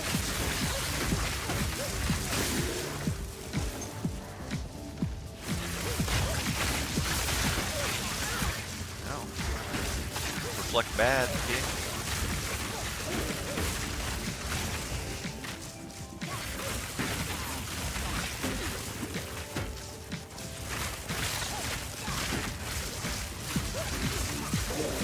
That dude definitely has some sort of a reflect. It's not quite the reflect of the old day, but that was hurting.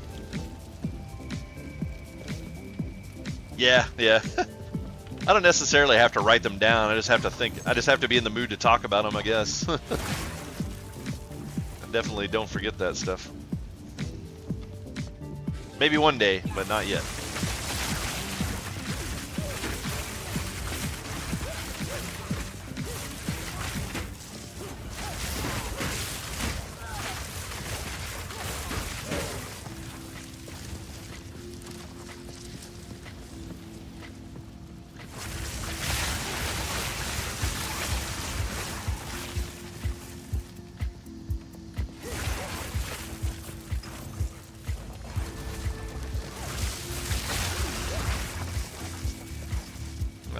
Just realized I had another talent point to spend. 2 more levels, or 1 book. Get to some nice stuff.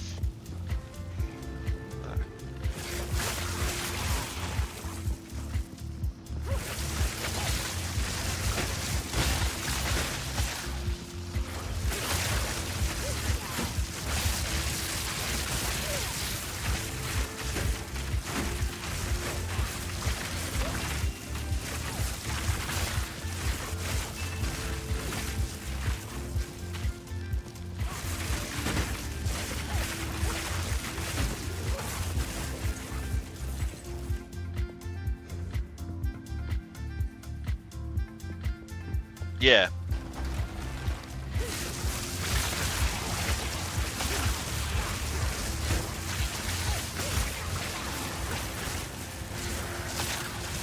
Those dudes with those shields really suck. They send out some sort of a death coil attack based on how many times they're hit with magic. Those are definitely not a problem for my Infernalist.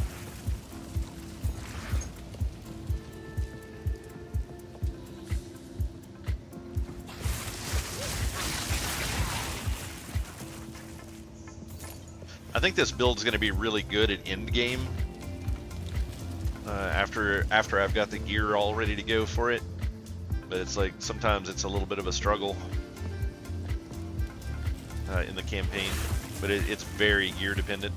It got a lot better once I got that the new wand that I'm wearing now, and then it should get even better with the next one that I get. I think the one I've got now is really good. It's a +4 as well. 46% spell damage, 44% lightning damage, 57% increased mana regen rate, and +4 to all lightning skills. Really good wand.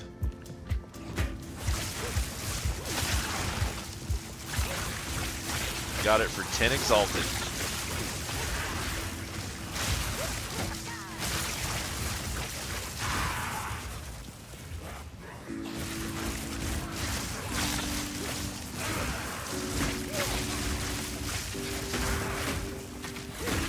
Oh, this is gonna suck. Go away, I don't like you.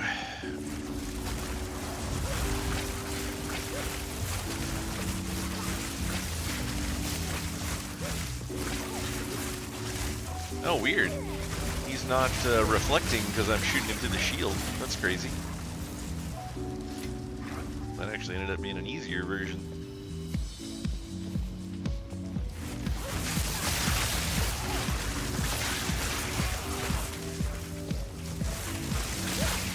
I'm actually really looking forward to their little developer thing that they're going to do on Sunday, just to see if they're going to talk about any more futuristic plans. Like, are they planning on launching Acts 4, 5, and 6 before release, so that we'll get to test those, and how they intend to kind of deal with how that's going to work. They shot me through the fucking wall. That sucks.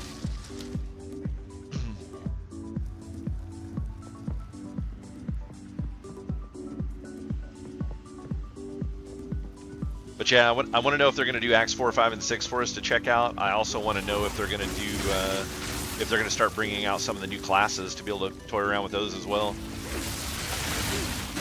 It's like, I feel like to do 4, 5, and 6 correctly, they're going to have to consider doing a seasonal reset, and and reset everybody's level back. But with new characters, they could just put those out and people would just go play them. I guess potentially they could release Acts 4, 5, and 6 and a couple of new characters at the same time, and then people would go test it that way. Man, these dudes really suck for this class.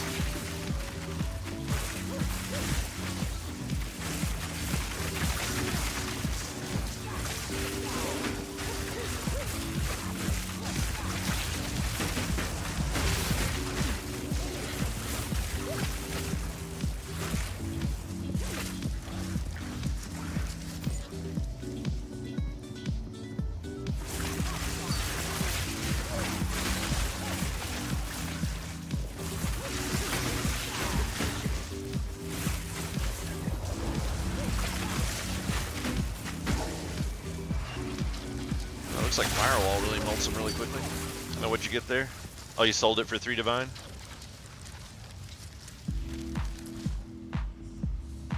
Oh yeah, it's actually not bad.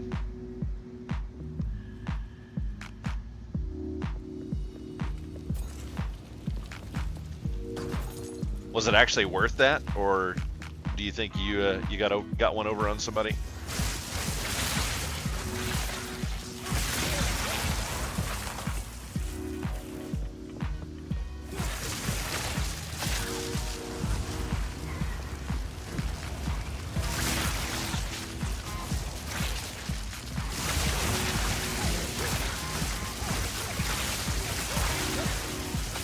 Yeah, probably. I have a hard time spending that kind of currency for a leveling item, though. I'm carrying enough already.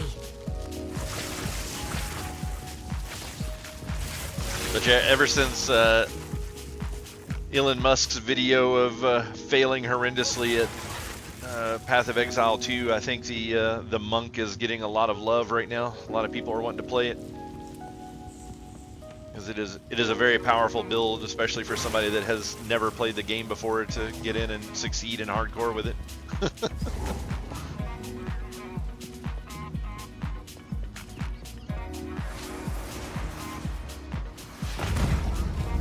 I mean, but that's the question, though, is how much time will it really save you? Let me teach you the power of the eternal. It's like, it would be nice, but it's not going to make you walk faster, which is going to be the major time saver.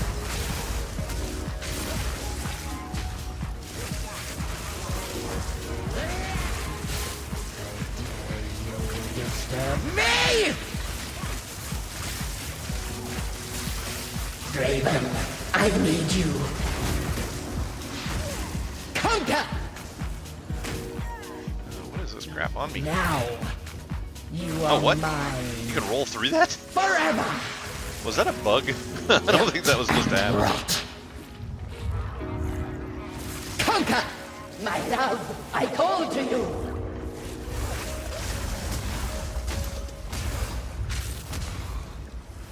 Now, I answer you. Yeah, you can just straight up roll through that now. I'm pretty sure that was not the way that was originally. Conquer! Draven, I need you.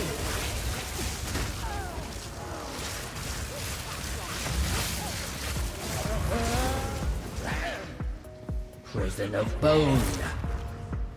Now, hold still. Draven, I need you. Right of the full moon.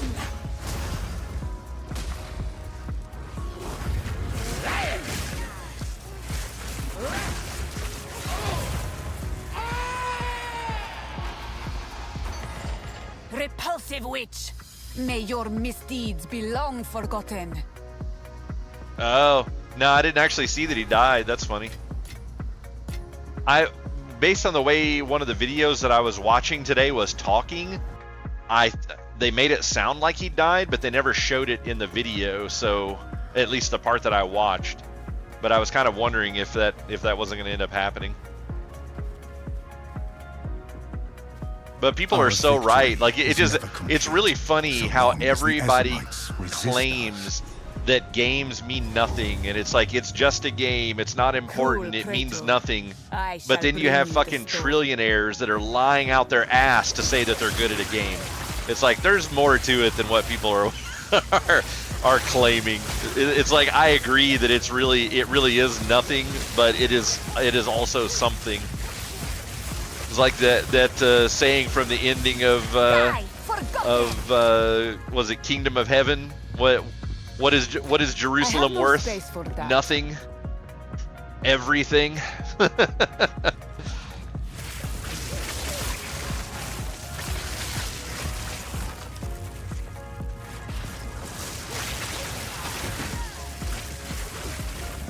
Yeah.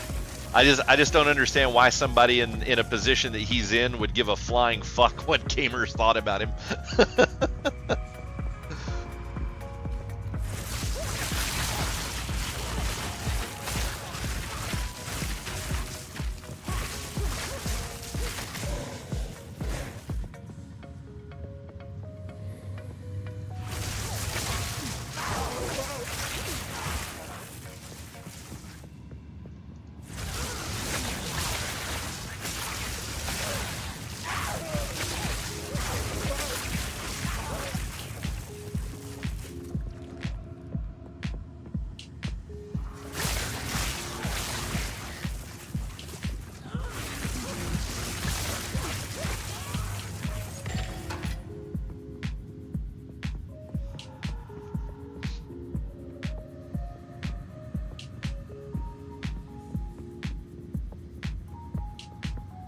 Funny, I need to make a meme out of that.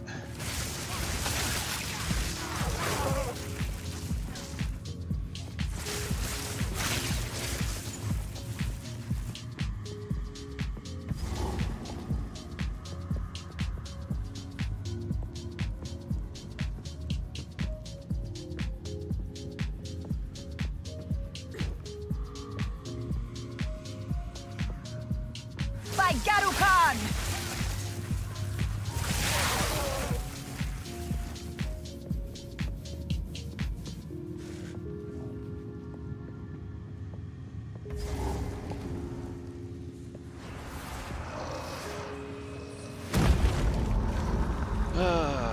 Well, that last boss was the easier of the two. I always thought this guy always kind of sucked. regret your intrusion here.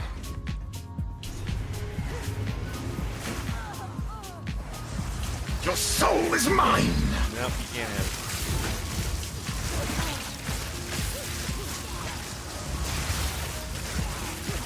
it. My beloved Asinia, succumb to the Empire. At your request. Ah. Your meaningless life ends now. Rend your soul. Succumb to the Empire. Cut down. Your soul is mine. All right, Shang Tsung. My beloved Asinia. Soul. I am with you, Draven. Cut down.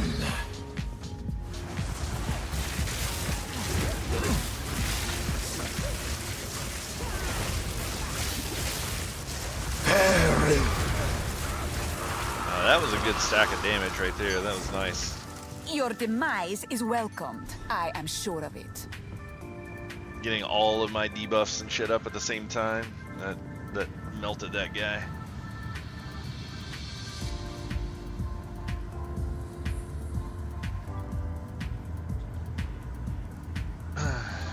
I don't. Oh. No, I'll make that one myself. It's easy to make. You have the keys.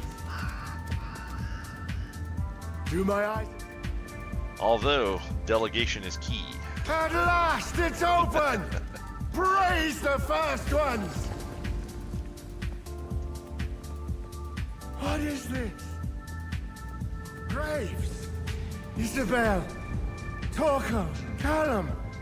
The family of Count Lachlan of Ogham. My family! This doesn't make any sense! They're dead! Those bastard Eternals! I must make them pay! I must make them suffer!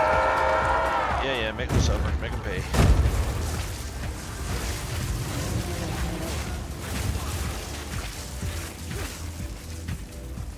Sounds good. Wall of flame!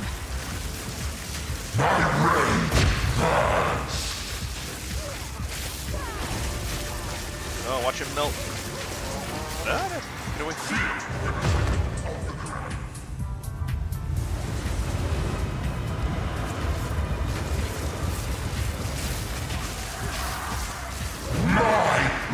Ow.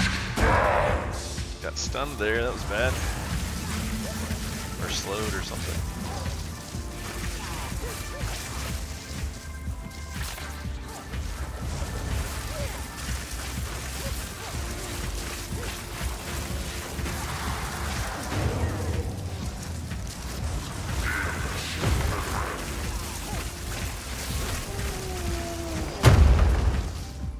I always hate it when I can't see the enemies on the screen. I just always feel like they're gonna do some like super attack that if I had actually been able to see them, I would have been able to dodge it.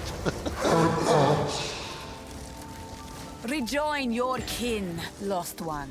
I will The suggestion remember for this you. build is to play at range and keep your wall of fire down.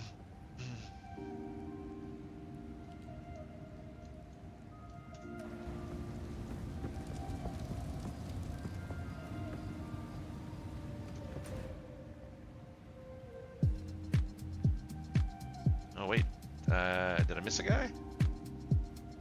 I missed a guy.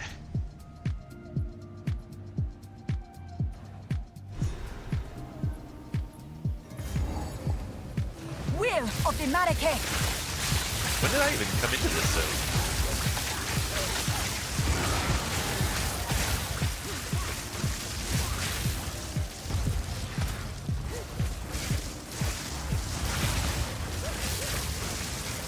Sand, take you!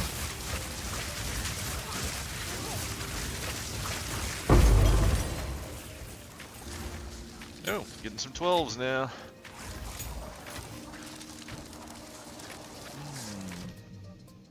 Actually, I didn't notice how many 12s I had gotten. Jesus. Wait a minute. Did that break something? Why did this open? I don't know why this opened.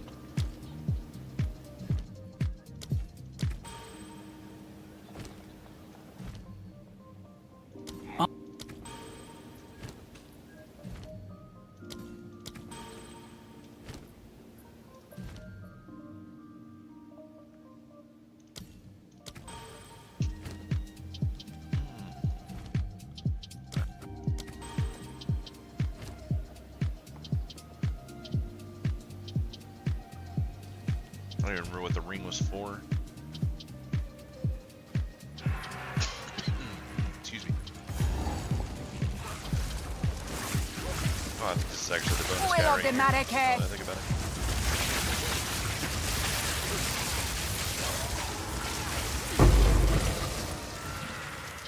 No, maybe not. I'm carrying enough already.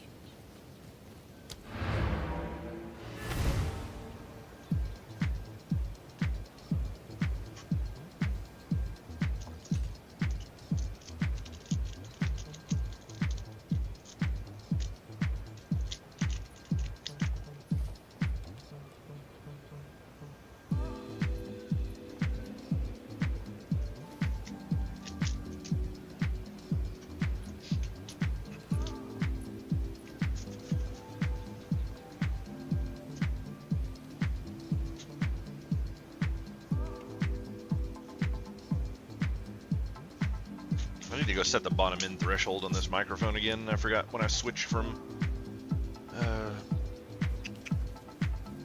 Streamlabs to just OBS. I forgot to put in the minimum noise emission to activate the mic. Because it's literally picking up everything. How do I? A little. See, well, you pay them. Watch yourself out there. You found...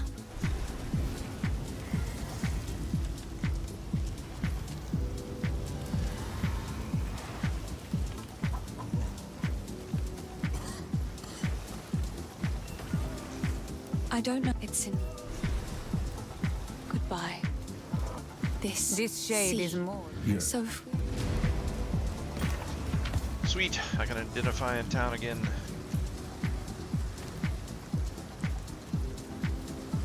+1 to all melee skills, 22 physical damage, 11 cold, 31 life, 20 mana gained per enemy kill.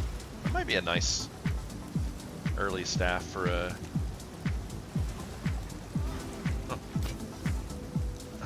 monk. +1 to all cold skills, please.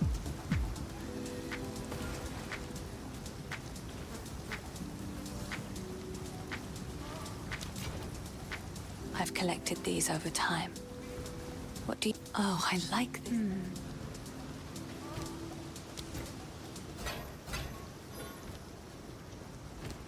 Was I done with 12s? I think so. I'll pump Flame Wall since it's actually doing damage. It's pretty nice having Flame Wall for something slightly more than just a nerfed thing that you don't really use.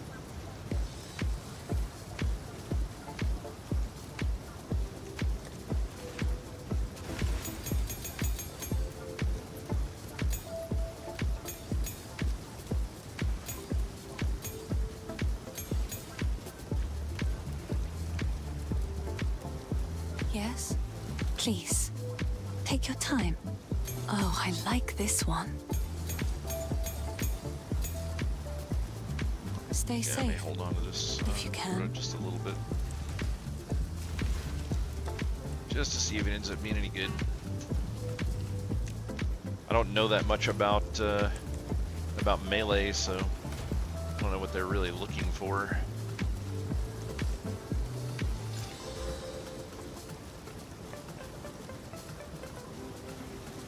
Oh, that's a shit roll on the health. Yeah, that's probably a crap weapon.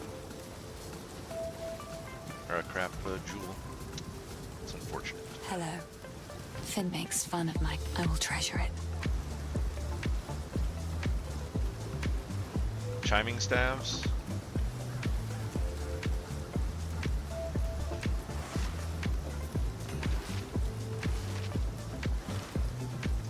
For oh, you said for your second weapon? Yeah. I've got a crackling staff for my second weapon.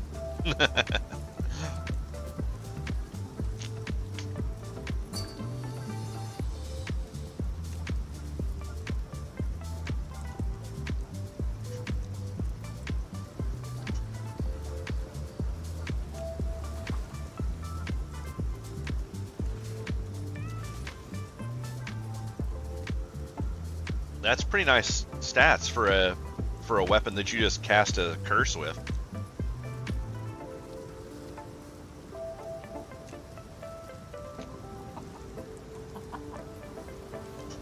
Sigil of Power, huh? What does that do?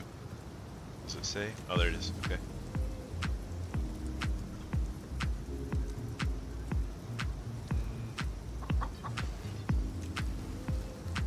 %, more spell power per stage. That's not bad. Unfortunately, improving quality just increases the radius of it.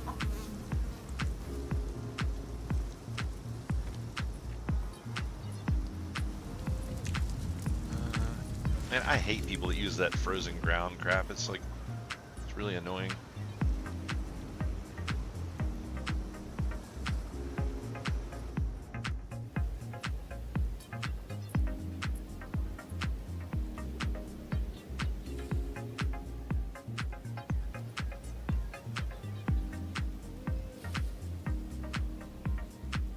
To improve quality of what? Living?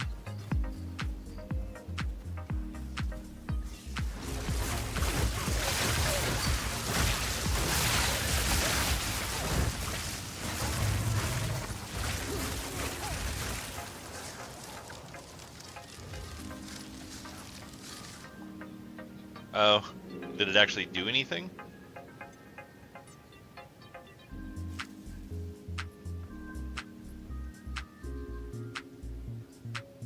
Did that improve the quality of the...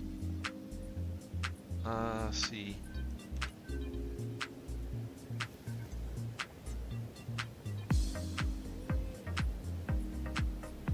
Oh, no, it doesn't look like it works for that.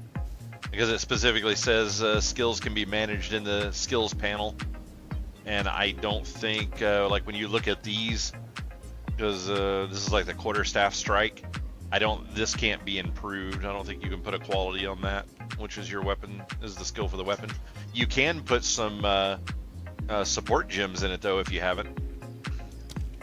You can make it better through support. Sans have you.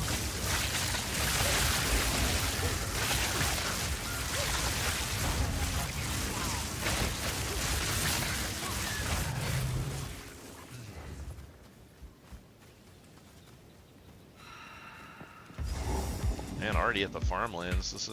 This mission, or this whole act is almost over. These are so, the first act is so fast compared to the second two.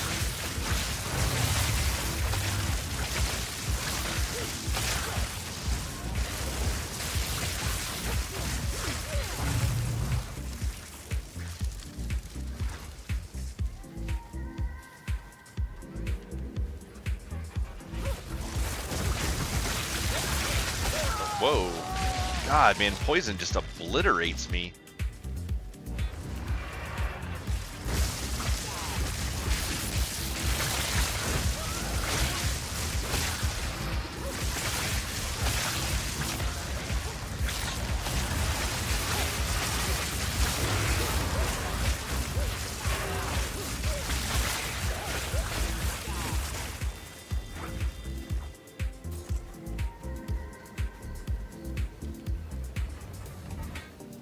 Yeah, I don't know if this build is using Chaos Inoculation though. It does not have it in the leveling portion of the build, and it also does not do any Chaos Resist, which has been really annoying. That's why I said I want to switch to the, if I can get 10 more levels relatively quickly. I want to switch to the in-game build.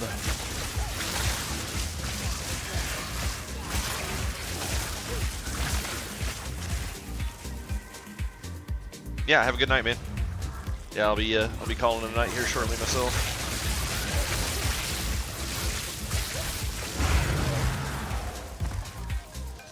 It is dinner time.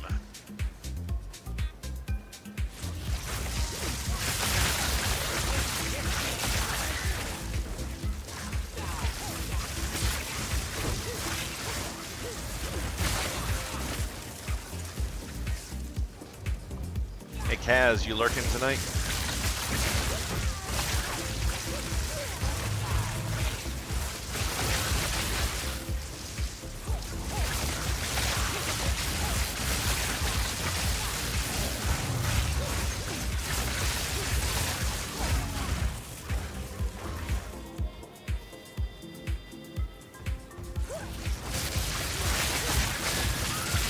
Wild beast!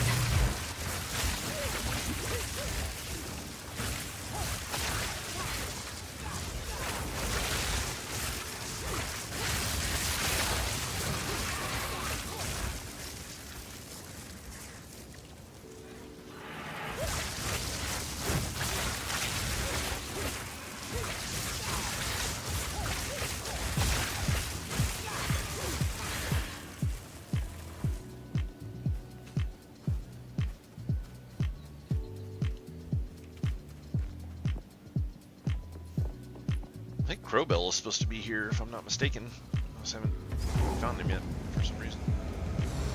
This is no lost man effigy. The boy is from these parts. I should ask him of this.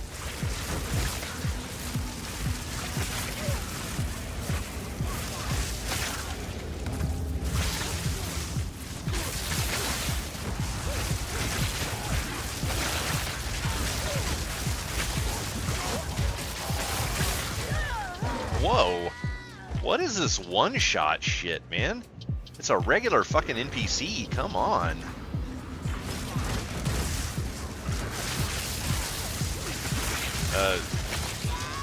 Okay.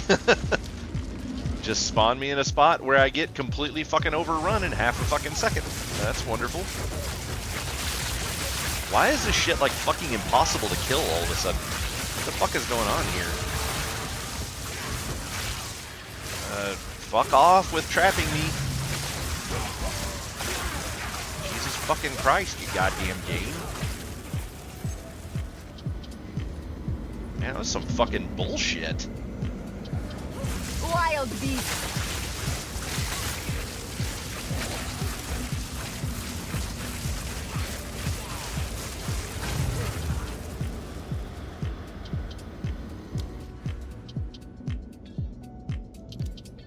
I'm gonna go with more shock chance.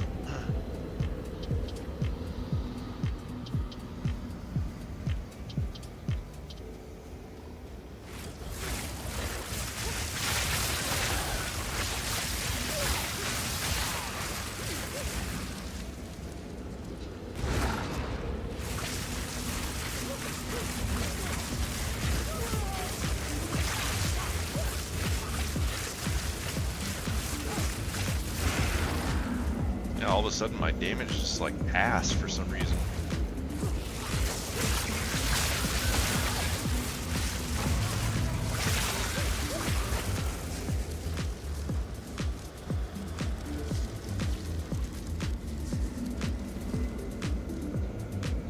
Alright, try this again.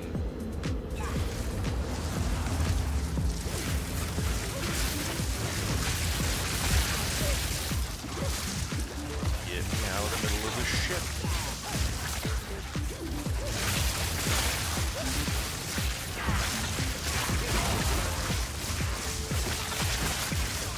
Man, just getting shoved around the map is the most retarded fucking game mechanic I've ever seen.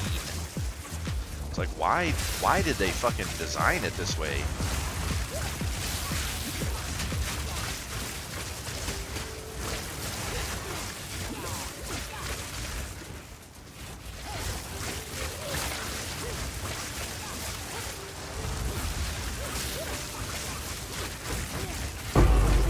is mine. Wow. So, Nobody cares, Finn. Fuck off.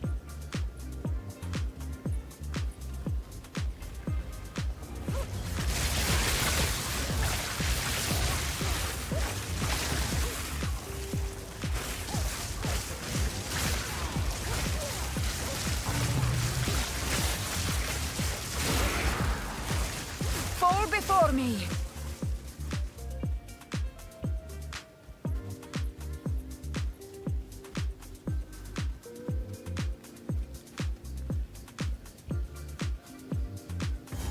There we go. Maybe this will give me another double talent point book. I can't remember what he drops. Come, I will release you of your pain.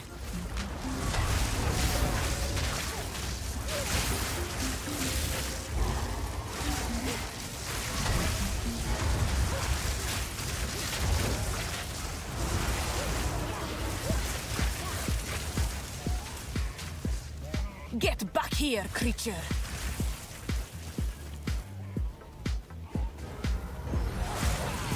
Enough of this.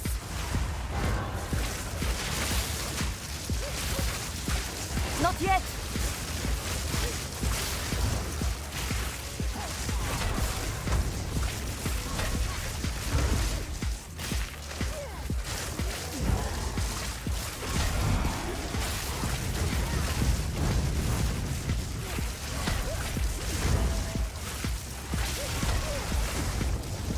He'd be moving to the...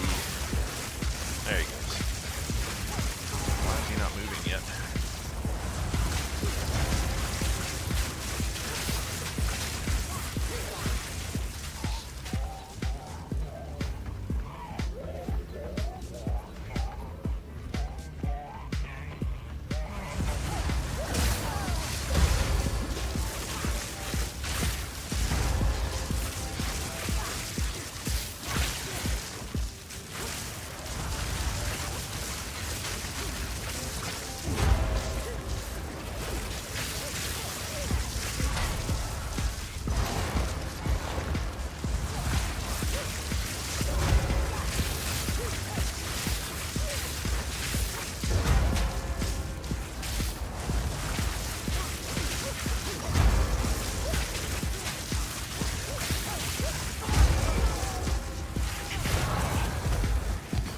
Yeah, there we go. Corruption spreads like Good look at it. wildfire.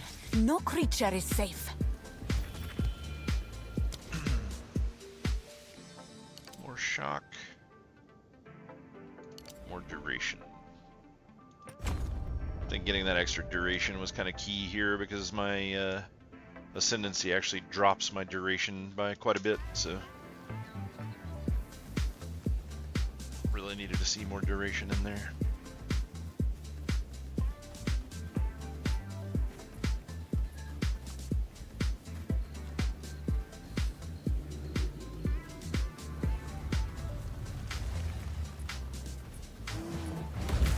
Wild beast! Yeah, I'm not sure, to be honest, I'm not sure how good this guy's build guide is. This build really seems to be lacking power. He also doesn't even go into like support gems until essentially until you get to Act 6. So it's like most of your skills for this build guide only have 2 or at the most 1 or 2 skills have 3 support gems.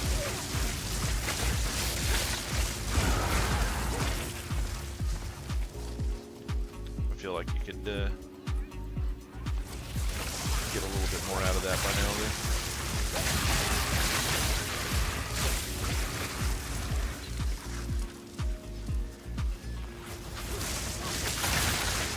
Yeah, so far I definitely enjoyed my Infernalist a lot more.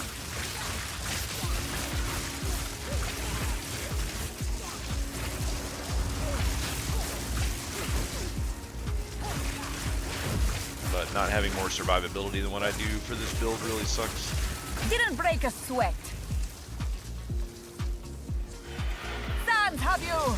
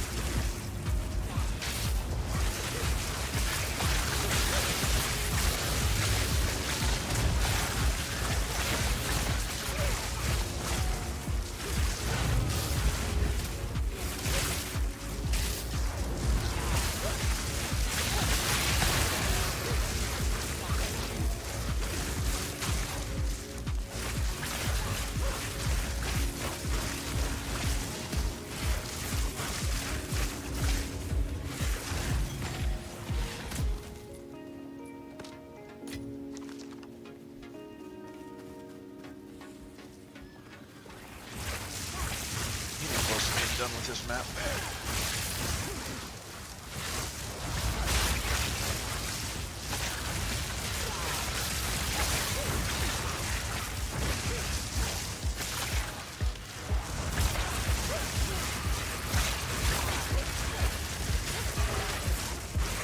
Fried chicken.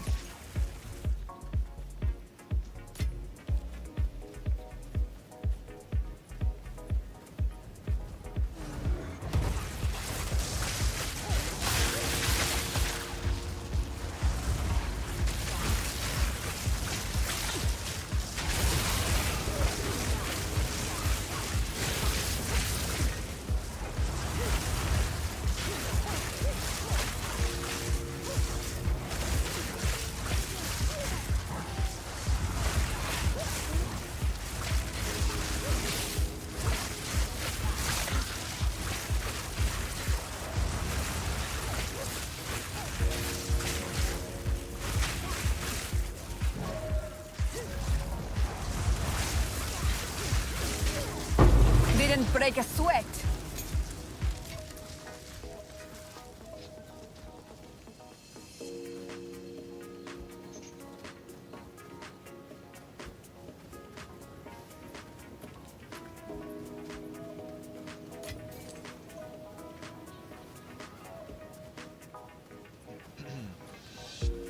We're back to the cemetery. Creature. Not much left here. Before I'm dead.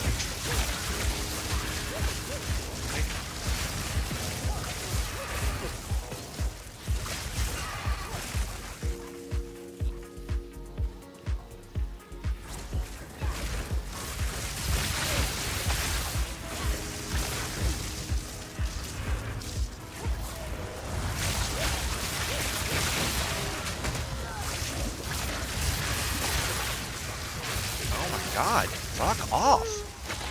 Jesus fucking Christ, man. God, this build fucking blows.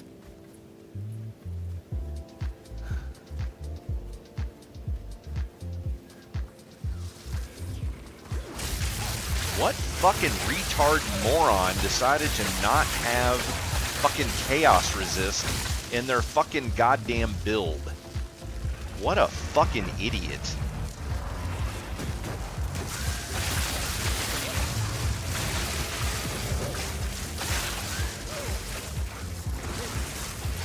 I don't know, probably the single most important fucking resist in the goddamn game?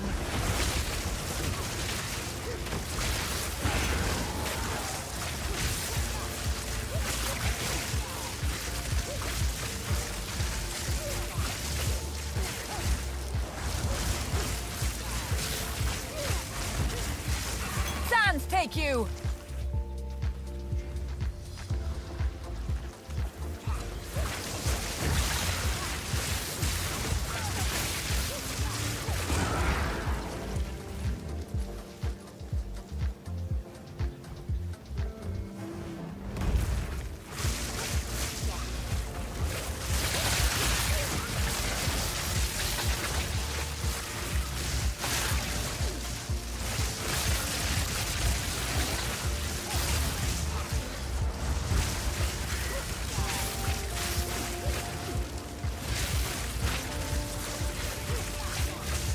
Oh, you know what? I see what my fucking problem is. By Garukan! I was talking about my offhand fucking weapon earlier, and I switched fucking weapons. I was still using the wrong weapon. So that's what I was saying. I was like, I don't understand how I'm doing so much less fucking damage. And I just happened to be paying attention to my character and could see I was wielding a fucking two-handed staff. Like, no wonder I couldn't fucking kill anything. God damn.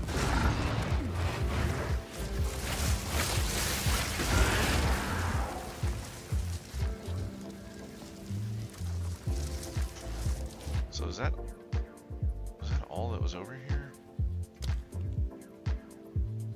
Yeah, I got all the shit that's worth having anyways, so.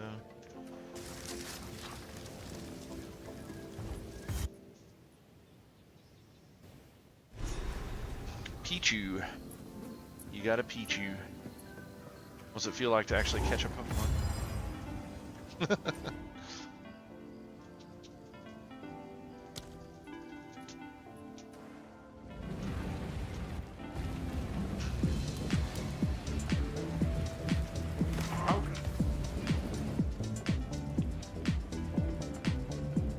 I really wish they would load up your hideout for playing through the campaign as well. So two big things that they need from for the campaign is let's see, where is this is the bucket. So if I go back over here,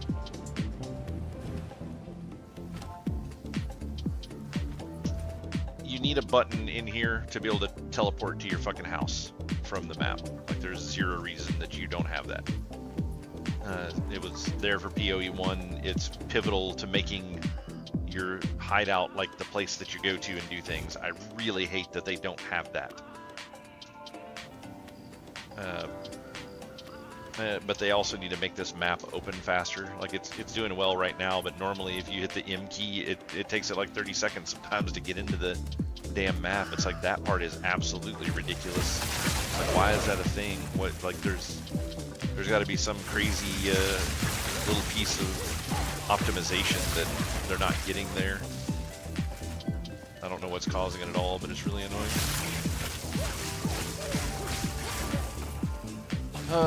But I think I'm starting to get a little hangry at the moment, so I haven't eaten since breakfast, basically, so I am starving. So I think that's going to be it for the night. I will be doing Pal World tomorrow night, so just bear that in mind if you're coming in to check out. That's what I'll be playing, and not this, and then I'll be back to playing this again on Wednesday. I may play some of this off stream because we're getting ready to finish up Pal World, so if I finish it before Wednesday, then I'll probably play a little bit of this off stream and get some more levels and get towards mapping. And then yeah, we'll try to finish up what we can in Pal World tomorrow, and then next week, probably around this time next week, we're going to be starting up Conan Exiles. Haven't played that game in a few years at this point. They've had a lot of updates, a lot of patches, an entire expansion. So a lot of interesting new stuff to check out. And yeah, I'll be running with this. Probably once I hit mapping and do some maps for a while on this character, I'll probably start up the monk and start doing that playthrough and seeing how I enjoy that class. And that's really all I've got planned for the time being. We'll probably play Conan Exiles. It'll have a lot more content than Pal World did, hopefully a lot more interest as well, and we'll play that up probably until the launch of Monster Hunter Wilds, and then we'll get into playing that as soon as that hits.